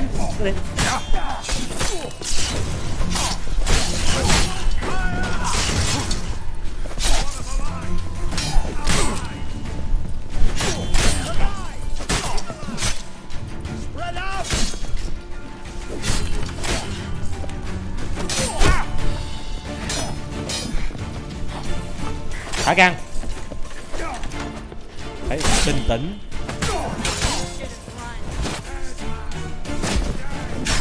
Cái đi. Bảo vệ. Đấy, bắn rồi đó. Uống miếng nước cái đã, uống miếng nước hồi máu.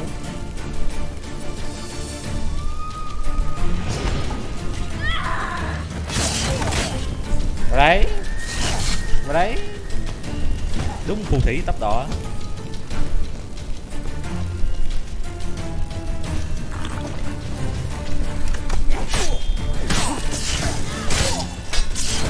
Cái này sao trâu thế? Level 9 thôi mà sao cái kiếm mình chém cái này mình không chết. Chết ngay nữa. Thằng này sao né rồi sao cũng chém đúng này vậy?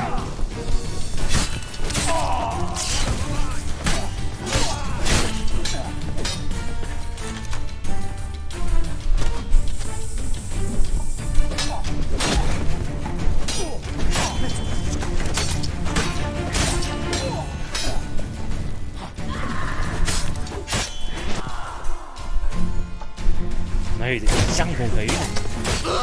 Vì một tương lai cưỡi chỗ đi học. Vì một tương lai. Ôi trời, cái kia nó nổ đấy. May mà né. Không chết. Ôi trời ơi. Khoan. Phải vào đây cái đã. Lấy cái kiếm của thằng này mới được. Dùng khí vào. Không đánh nữa. À kiếm gãy rồi.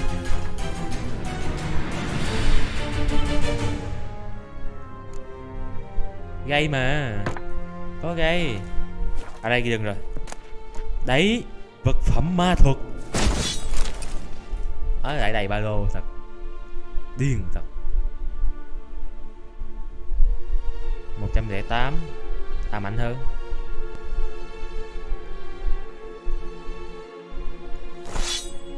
Gắn cái nào vào đây. 3% lượt tấn công mình nữa. Khủng khiếp cỡ nào. Thời qua kiếm rất mạnh. Nhưng mà đầy ba lô rồi. Phải bỏ bớt cái gì ra. Nhiều mấy cái này đó rồi. Bớt đi.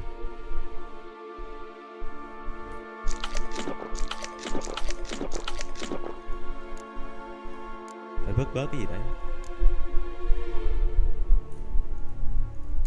À R là vứt bỏ.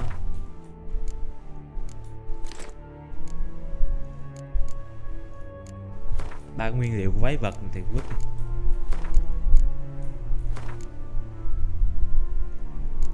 Quan trọng mấy cái này nó nặng này. Quan trọng mấy cái này nó nặng. À rồi ok. Vứt cái áo này đi. Thôi cái áo này, cái áo đầu tiên mình có phải giữ em kỷ niệm. Rồi. Thôi cầm cái này mà chém thì thôi rồi.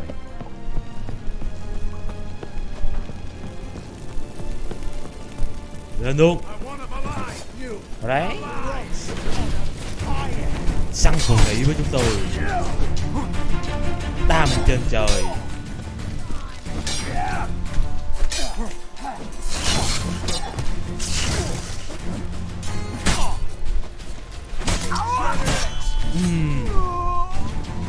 Tầm trình độ này biết săn phù thủy. Trình độ này. Trình độ này. Trình độ này. Cái gì đây? Hết rồi. Lại xem có làm sao không. Đâu rồi? Có làm sao không? Ôi trời ơi, bị đánh kìa. What happened? I thought Menga took the bait. He did, until I asked about the treasure. Geralt, we talked this over. You agreed. Fine, never mind. We should search the office. Maybe we can find some documents mentioning Dandelion. I'll search his body. Bị đánh You kìa. search the room. I'd start with the desk. Ôi trời, tay kìa. Bị nó nhổ thật. Hello, Leon rồi. Bị nó nhổ thật. Bị nhổ hết một bên rồi kìa.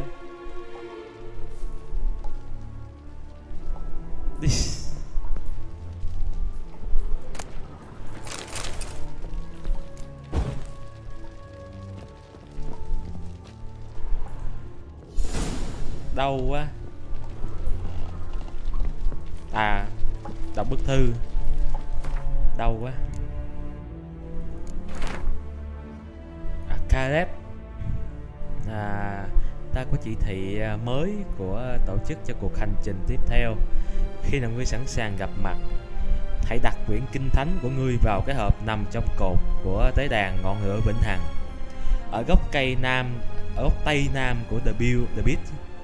Chúng ta sẽ gặp nhau ở chỗ cũ. Đừng nói với ai về nơi ngươi sắp đến và cũng đừng mang theo ai đi cùng cả. Hãy đốt lá thư này sau khi đọc xong. Ôi trời ơi, tay. Just his office key in his pockets. Here. Nothing under his belt. Nhiệm vụ quan trọng đéo gì? Something sewn in the lining. What is it? Nhưng mà tôi đéo xem nhiệm vụ quan trọng hơn. The key to a vault. Here. Give it to Dijkstra with my regards. Bán cũng biết được cái gì?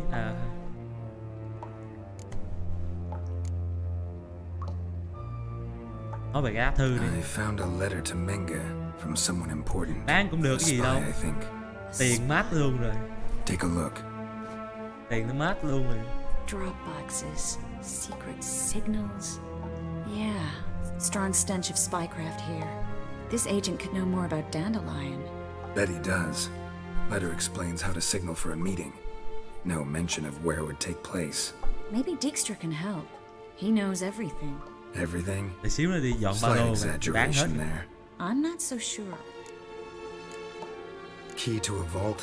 No address? Why do I doubt this'll make Dijkstra smile? Well, might keep him from setting his thugs on us. Breaking our legs for failing to fulfill our part of the bargain. Meaning glass is half full? Of something strong, I hope. Do it. All right. Nothing left for us here. Let's go. Be glad to. Just not by way of the main gate. Xót quá.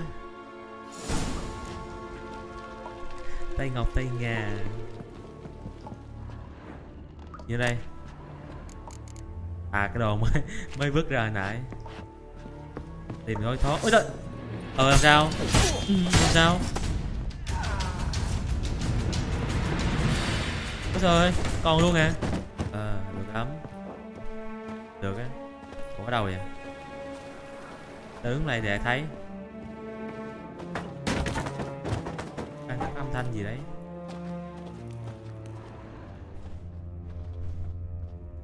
Đi đâu? Thầy nhét cái thùng này đập một hồi nó nổ. Đây cửa đây. Cái thoát cái tàu đây. Cửa chính nè, cái gì sao không thoát bằng cái cửa này? Tiền thì phải lấy nha. 2 đồng.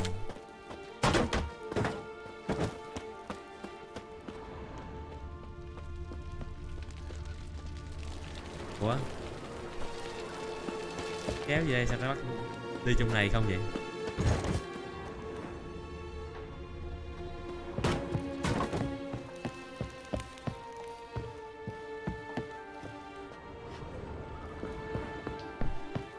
Chắc bên ngoài, chắc bên không ở đây được mà. Không được, không được.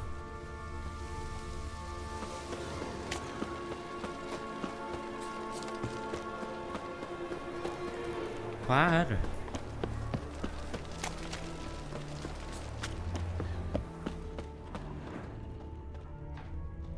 Mọi thứ đều khóa.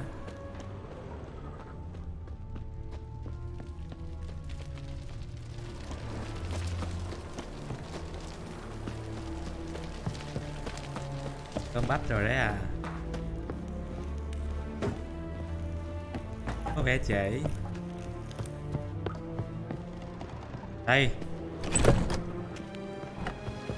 Khác gì nhau?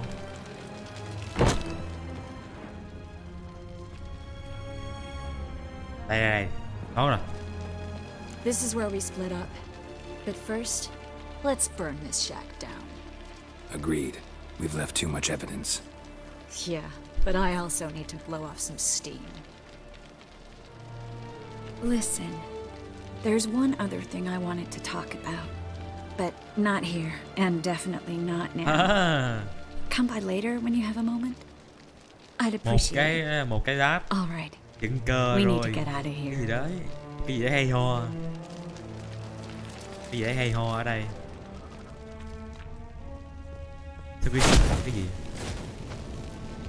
À chờ em đốt. Cái gì đấy hay ho. Và sau khi xong nhiệm vụ thì sẽ thấy. Chả biết. Em đốt hết cái này nè. Minimap gì? Ai chỉ biết minimap? Ôi, xem nó nhảy ra ngoài luôn. Hay thì săn phù thủy của chúng tôi. Săn phù thủy của chúng tôi. Ôi trời ơi, nó dịch chuyển. Đâu rồi? Con chồng ở đâu rồi? Phải mới, cũ. Lúc tôi nói rồi mà. Cái game này nó có hai cái rau. À, cái danh sách nhân vật đâu rồi nhỉ? Sách nhân vật. Danh sách nhân vật đâu rồi? Hay sách quái vật. Đây. Danh sách nhân vật. Game này nó có 2 rau. Đây. Một là rau với Innefer, 2 là rau với Treat. Lúc tôi ngồi trên cái thuyền đấy là tôi chọn đi theo cái rau tiếp tục cuộc tình với Innefer rồi. Và không có thành với Treat rồi. Nếu mà lúc đó mình chọn là không muốn tiếp tục nữa đó, sẽ được chuyển qua cái rau với Innefer. Chuyển qua cái rau với Treat. Có cái gì vậy?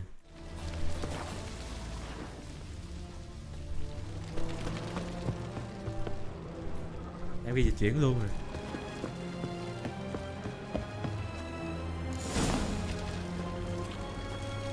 Đúng rồi, Treat đấy. Lúc mình tôi chọn cái rau đi với Innefer rồi, nên là cái chuyện với Treat không thành. Ủa? Ở đây rồi, lối ra đâu vậy? Này phá được. Dùng kiếm nữa mới chịu. Rút kiếm ra. Cái đi. Sao rút kiếm? Không thực hiện lúc này mới kinh.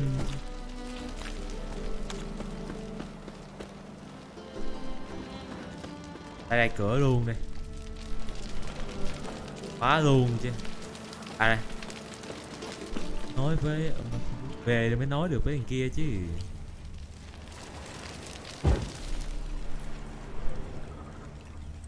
Ngồi đường thiệt luôn.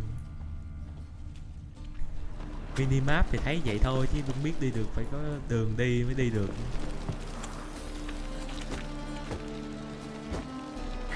Show me what you got.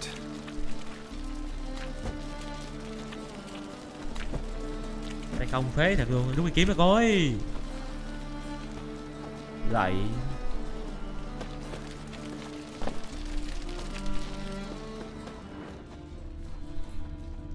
Trong này vậy còn cái gì đâu. Bữa này thì không ra. Hiểu. Hiểu luôn.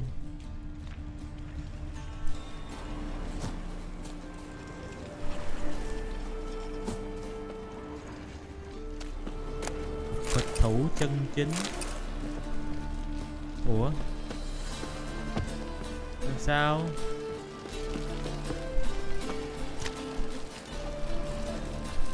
Bám lên. Được luôn. Tự nhiên có cái cửa đây mà tôi ra không được. Rút kiếm ra cũng không được luôn. À khoan. Được đẩy. Đây. Cái hoang mang.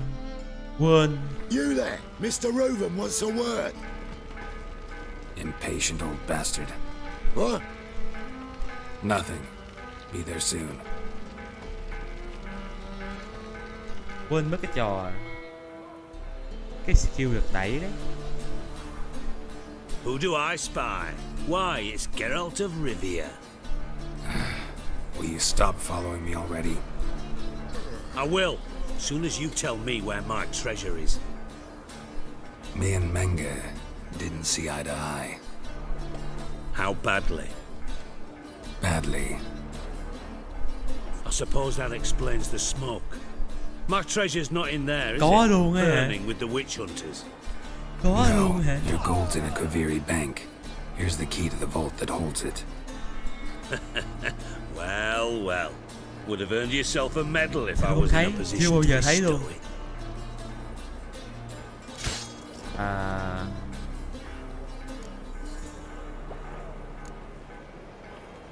That's all you're gonna say? No wry remark, no scintillating joke.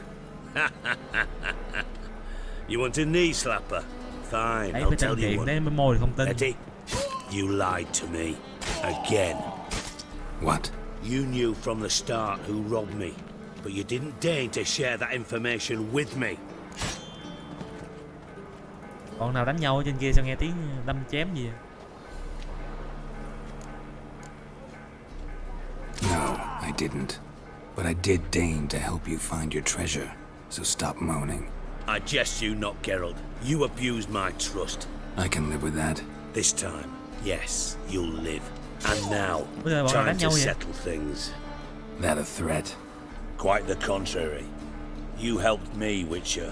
So in spite of everything, you've earned your reward. I take it you've still no idea what happened to Dandelion. None. Found someone who might know, though. A spy, I guess. Signs his name Em chân thật lắm nhé. Yammerak. Found a Hiệu letter of ứng có his. có Just one cái problem. kiểu như là râu It only có thể mọc details lại how theo to thời arrange a gian đấy. meeting with him. Makes no mention of where. A ruined house in Far Corners. Give the signal, and he'll show up Thế there á? the same day. Kỹ tôi just xem before ở chỗ nào midnight. vậy? Cảm ơn đã giúp. Thanks for your help. No need to thank me. Just paying off a debt. I always do, you know. Even to Lại liars. kìa. And a final humble plea. Don't try to fool me again. Ever. Còn đánh nhau vậy? Nãy có nghe tiếng đâm chém gì kinh lắm mà. Đâu hết rồi. Đây bật thử cái map lên xem. Mấy cái tất cả những này. Bạn chỉ đường, cáo thị, kho chứa đồ, con ngựa, nhiệm vụ, chỗ có nhiệm vụ, lối vào những cái hang động, địa điểm chưa đến, quái vật, không có ẩn, chạy bọn cướp, kho buôn lậu, chủ quán trọ, và rèn kiếm. Cái nhiêu đó đâu mà. Hay là quán trọ. Hay là quán trọ nha. Tới thử quán trọ xem. Thằng nào thì cũng phải đi qua cái chỗ này mà. Tới thử quán trọ coi thử. Thằng nào phải đi qua chỗ đó. Không vấn đề. Con ngựa đâu rồi? Tôi phải đi qua chỗ đó rồi. Sẵn đi ngang qua quán trọ thử xem. Biết đâu.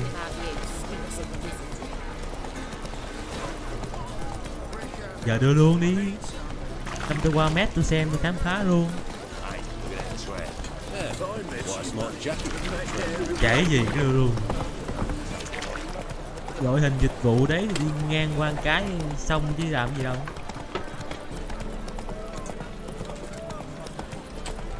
Giờ trễ gì? Ôi 12 giờ.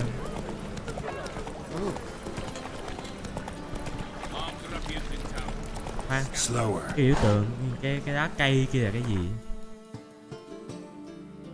Nhà thảo dược thôi. Come on, Roach. Đi tới quán trọ cái đã.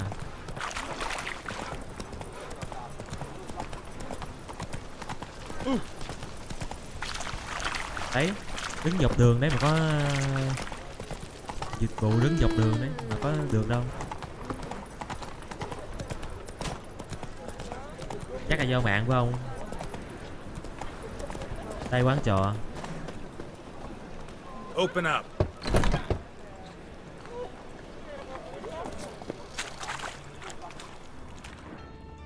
Tìm đường lên quán trọ.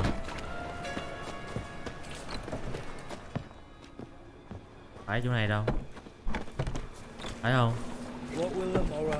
Nè, thương gia mà chứ phải quán trọ.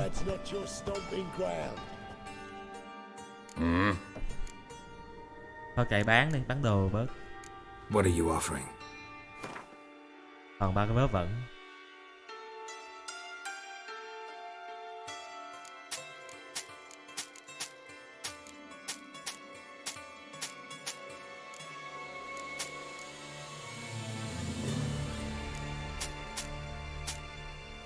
Tôi bán rồi mà sao?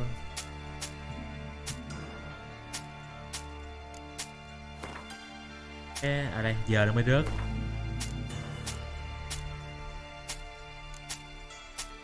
Rớt xuống 58 rồi. Có nhiều bán muốn hết rồi.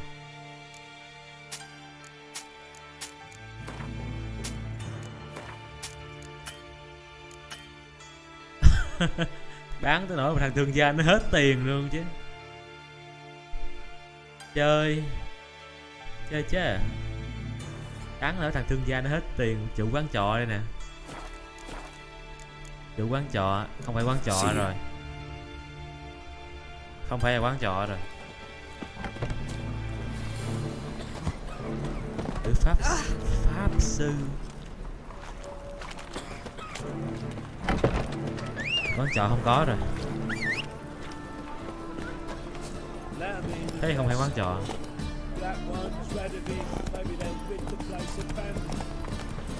Đưa luôn đi. Khoan. Cái đâu là cái này? Đứng riêng một chỗ này. Ôi trời ơi. Thôi tao bỏ đi. Đang hay ho à, cười phát thôi. Đang hay mà cười một phát là bỏ đi.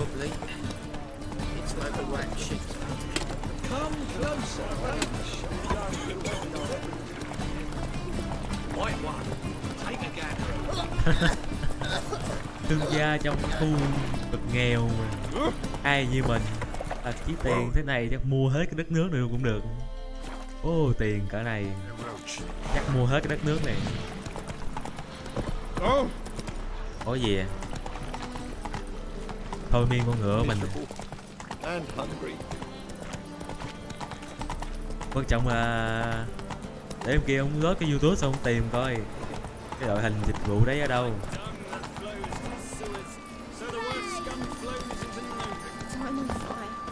Gì đây? Tìm cái hộp bằng giác quan Witcher. Cái hộp gì đó đây. Để ông Raken tìm coi ở đâu. Tới nơi hẹn vào lúc nửa đêm. Ngựa ở đây. Chứ tôi chơi, tôi xem trên bản đồ tôi không thấy đấy. Không thấy cái nào như thế hết. Ở đâu?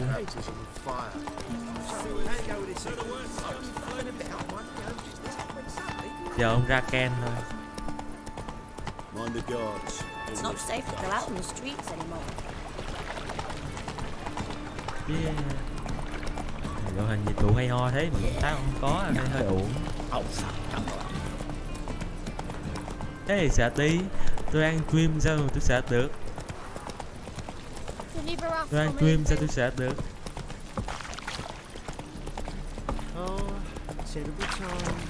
Đấy. Còn kỳ thị đấy. Mới nói eo gì Witcher gì.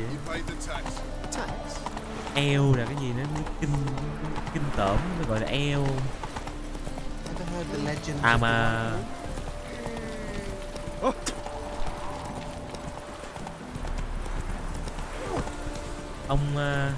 ông đi knock out vào group chat không? Cho vui. Thấy ông hay xem stream của tôi thường add fan trong add vào group chat giao lưu cho vui. Ông đi knock out vào không? Kết bạn Facebook của tôi đi. Đây nhiêu khá kinh đấy. Đây nó rồi đây vào 16. Thôi đây vào 27. Kinh chưa? 126. Đây vào 27. Để được cả kiếm luôn nè. Ôi giời ơi. 3 slot. Để lên level 17 đi, làm cái này. Giờ thì thiền thôi. Đến nửa đêm.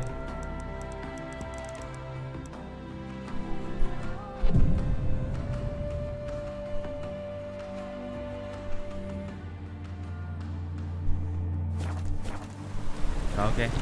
Đây rồi. Kết bạn Facebook đi, gửi kết bạn Facebook đi. Xíu tôi add xong tôi add vào group.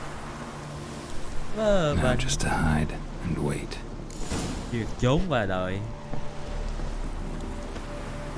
Đây. Ở đây. Ủa. Trời, tên gián điệp tới.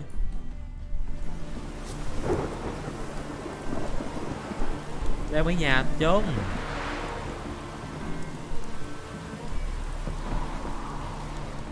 Ô, trốn thế này. Ô, gián điệp không thấy. Ủa, mà trốn ở gần đấy nó mới chịu. Đây, mấy nhà đây. Giờ gián điệp tới. Làm gì có ai để ý trên mấy nhà.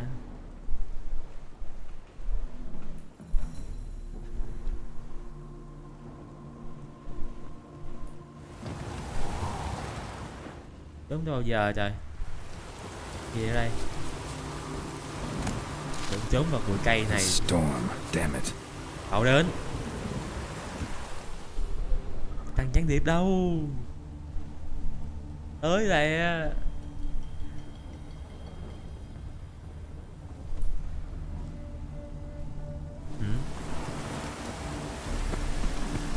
À, trốn trong cái cửa mấy bãi gì? Behind the door.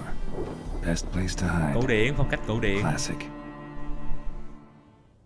Trốn sau cánh cửa, phong cách cổ điển. Giống mỗi lần tôi chơi game kinh dị tôi hay trốn sau cánh cửa đấy. Bị nào dí cái trốn sau cánh cửa. Ôi giời. Triss, how do you know to... Dijkstra, huh? None other. I couldn't resist. Really want to see this through to the end. Perfect place for a tryst. With Triss. Mm-hmm. Ceilings collapsed, mold on the walls, mouse droppings in the corner. Lips almost pucker on their own. Đấy, vừa nói xong đấy. Coming, hide. Vừa nói xong. Thằng gián điệp đây. Manga. Đâu?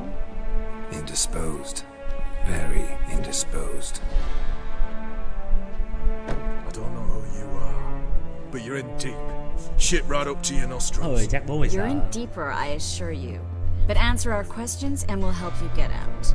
The answer to each question will be the same. Sod off. Đừng để bố mày đâm. That's no way to talk to a lady. To a lady, I never. But to a witch. You can. Wouldn't recommend it though. Bóp. Đúng rồi, chính giữa kìa. Had enough? Bóp chính giữa. Fuck off. Bóp ở đâu đấy? I can take this. Of course you can. Đúng rồi, I'm just bóp ở getting chính giữa. started. Ôi trời ơi, bể trứng. Không phản ứng. You must Chưa. be thinking this can't possibly hurt any worse. Oh, it can. Bóp trứng. Vỡ trứng cút rồi. So, gonna talk. Vỡ trứng cút. Yes! Yes! Just tell me what the fuck about! We're looking for Dandelion. We know Menka captured him. Vỡ trứng rồi. That's what this is all about. A fucking minstrel! You might have said so from the start, before you bloody started mucking my mind with magic. I can't believe it. For a miserable sap like that.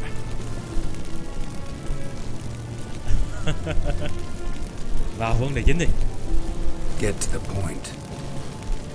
Dandelion is on Temple Isle, in the dungeon beneath the shrine. Menga's planning to execute him in Oxenfurt. Positively spectacular. Afraid you'll have to call off the show. How can we free Dandelion? Those who leave Temple Isle do so only on Phải Menga's chi orders. dùng cái phép này đi thì sợ bố rằng ta sang phù thủy nào nữa. nha. We'll find a way. I Phép have an xịn idea. sò thế này. Tell you later. Bắn lửa là cái gì? Dùng phép này đi. Enough. Sợ rằng tớ We've săn learned rồi. everything we wanted to. Glad to hear it. Phép ngon nghẻ này. Can I assume we can put this unfortunate incident behind us? Not so fast. Harold. I know.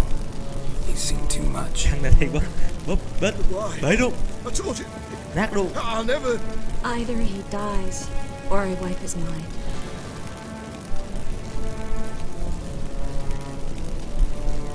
As good as lit the buyers with Menga in the square. He deserves to die. But I helped you. I helped. Farron and Go.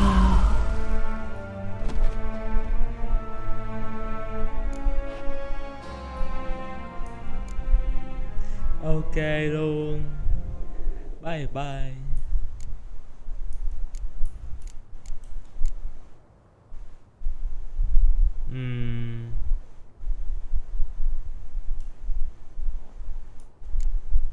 Chọn cái nào bây giờ nhỉ? Quan tâm. How do you feel? Base. Cruel. Vile.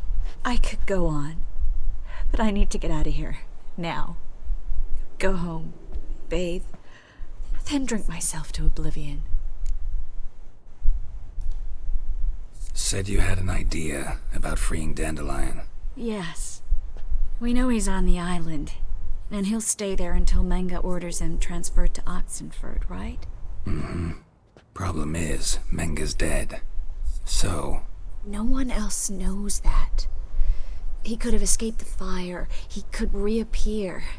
Him or someone very, very similar. A Doppler? Mm-hmm. Your old friend Thôi gửi Dude đi. Biberveld Từ video impersonated rồi a thì gửi đi. halfling merchant. Dandelion claimed he seemed more real than the original. So much so, Vivaldi gave him a loan of several thousand Cứ crowns gửi. without batting an eye. Bộ dài lắm hả? Except Dudu's in hiding right now. Priscilla might know something though. Bộ dài lắm hay gì? Fingers crossed. Listen, there's one other thing I wanted to talk about. But not here, and definitely not now. Come by later when you have a moment. Tự tôi nghĩ I'd lại appreciate thì... All right. We need to get out of here. Ôi giời, thôi, vậy thôi. Tra cái từ khóa đi. Tra cái từ khóa.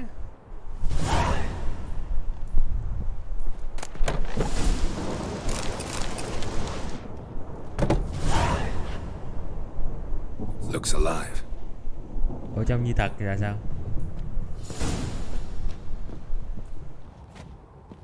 Tra cái từ khóa riêng đi. Dài thế ai mà chơi. Ai mà tìm cho nổi một cái đoạn có lẽ mấy phút trong một cái video dài 24 tiếng.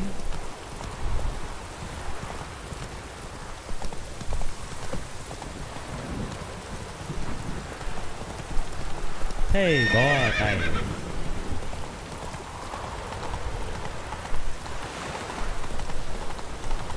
Tiện tôi vừa nghĩ lại là có khi không nên giết thằng đấy.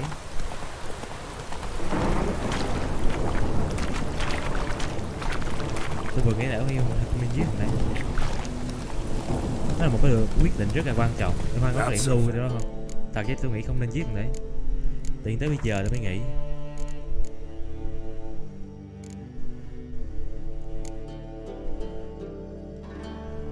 Lúc nào đây? Như là cho tôi làm lại phát nhé. Tôi nghĩ không nên giết thằng đấy.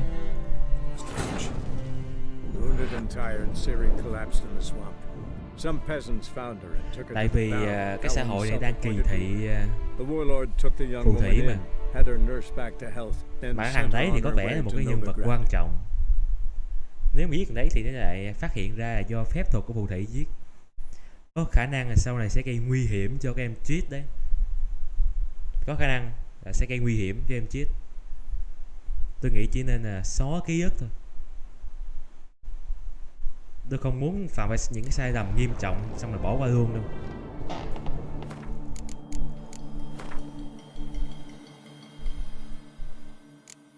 Hả?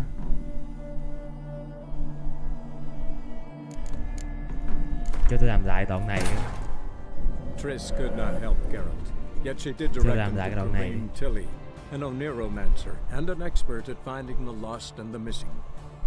Guided by Corinne Tilly, the Witcher had a dream.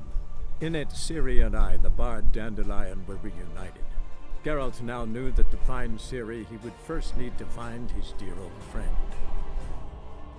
Con game này chân thật lắm. Ông kia bảo không phải là ở ngoài đường, nó có một cái khu luôn. Ông ra Ken nãy bảo nó có một cái khu luôn mà. Chứ ngoài đường thì đầy, nhưng mà đầy đâu có tương tác được đâu. Ngoài đường thì đầy, nó không tương tác được thôi. Tôi phải làm lại cái đoạn này thôi. Tôi sợ nếu mà mình chọn giết luôn thì lại sẽ gây nguy hiểm cho Triss sau này. Không muốn thế. Faster. He's a good man. Honest. Righteous. Eternal fire. Ủa cái kéo gì? Tại bên này.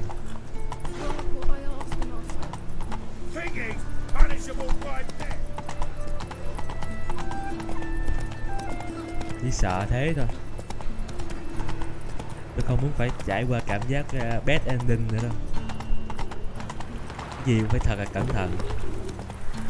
Wonderful.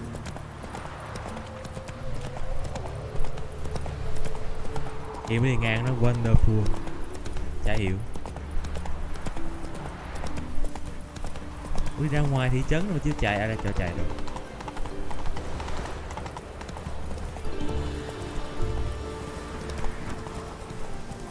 Ủa xa vậy, nãy nhớ đâu xa vậy đâu đó.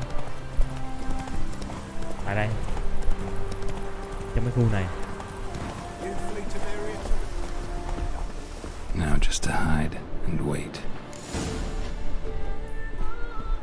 Behind the door. Best place to hide. Classic.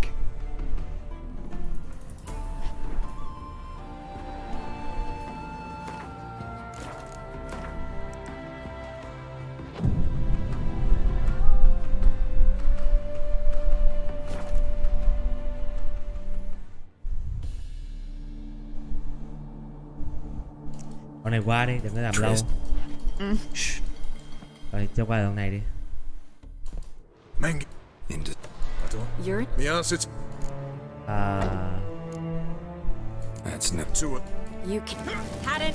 Of course. You must... So... We're looking... Get... afraid. How? No. We'll find... Enough. Not... I know. Either... Rồi.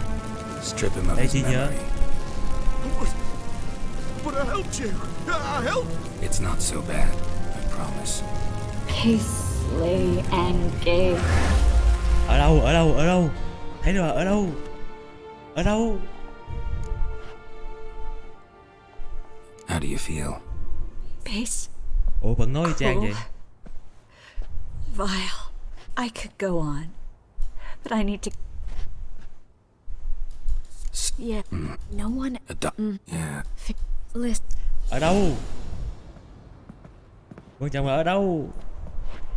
Em dịch chuyển bằng lửa kìa. Đừng có vào trọng tâm đi. Đừng vòng vo. Bật sẵn bản đồ đây nè. Ở đâu? Nó có những cái khu vực như thế này. 3 khu, 5 khu vực. Ở trên đảo thì tôi nghĩ không có. Hoàng cung thì lại càng không. Tôi nghĩ chỉ còn 3 khu vực này thôi. Tôi đang chờ đây. Lẹ phát xong nghỉ nào. Ok, chờ chút nhé. Ok luôn.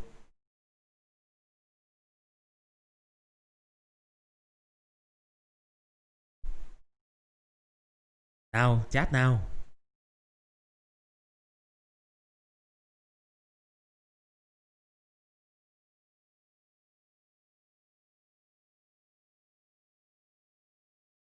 Đâu rồi?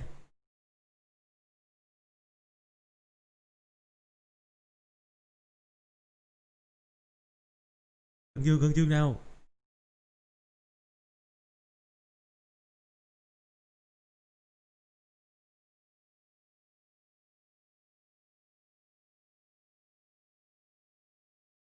Veren đây nè. Veren Noman Land đây. Ở đâu? Rồi ở đâu?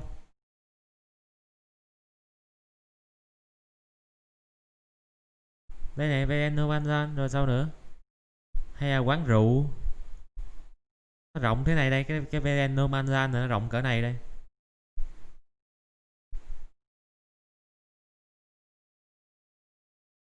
Rồi ở đâu nữa? Ở chỗ nào? Ở thành phố nào? Cái Veren Noman Land này nó hơi bị rộng luôn ấy, nhưng mà lại không có những cái chỗ đấy. Đâu đâu đâu đâu?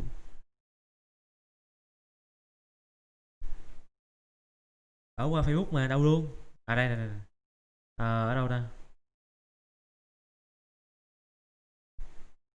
Cái ca te què quặt đó hả?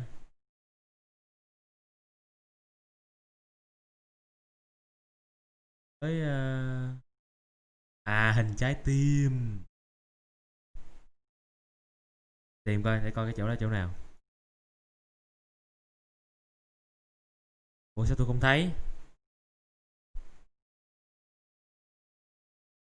Hay nó chưa mở? Sau này nó mới mở à? Bây giờ chưa mở.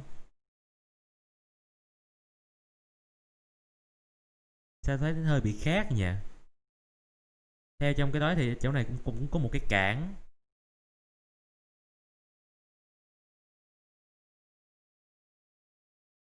Thấy cái nào là nhà thố cả.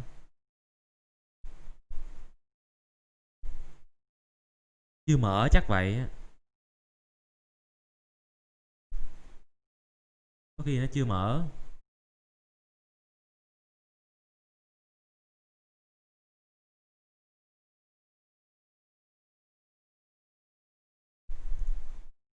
Để coi còn chỗ kia nữa nằm ở đâu. Thử lên chỗ này thử xem. Vẫn có một quán rượu ở đây nè.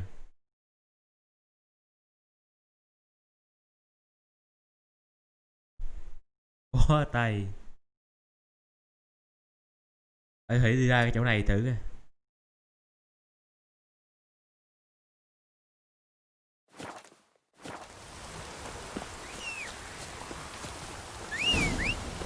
Có khi là chưa mở, sau này mới mở.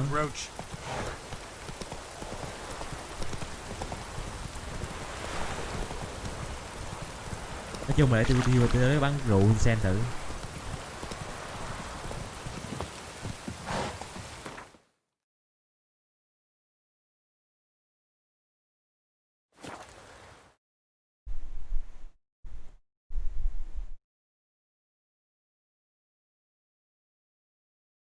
Không hiểu. Phải chưa mở thật.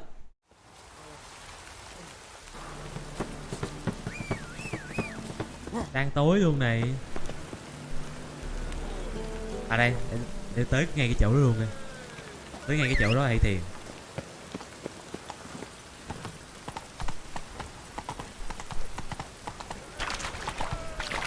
Để tới cái chỗ luôn hay tiền.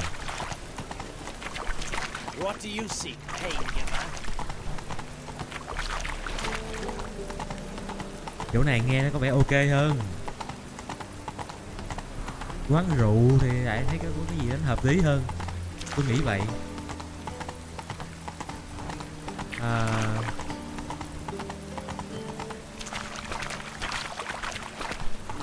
Quán rượu thì lại nghe nó hợp lý hơn. Đây đây đây. Đây. Sang luôn.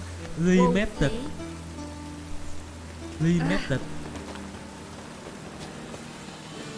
Quán rượu trên này đây. Không.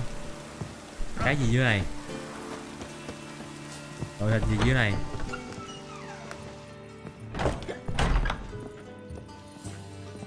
Ui giời. Ui giời. Baths are in Silverton. I highly recommend. Có khi phải làm một cái nhiệm vụ gì đấy ở đây mới. Yes. Ủa? Cái đấu với nổi gì?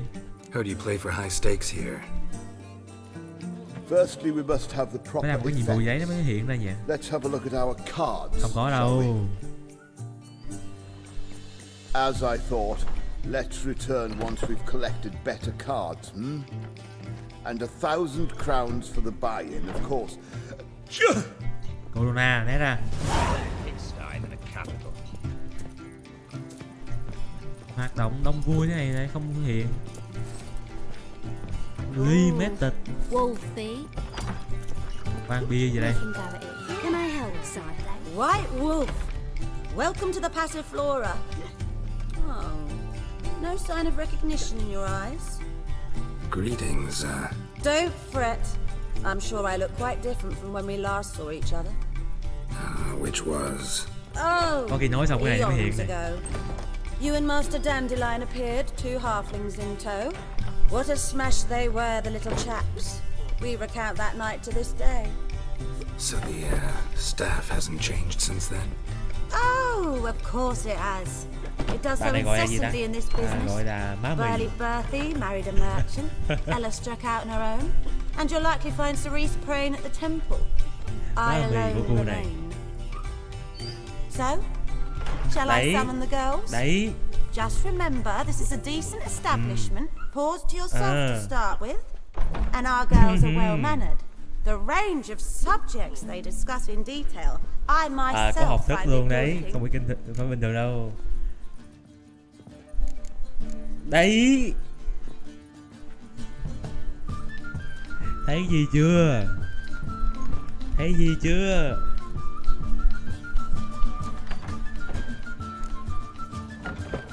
Khoan để coi mua cái gì. Actually, I'd just like to buy something.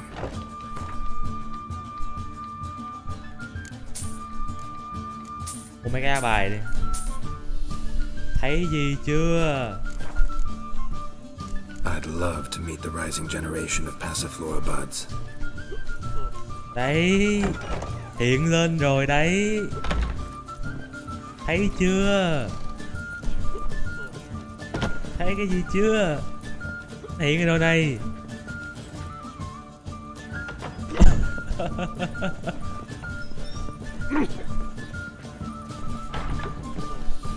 Baths are in Silt. I highly recommend you visit. Đi xem hết xung quanh cái đã. Coi còn cái gì hay ho không. Chỉ có 2 chỗ đấy thôi. Hay là nói với ai cũng được. Thấy gì chưa? Thôi không thích.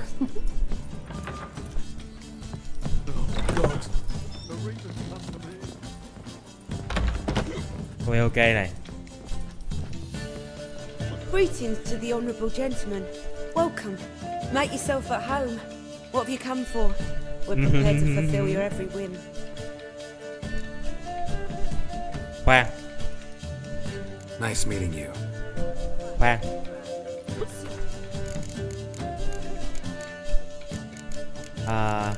Chờ chút nhé. Tôi phải chỉnh lại thành cái chế độ màn hình cái đã.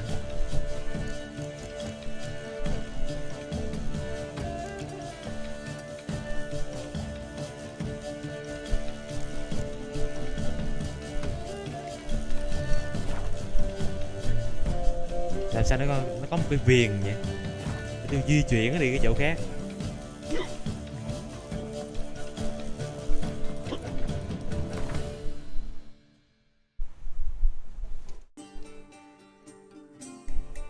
Đâu? Đâu? Thuộc gì đâu? Got a snake's tongue as well.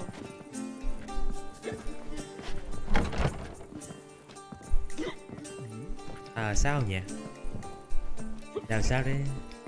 Để tôi che làm sao đây? Bật cái bảng này lên tôi che cái đây. Làm sao để tôi che nó kìa.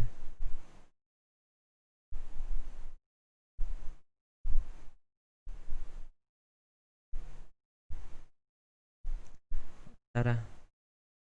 Vậy đi. Để tôi kiểm tra coi nó có an toàn hay không. Đâu? Là Phục Ma bên kia cửa à? Đâu? Thấy đâu? Đây à? The Reapers come for me. Ủa, thấy đâu? Thấy mỗi con này.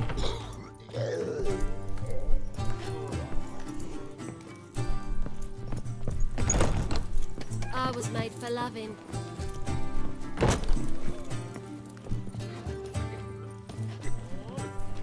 Có thấy?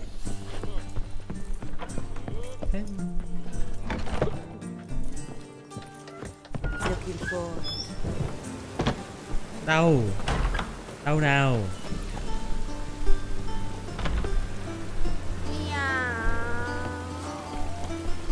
How kind, Novigrad. Does it suit you? Bên phải cái cửa, nhưng mà nó không hiện cái hình trái tim. Nó phải hiện hình trái tim mới được. We're honoured to have the esteemed gentleman pay us another visit. Come back for more, as it were. What would you like? Tôi sẽ quay cái đoạn này lại.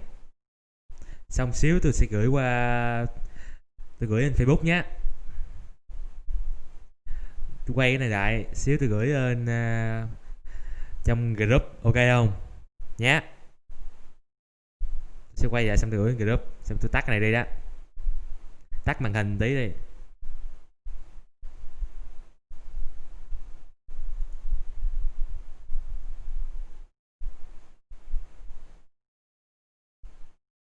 Quay lại.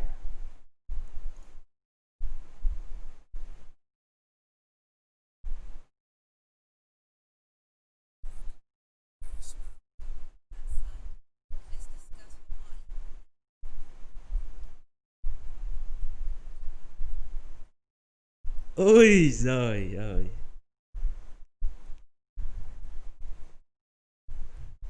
Ôi trời ơi. Từ từ, chưa có gì đâu. Ôi giời ơi.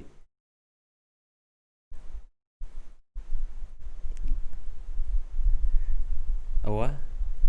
Ủa? À. À. Ủa? À. Kinh đấy.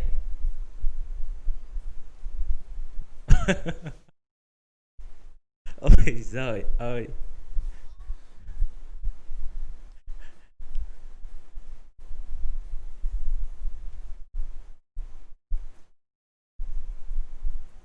Kinh vế giờ.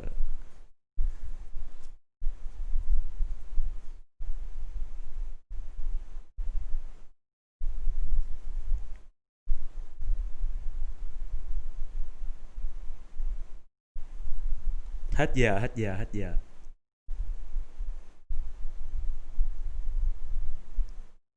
Thật chứ nhục.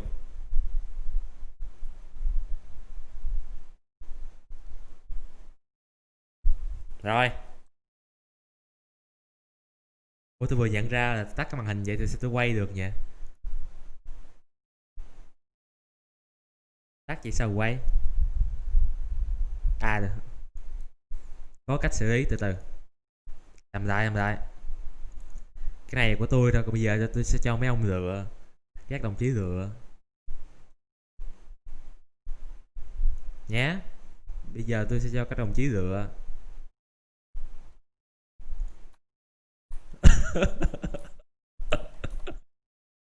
Nào, muốn nào nào.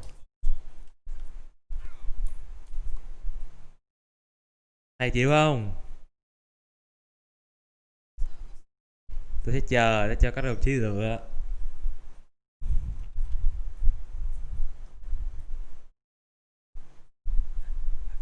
Nào, ok không? Này chịu không?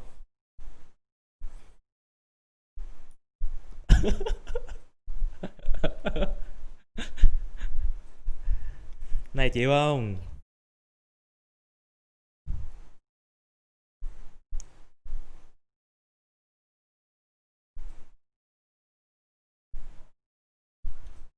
Không chịu này phải không?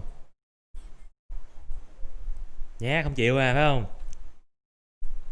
Vậy thì đi.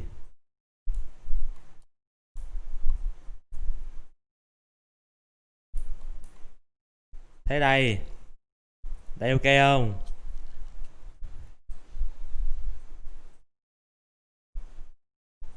Sao tôi không thấy mà cứ bảo có nhỉ? Tới đây. Chờ. Làm xong phát này cái đi tắt stream đi ngủ.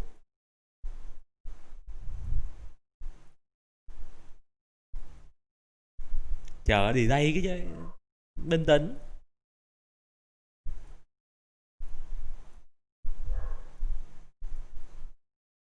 Đi đây 15 giây thôi mà, có gì đâu.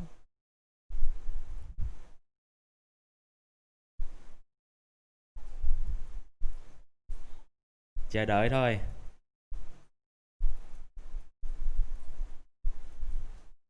Sâu luôn á hả? Trời ơi. Không phải không? Không thôi. Đây. Ủa chỗ nào đây?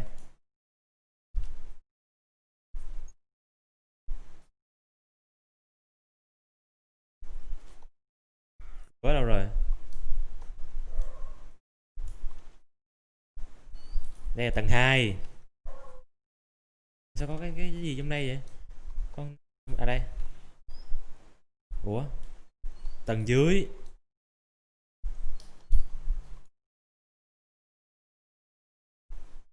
Nhảy này có mất máu không ta? Đi cho an toàn. Đây không? Ở ngoài này, ở trong, ở trong.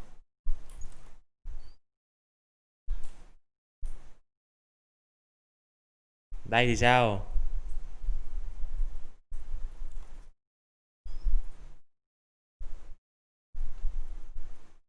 Nhấn E làm gì? Nhìn vậy thôi được rồi. Đây thì sao? E để coi hàng họ hả? Thì vậy thôi, có gì đâu.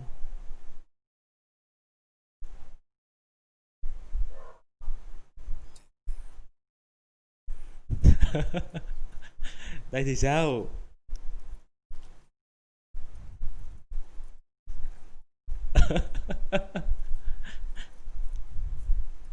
Mà chắc trời ơi má nó kinh.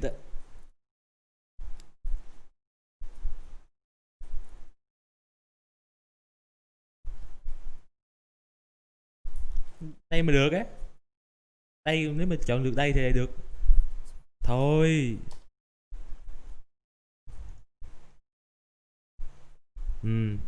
Số đông thắng đa số, thiểu số thắng đa số.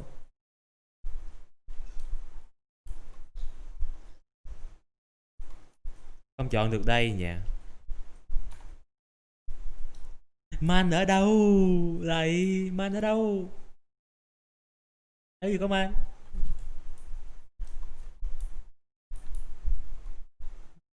Hay ở đây? Để ý trên cái mini map á. Để ý trên cái mini map. Cái nào nó hiện cái dấu trái tim thì mới ok.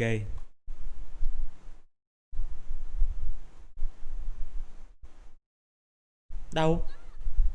Tôi thấy con man ở đâu? Ở trong phòng này phải không?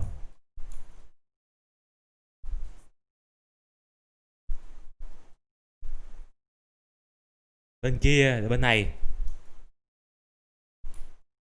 Bên này. Em như có, đâu? Đâu?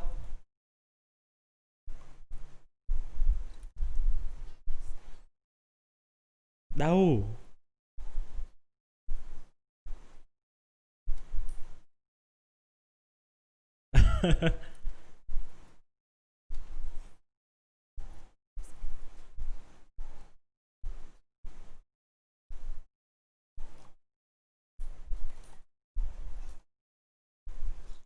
Làm gì có vậy? Hay là mấy đồng chí muốn chuyển địa bàn? Địa bàn qua đâu đây? À, gần cái bàn hả? Đây hả? Đây mè đồ ăn hả?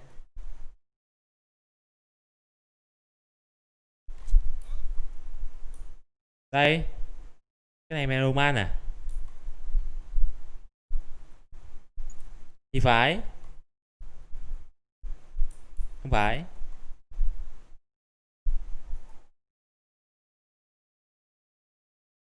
Gì phải đâu.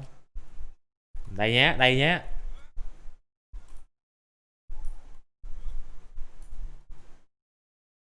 Đây ok không? Đây có ok không? Nhanh nào, rửa đi. Áo trắng này cái gì? Đây.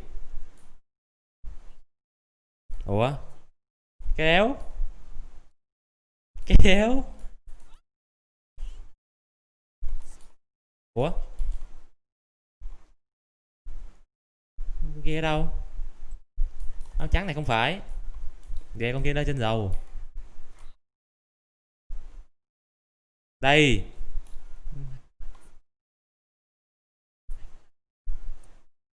Khoan, trên dầu nó còn cái gì nữa không? Có phòng bên này nữa này. Này này. Eo. Là eo. Là eo. Eo đấy, không đùa đâu. Ok, chọn.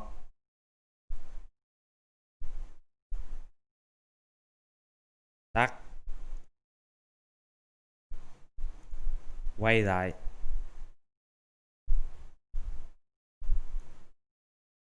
Tôi sẽ im lặng để cho các đồng chí từ từ mà cảm nhận.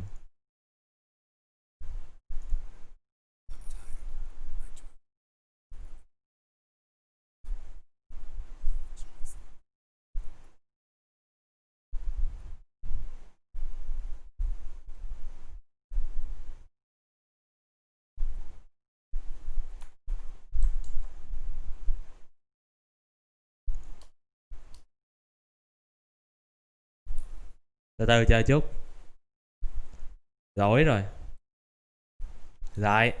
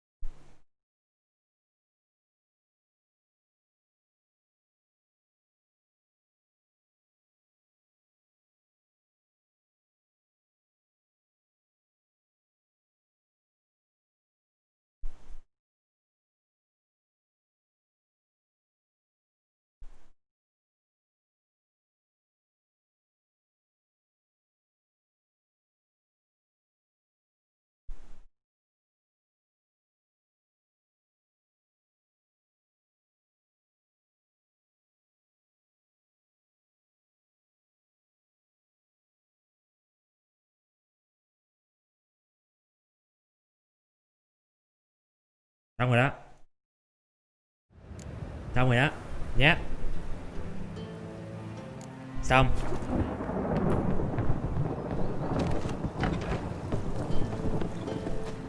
Đã xong. They've burnt another at the stake. It's dreadful.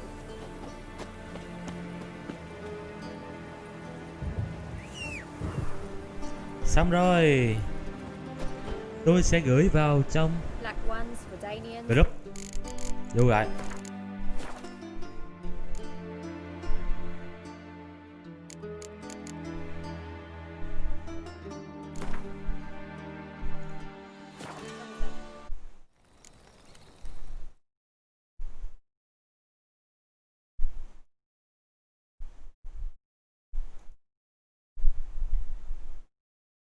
It's dreadful.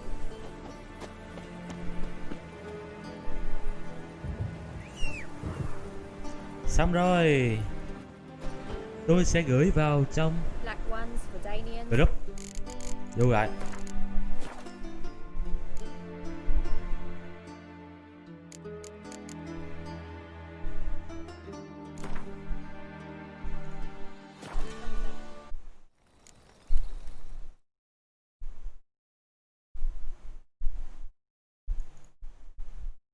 Thôi nhé. It's dreadful.